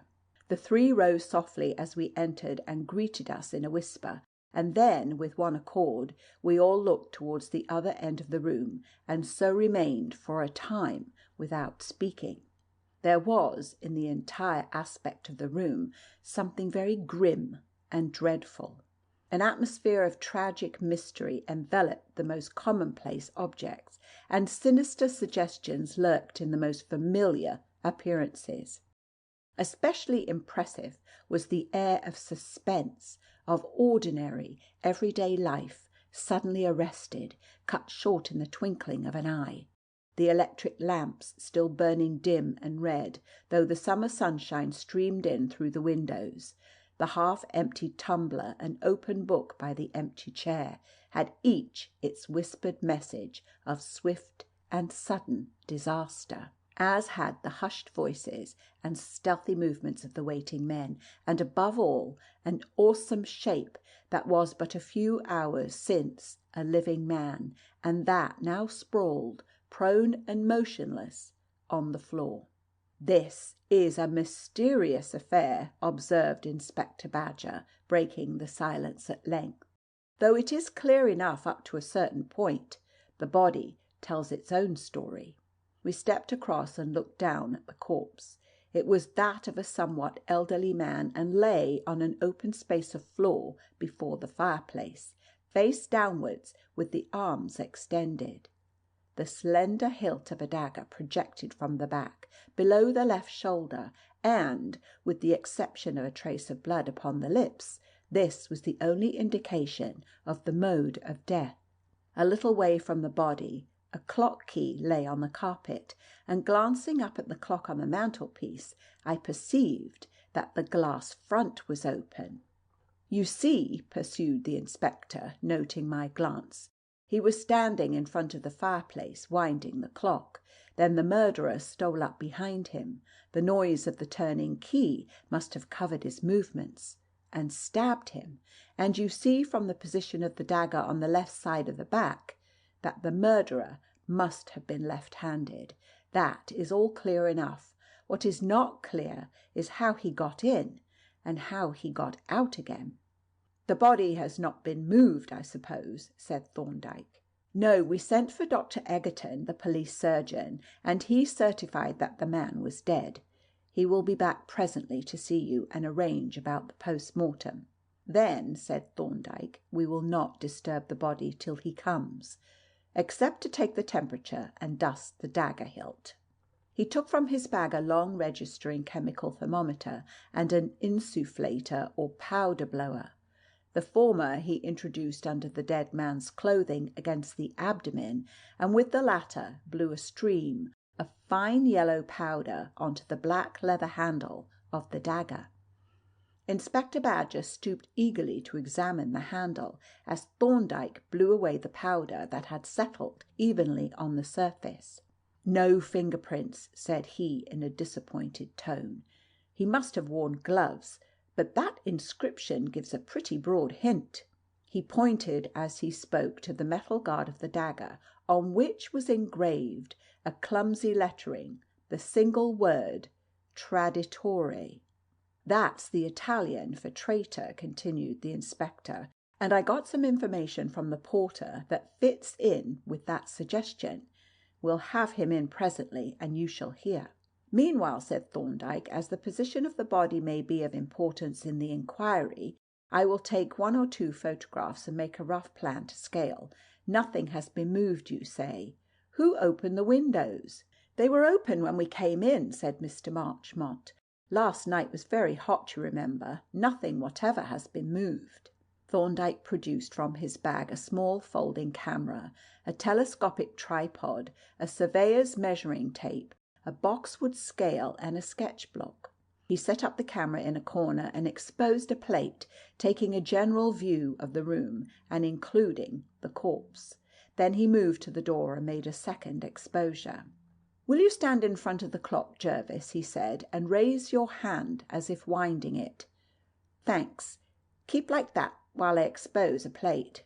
I remained thus in the position that the dead man was assumed to have occupied at the moment of the murder, while the plate was exposed, and then, before I moved, Thorndyke marked the position of my feet with a blackboard chalk. He next set up the tripod over the chalk marks and took 2 photographs from that position, and finally photographed the body itself.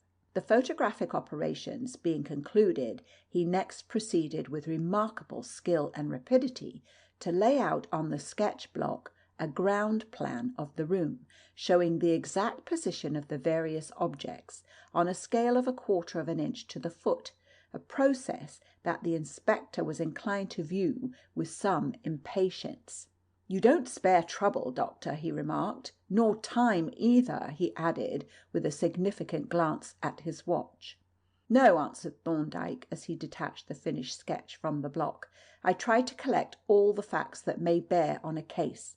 They may prove worthless, or they may turn out of vital importance. One never knows beforehand, so I collect them all. But here, I think, is Dr. Egerton." The police surgeon greeted Thorndyke with respectful cordiality, and we proceeded at once to the examination of the body. Drawing out the thermometer, my colleague noted the reading and passed the instrument to Dr. Egerton.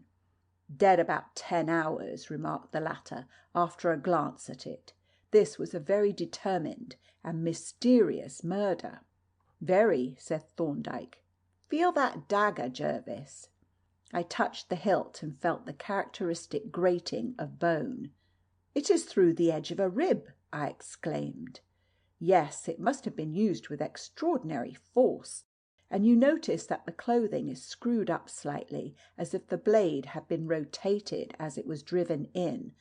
That is a very peculiar feature, especially when taken together with the violence of the blow.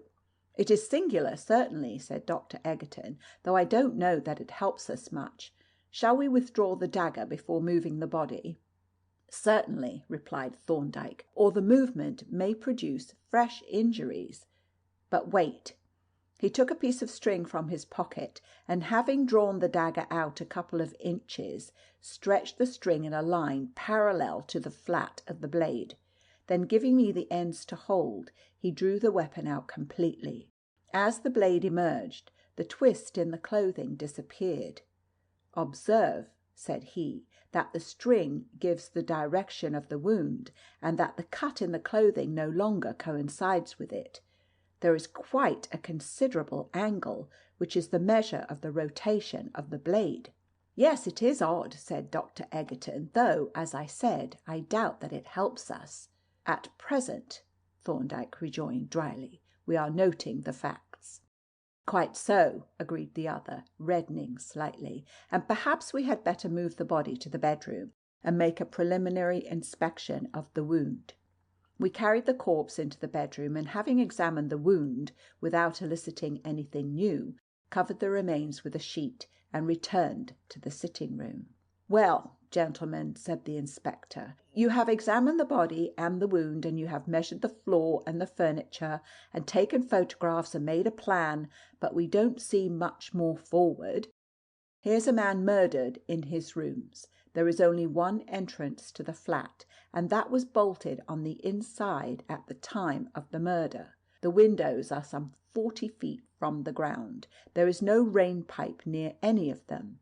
They are set flush in the wall, and there isn't a foothold for a fly on any part of that wall. The grates are modern, and there isn't room for a good-sized cat to crawl up any of the chimneys. Now, the question is, how did the murderer get in, and how did he get out again?" "Still," said Mr. Marchmont, "the fact is that he did get in, and that he is not here now, and therefore he must have got out, and therefore it must have been possible for him to get out, and further, it must be possible to discover how he got out." The inspector smiled sourly, but made no reply. "The circumstances," said Thorndyke, "appear to have been these. The deceased seems to have been alone.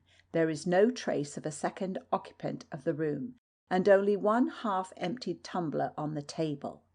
He was sitting reading, when apparently he noticed that the clock had stopped at 10 minutes to 12. He laid his book face downwards on the table and rose to wind the clock, and as he was winding it, he met his death by a stab dealt by a left-handed man who crept up behind him on tiptoe," added the inspector. Thorndyke nodded. "That would seem to be so," he said, "but now let us call in the porter and hear what he has to tell us." The custodian was not difficult to find, being, in fact, engaged at that moment in a survey of the premises through the slit of the letter-box.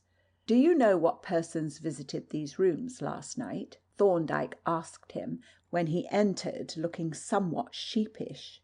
"A good many were in and out of the building," was the answer, "but I can't say if any of them came to this flat. I saw Miss Curtis pass in about 9. "My daughter!" exclaimed Mr. Curtis with a start. "I didn't know that." "She left about 9:30, the porter added. "Do you know what she came about?" asked the inspector. "I can guess," replied Mr. Curtis. "Then don't say," interrupted Mr. Marchmont. "Answer no questions." "You're very close, Mr. Marchmont," said the inspector. "We are not suspecting the young lady. We don't ask, for instance, if she is left-handed."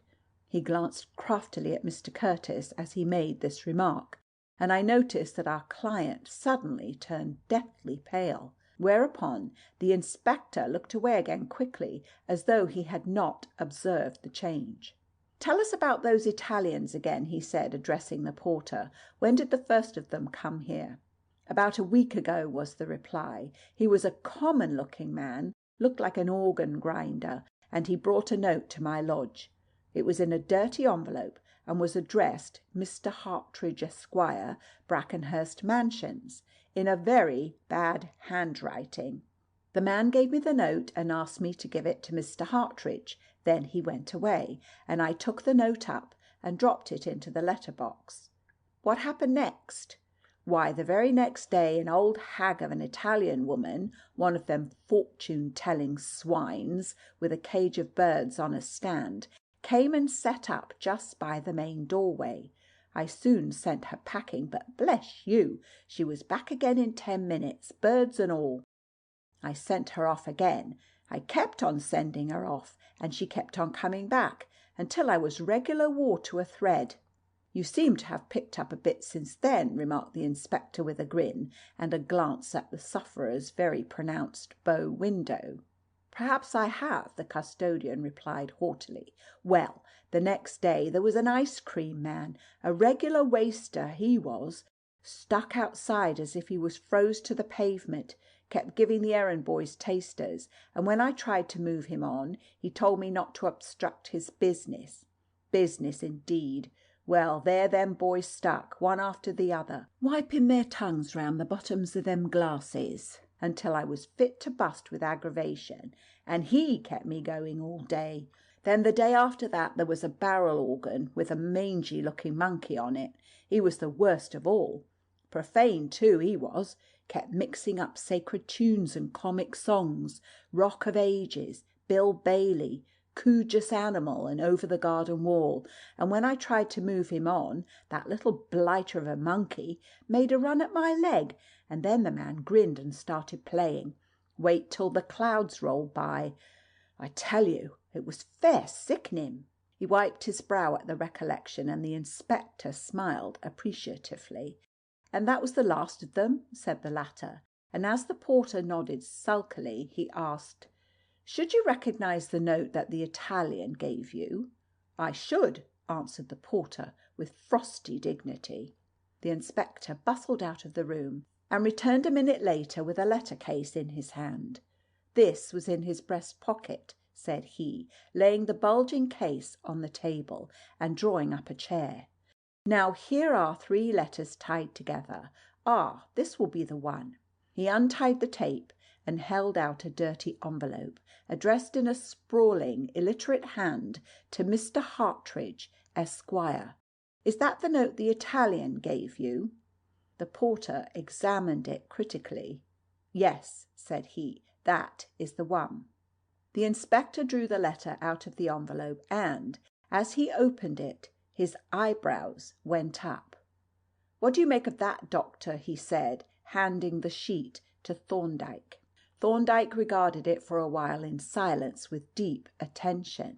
Then he carried it to the window, and taking his lens from his pocket, examined the paper closely, first with the low power and then with the highly magnifying Coddington attachment. I should have thought you could see that with the naked eye, said the inspector with a sly grin at me. It's a pretty bold design. Yes, replied Thorndyke, a very interesting production. What do you say, Mr. Marchmont? The solicitor took the note, and I looked over his shoulder. It was certainly a curious production, written in red ink on the commonest notepaper, and in the same sprawling hand as the address was the following message. You are given 6 days to do what is just. By the sign above, know what to expect if you fail. The sign referred to was a skull and crossbones, very neatly but rather unskilfully drawn at the top of the paper. This, said Mr. Marchmont, handing the document to Mr. Curtis, explains the singular letter that he wrote yesterday. You have it with you, I think? Yes, replied Mr. Curtis. Here it is. He produced a letter from his pocket and read aloud.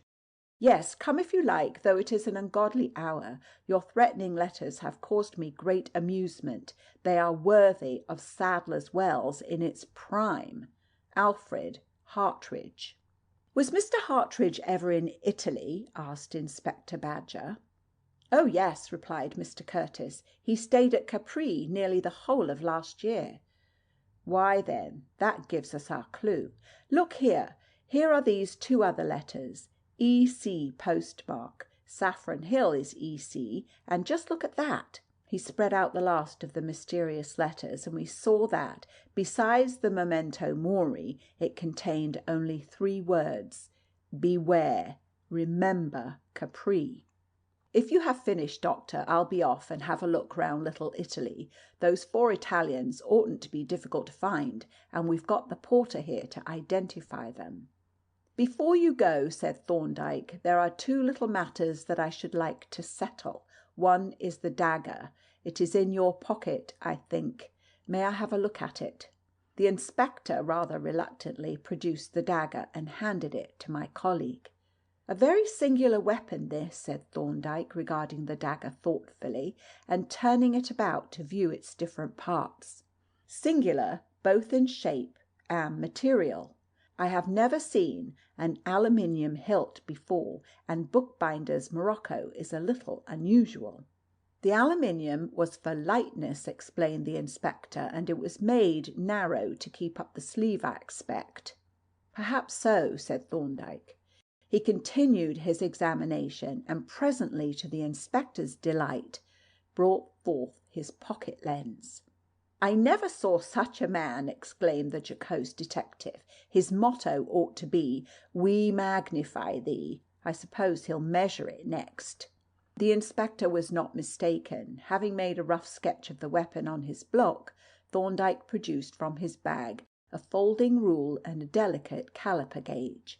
With these instruments he proceeded with extraordinary care and precision to take the dimensions of the various parts of the dagger, entering each measurement in its place on the sketch, with a few brief descriptive details. The other matter, said he at length, handing the dagger back to the inspector, refers to the houses opposite. He walked to the window and looked out at the backs of a row of tall buildings similar to the one we were in. They were about 30 yards distant, and were separated from us by a piece of ground planted with shrubs and intercepted by gravel paths. If any of those rooms were occupied last night, continued Thorndyke, we might obtain an actual eyewitness of the crime. This room was brilliantly lighted, and all the blinds were up, so that an observer at any of those windows could see right into the room, and very distinctly too. It might be worth inquiring into. Yes, that's true, said the inspector, though I expect if any of them have seen anything, they will come forward quick enough when they read the report in the papers. But I must be off now, and I shall have to lock you out of the rooms. As we went down the stairs, Mr. Marchmont announced his intention of calling on us in the evening, unless, he added, you want any information from me now. I do, said Thorndyke. I want to know who is interested in this man's death. That, replied Marchmont, is rather a queer story. Let us take a turn in that garden that we saw from the window. We shall be quite private there. He beckoned to Mr. Curtis, and when the inspector had departed with the police surgeon, we induced the porter to let us into the garden. The question that you asked, Mr. Marchmont began, looking up curiously at the tall houses opposite, is very simply answered. The only person immediately interested in the death of Alfred Hartridge is his executor and sole legatee, a man named Leonard Wolfe. He is no relation of the deceased, merely a friend, but he inherits the entire estate, about £20,000. The circumstances are these. Alfred Hartridge was the elder of 2 brothers, of whom the younger, Charles, died before his father, leaving a widow and 3 children. 15 years ago the father died, leaving the whole of his property to Alfred, with the understanding that he should support his brother's family and make the children his heirs. Was there no will? Asked Thorndyke. Under great pressure from the friends of his son's widow, the old man made a will shortly before he died, but he was then very old and rather childish, so the will was contested by Alfred on the grounds of undue influence and was ultimately set aside. Since then, Alfred Hartridge has not paid a penny towards the support of his brother's family. If it had not been for my client, Mr. Curtis, they might have starved. The whole burden of the support of the widow and the education of the children has fallen upon him. Well, just lately the matter has assumed an acute form for two reasons. The first is that Charles's eldest son, Edmund, has come of age. Mr. Curtis had him articled to a solicitor, and as he is now fully qualified and a most advantageous proposal for a partnership has been made, we have been putting pressure on Alfred to supply the necessary capital in accordance with his father's wishes. This he had refused to do, and it was with reference to this matter that we were calling on him this morning. The second reason involves a curious and disgraceful story. There is a certain Leonard Wolfe, who has been an intimate friend of the deceased. He is, I may say, a man of bad character, and their association has been of a kind creditable to neither. There is also a certain woman named Hester Green, who had certain claims upon the deceased, which we need not go into at present. Now Leonard Wolfe and the deceased, Alfred Hartridge, entered into agreement, the terms of which were these. 1. Wolfe was to marry Hester Green, and in consideration of this service. 2. Alfred Hartridge was to assign to Wolfe the whole of his property, absolutely, the actual transfer to take place on the death of Hartridge.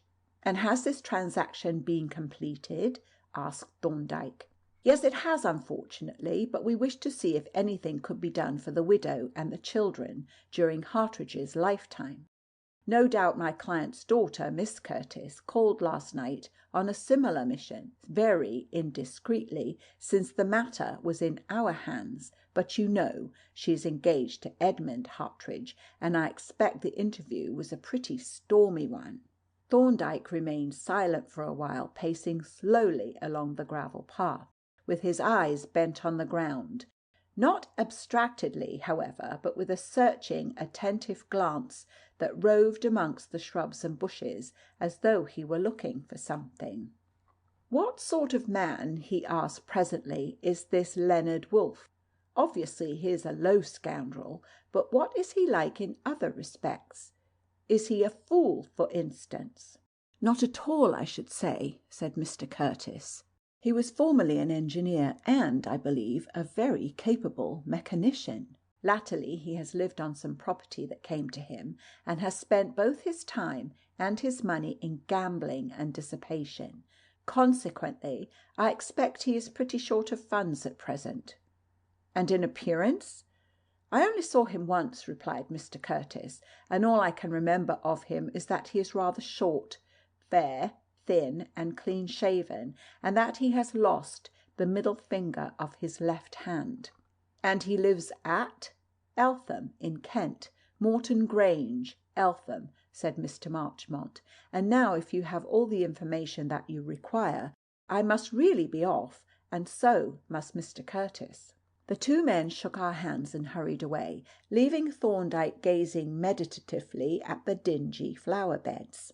A strange and interesting case this, Jervis, said he, stooping to peer under a laurel bush. The inspector is on a hot scent, a most palpable red herring on a most obvious string. But that is his business. Ah, here comes the porter, intent, no doubt, on pumping us, whereas... He smiled genially at the approaching custodian and asked, "Where did you say those houses fronted?" "Cotman Street, sir," answered the porter. "They are nearly all offices." "And the numbers?" "That open second-floor window, for instance." "That is number 6, but the house opposite Mr. Hartridge's rooms is number 8. "Thank you." Thorndyke was moving away, but suddenly turned again to the porter. "By the way," said he, "I dropped something out of the window just now, a small flat piece of metal like this." He made on the back of his visiting card a neat sketch of a circular disc with a hexagonal hole through it, and handed the card to the porter. "I can't say where it fell," he continued. "These flat things scale about so, but you might ask the gardener to look for it. I will give him a sovereign if he brings it to my chambers, for although it is of no value to anyone else, it is of considerable value to me." The porter touched his hand briskly, and as we turned out at the gate, I looked back and saw him already wading among the shrubs. The object of the porter's quest gave me considerable mental occupation. I had not seen Thorndyke drop anything, and it was not his way to finger carelessly any object of value. I was about to question him on the subject when, turning sharply round into Cotman Street, he drew up at the doorway of number 6 and began attentively to read the names of the occupants. "Third floor," he read out, "Mr. Thomas Barlow, commission agent. I think we will look in on Mr. Barlow." He stepped quickly up the stone stairs and I followed, until we arrived, somewhat out of breath, on the 3rd floor. Outside the commission agent's door he paused for a moment, and we both listened curiously to an irregular sound of shuffling feet from within. Then he softly opened the door and looked into the room. After remaining thus for nearly a minute, he looked round at me with a broad smile and noiselessly set the door wide open. Inside, a lanky youth of 14 was practising, with no mean skill, the manipulation of an appliance known by the appropriate name of Diabolo, and so absorbed was he in his occupation that we entered and shut the door without being observed. At length the shuttle missed the string and flew into a large waste-paper basket. The boy turned and confronted us, and was instantly covered with confusion. "Allow me," said Thorndyke, rooting rather unnecessarily in the waste-paper basket, and handing the toy to its owner. "I need not ask if Mr. Barlow is in," he added, "nor if he is likely to return shortly." "He won't be back today," said the boy, perspiring with embarrassment. "He left before I came. I was rather late." "I see," said Thorndyke. "The early bird catches the worm, but the late bird catches the Diabolo. How did you know he would not be back?" "He left a note. Here it is." He exhibited the document, which was neatly written in red ink. Thorndyke examined it attentively, and then asked, "Did you break the inkstand yesterday?" The boy stared at him in amazement. "Yes, I did," he answered. "How did you know?" "I didn't, or I should not have asked. But I see that he has used his stylo to write this note." The boy regarded Thorndyke distrustfully as he continued, "I really called to see if your Mr. Barlow was a gentleman whom I used to know, but I expect you can tell me. My friend was tall and thin, dark and clean-shaved." "This ain't him, then," said the boy. "He's thin, but he ain't tall or dark. He's got a sandy beard, and he wears spectacles and a wig. I know a wig when I see one," he added cunningly, "'cause my father wears one. He puts it on a peg to comb it, and he swears at me when I laugh." "My friend had injured his left hand," pursued Thorndyke. "I dunno about that," said the youth. "Mr. Barlow nearly always wears gloves. He always wears one on his left hand anyhow." "Ah, well, I'll just write him a note on the chance, if you will give me a piece of note-paper. Have you any ink?" "There's some in the bottle. I'll dip the pen in for you." He produced from the cupboard an opened packet of cheap note-paper and a packet of similar envelopes, and having dipped the pen to the bottom of the ink bottle, handed it to Thorndyke, who sat down and hastily scribbled a short note. He had folded the paper and was about to address the envelope when he appeared suddenly to alter his mind. "I don't think I will leave it after all," he said, slipping the folded paper into his pocket. "No, tell him I called, Mr. Horace Budge, and say I will look in again in a day or two." The youth watched our exit with an air of perplexity, and he even came out onto the landing, the better to observe us over the balusters, until, unexpectedly catching Thorndyke's eye, he withdrew his head with remarkable suddenness and retired in disorder. To tell the truth, I was now little less perplexed than the office boy by Thorndyke's proceedings, in which I could discover no relevancy to the investigation that I presumed he was engaged upon, and the last straw was laid upon the burden of my curiosity when he stopped at a staircase window, drew the note out of his pocket, examined it with his lens, held it up to the light, and chuckled aloud. "Luck," he observed, though no substitute for care and intelligence, "is a very pleasant addition. Really, my learned brother, we are doing uncommonly well." When we reached the hall, Thorndyke stopped at the housekeeper's box and looked in with a genial nod. "I have just been up to see Mr. Barlow," said he. "He seems to have left quite early." "Yes, sir," the man replied. "He went away about 8:30. "That was very early, and presumably he came earlier still." "I suppose so," the man assented with a grin, "but I had only just come on when he left." "Had he any luggage with him?" "Yes, sir. There was 2 cases, a square one and a long narrow one about 5 foot long. I helped him to carry them down to the cab." "Which was a 4-wheeler, I suppose?" "Yes, sir." "Mr. Barlow hasn't been here very long, has he?" Thorndyke inquired. "No, he only came in last quarter day, about 6 weeks ago." "Ah, well, I must call another day. Good morning," and Thorndyke strode out of the building and made directly for the cab rank in the adjoining street. Here he stopped for a minute or two to parley with the driver of a 4-wheeled cab, whom he finally commissioned to convey us to a shop in New Oxford Street. Having dismissed the cabman with his blessing and a half-sovereign, he vanished into the shop, leaving me to gaze at the lathes, drills, and bars of metal displayed in the window. Presently he emerged with a small parcel and explained, in answer to my inquiring look, a strip of tool steel and a block of metal for Polton. His next purchase was rather more eccentric. We were proceeding along Holborn when his attention was suddenly arrested by the window of a furniture shop, in which was displayed a collection of obsolete French small arms, relics of the tragedy of 1870, which were being sold for decorative purposes. After a brief inspection, he entered the shop and shortly reappeared carrying a long sword bayonet and an old chasse-pot rifle. "What may be the meaning of this martial display?" I asked as we turned down Fetter Lane. "House protection," he replied promptly. "You will agree that a discharge of musketry followed by a bayonet charge would disconcert the boldest of burglars." I laughed at the absurd picture thus drawn of the strenuous house protector, but nevertheless continued to speculate on the meaning of my friend's eccentric proceedings, which I felt sure were in some way related to the murder in Brackenhurst Chambers, though I could not trace the connection.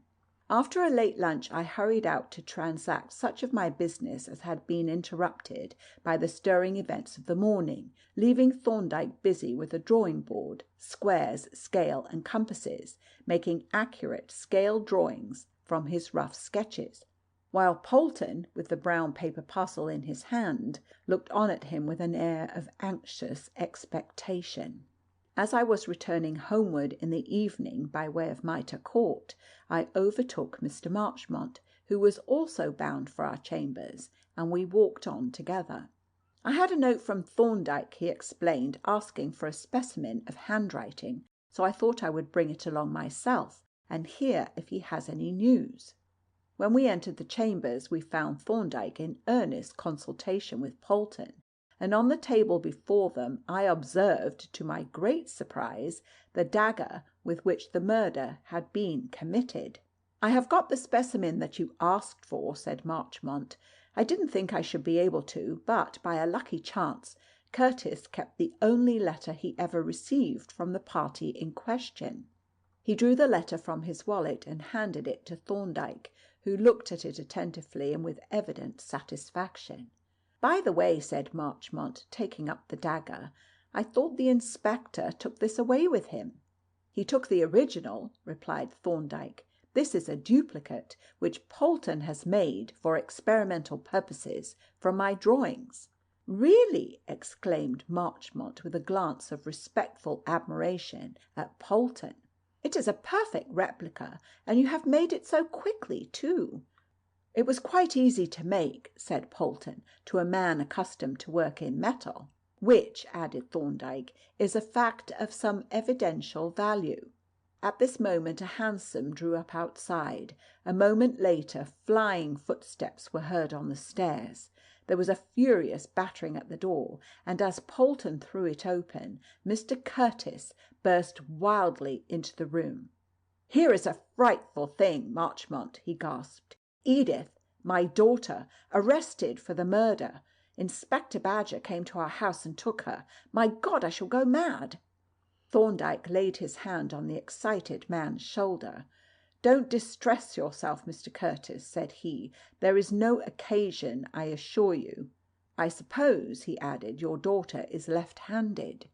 "Yes, she is, by a most disastrous coincidence. But what are we to do? Good God! Dr. Thorndyke, they have taken her to prison. To prison! Think of it! My poor Edith!"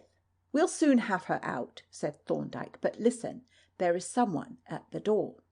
A brisk rat-tat confirmed his statement, and when I rose to open the door, I found myself confronted by Inspector Badger. There was a moment of extreme awkwardness, and then both the detective and Mr. Curtis proposed to retire in favour of the other. "Don't go, Inspector," said Thorndyke. "I want to have a word with you. Perhaps Mr. Curtis would look in again, say in an hour. Will you? We shall have news for you by then, I hope."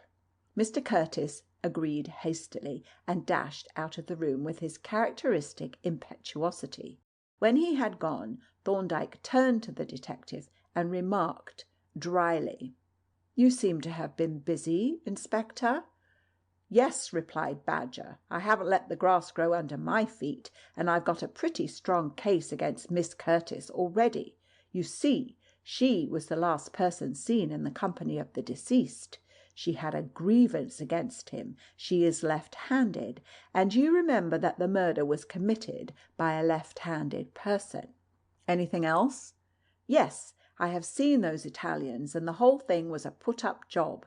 A woman in a widow's dress and veil paid them to go and play the fool outside the building, and she gave them the letter that was left with the porter.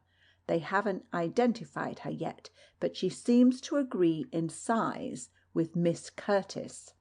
"And how did she get out of the chambers with the door bolted on the inside?" "Ah, there you are. That's a mystery at present, unless you can give us an explanation." The inspector made this qualification with a grin and added, "As there was no one in the place when we broke into it, the murderer must have got out somehow. You can't deny that." "I do deny it, nevertheless," said Thorndyke. "You look surprised," he continued, which was undoubtedly true. "But yet the whole thing is exceedingly obvious. The explanation struck me directly I looked at the body. There was evidently no practicable exit from the flat, and there was certainly no one in it when you entered. Clearly, then, the murderer had never been in the place at all." "I don't follow you in the least," said the inspector. "Well," said Thorndyke, "as I have finished with the case and am handing it over to you, I will put the evidence before you seriatim. Now, I think we are agreed that at the moment when the blow was struck, the deceased was standing before the fireplace, winding the clock. The dagger entered obliquely from the left, and, if you recall its position, you will remember that its hilt pointed directly towards an open window." "Which was 40 feet from the ground?" "Yes, and now we will consider the very peculiar character of the weapon with which the crime was committed." He had placed his hand upon the knob of a drawer when we were interrupted by a knock at the door. I sprang up, and opening it, admitted no less a person than the porter of Brackenhurst Chambers. The man looked somewhat surprised on recognising our visitors, but advanced to Thorndyke, drawing a folded paper from his pocket. "I found the article you were looking for, sir," said he, "and a rare hunt I had for it. It had stuck in the leaves of one of them shrubs." Thorndyke opened the packet, and having glanced inside, laid it on the table. "Thank you," said he, pushing a sovereign across to the gratified official. "The inspector has your name, I think." "We have, sir," replied the porter, and pocketing his fee, he departed, beaming. "To return to the dagger," said Thorndyke, opening the drawer. It was a very peculiar one, as I have said, and, as you will see from this model, which is an exact duplicate. Here he exhibited Polton's production to the astonished detective. You see that it is extraordinarily slender and free from projections and of unusual materials. You also see that it was obviously not made by an ordinary dagger maker, that, in spite of the Italian words scrawled on it, there is plainly written all over it, British Mechanic. The blade is made from a strip of common 3/4-inch tool steel. The hilt is turned from an aluminium rod, and there is not a line of engraving on it that could not be produced in a lathe by any engineer's apprentice. Even the boss at the top is mechanical, for it is just like an ordinary hexagon nut. Then notice the dimensions as shown on my drawing. The parts A and B, which just project beyond the blade, are exactly similar in diameter, and such exactness could hardly be accidental. They are each parts of a circle having a diameter of 10.9 millimeters, a dimension which happens, by a singular coincidence, to be exactly the caliber of the old Chassepot rifle, specimens of which are now on sale at several shops in London. Here is one, for instance. He fetched the rifle that he had bought from the corner in which it was standing, and lifting the dagger by its point, slipped the hilt into the muzzle. When he let go, the dagger slid quietly down the barrel until its hilt appeared in the open breech. "Good God!" exclaimed Marchmont. "You don't suggest that the dagger was shot from a gun?" "I do indeed, and you now see the reason for the aluminium hilt, to diminish the weight of the already heavy projectile, and also for this hexagonal boss on the end." "No, I do not," said the inspector, "but I say that you are suggesting an impossibility." "Then," replied Thorndyke, "I must explain and demonstrate. To begin with, this projectile had to travel point foremost, therefore it had to be made to spin, and it certainly was spinning when it entered the body, as the clothing and the wound showed us. Now, to make it spin, it had to be fired from a rifled barrel, but as the hilt would not engage in the rifling, it had to be fitted with something that would. That something was evidently a soft metal washer, which fitted onto this hexagon, and which would be pressed into the grooves of the rifling, and so spin the dagger, but would drop off as soon as the weapon left the barrel. Here is such a washer, which Polton has made for us." He laid on the table a metal disc with a hexagonal hole through it. "This is all very ingenious," said the inspector, "but I say it is impossible and fantastic." "It certainly sounds rather improbable," Marchmont agreed. "We will see," said Thorndyke. "Here is a makeshift cartridge of Polton's manufacture, containing an 1/8 charge of smokeless powder for a 20-bore gun." He fitted the washer onto the boss of the dagger in the open breech of the rifle, pushed it into the barrel, inserted the cartridge, and closed the breech. Then, opening the office door, he displayed a target of padded strawboard against the wall. "The length of the 2 rooms," said he, "gives us a distance of 32 feet. Will you shut the windows, Jervis?" I complied, and he then pointed the rifle at the target. There was a dull report, much less loud than I had expected, and when we looked at the target, we saw the dagger driven in up to its hilt at the margin of the bull's-eye. "You see," said Thorndyke, laying down the rifle, "that the thing is practicable. Now for the evidence as to the actual occurrence. First, on the original dagger there are linear scratches, which exactly correspond with the grooves of the rifling. Then there is a fact that the dagger was certainly spinning from left to right, in the direction of the rifling, that is, when it entered the body. And then there is this, which, as you heard, the porter found in the garden." He opened the paper packet. In it lay a metal disc, perforated by a hexagonal hole. Stepping into the office, he picked up from the floor the washer that he had put on the dagger and laid it on the paper beside the other. The two discs were identical in size, and the margin of each was indented with identical markings, corresponding to the rifling of the barrel. The inspector gazed at the two discs in silence for a while. Then, looking up at Thorndyke, he said, "I give in, Doctor. You're right beyond all doubt, but how you came to think of it beats me into fits.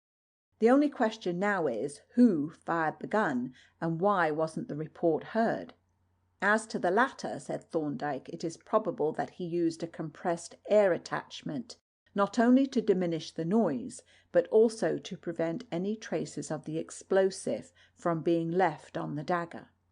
As to the former, I think I can give you the murderer's name, but we had better take the evidence in order. You may remember," he continued, "that when Dr. Jervis stood as if winding the clock, I chalked a mark on the floor where he stood. Now, standing on that marked spot and looking out of the open window, I could see two of the windows of a house nearly opposite.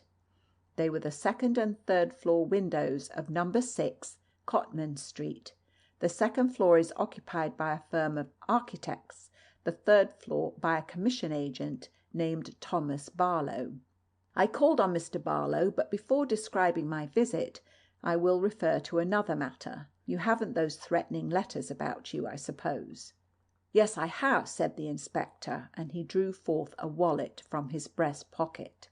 "Let us take the first one then," said Thorndyke. "You see that the paper and the envelope are of the very commonest and the writing illiterate, but the ink does not agree with this. Illiterate people usually buy their ink in penny bottles. Now, this envelope is addressed with Draper's dichroic ink, a superior office ink sold only in large bottles, and the red ink in which the note is written is an unfixed scarlet ink, such as is used by draftsmen, and has been used, as you can see, in a stylographic pen. But the most interesting thing about this letter is the design drawn at the top. In an artistic sense, the man could not draw, and the anatomical details of the skull are ridiculous. Yet the drawing is very neat.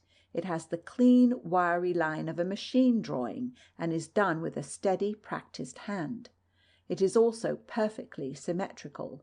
The skull, for instance, is exactly in the centre, and when we examine it through a lens, we see why it is so, for we discover traces of a pencilled centre line and ruled cross lines.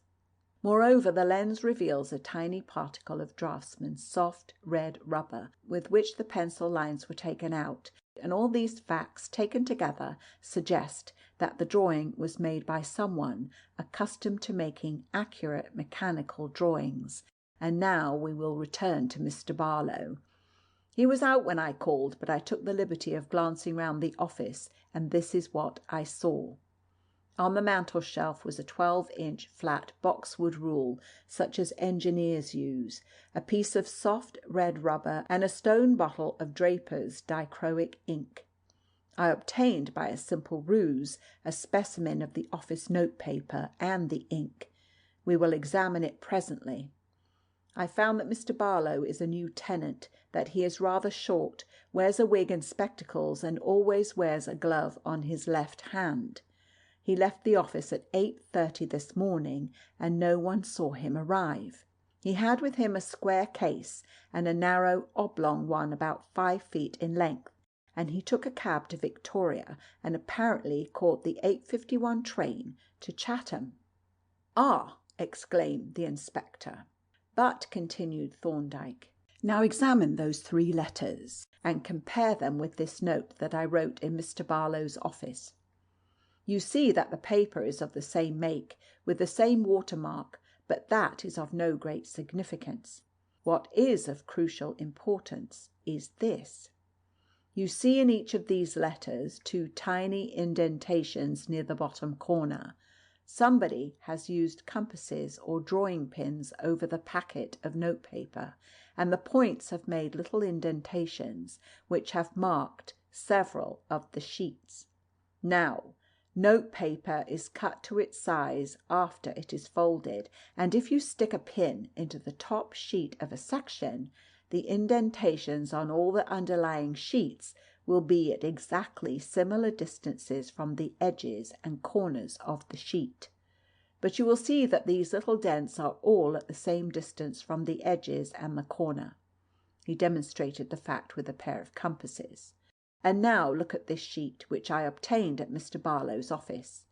There are 2 little indentations, rather faint, but quite visible, near the bottom corner, and when we measure them with the compasses, we find that they are exactly the same distance apart as the others, and the same distance from the edges and the bottom corner. The irresistible conclusion is that these 4 sheets came from the same packet. The inspector started up from his chair and faced Thorndyke. "Who is this Mr. Barlow?" he asked. "That," replied Thorndyke, "is for you to determine, but I can give you a useful hint. There is only one person who benefits by the death of Alfred Hartridge, but he benefits to the extent of £20,000. His name is Leonard Wolfe, and I learn from Mr. Marchmont that he is a man of indifferent character, a gambler and a spendthrift. By profession he is an engineer, and he is a capable mechanician. In appearance he is thin, short, fair, and clean-shaven, and he has lost the middle finger of his left hand. Mr. Barlow is also short, thin, and fair, but wears a wig, a beard, and spectacles, and always wears a glove on his left hand. I have seen the handwriting of both these gentlemen, and should say that it would be difficult to distinguish one from the other." "That's good enough for me," said the inspector. "Give me his address, and I'll have Miss Curtis released at once." The same night Leonard Wolfe was arrested at Eltham, in the very act of burying in his garden a large and powerful compressed air rifle. He was never brought to trial, however, for he had in his pocket a more portable weapon, a large-bore Derringer pistol, with which he managed to terminate an exceedingly ill-spent life. "And after all," was Thorndyke's comment when he heard of the event, "he had his uses. He has relieved society of 2 very bad men, and he has given us a most instructive case. He has shown us how a clever and ingenious criminal may take endless pains to mislead and delude the police, and yet, by inattention to trivial details, may scatter clues broadcast. We can only say to the criminal class generally, in both respects, go thou and do likewise." End of chapter 7.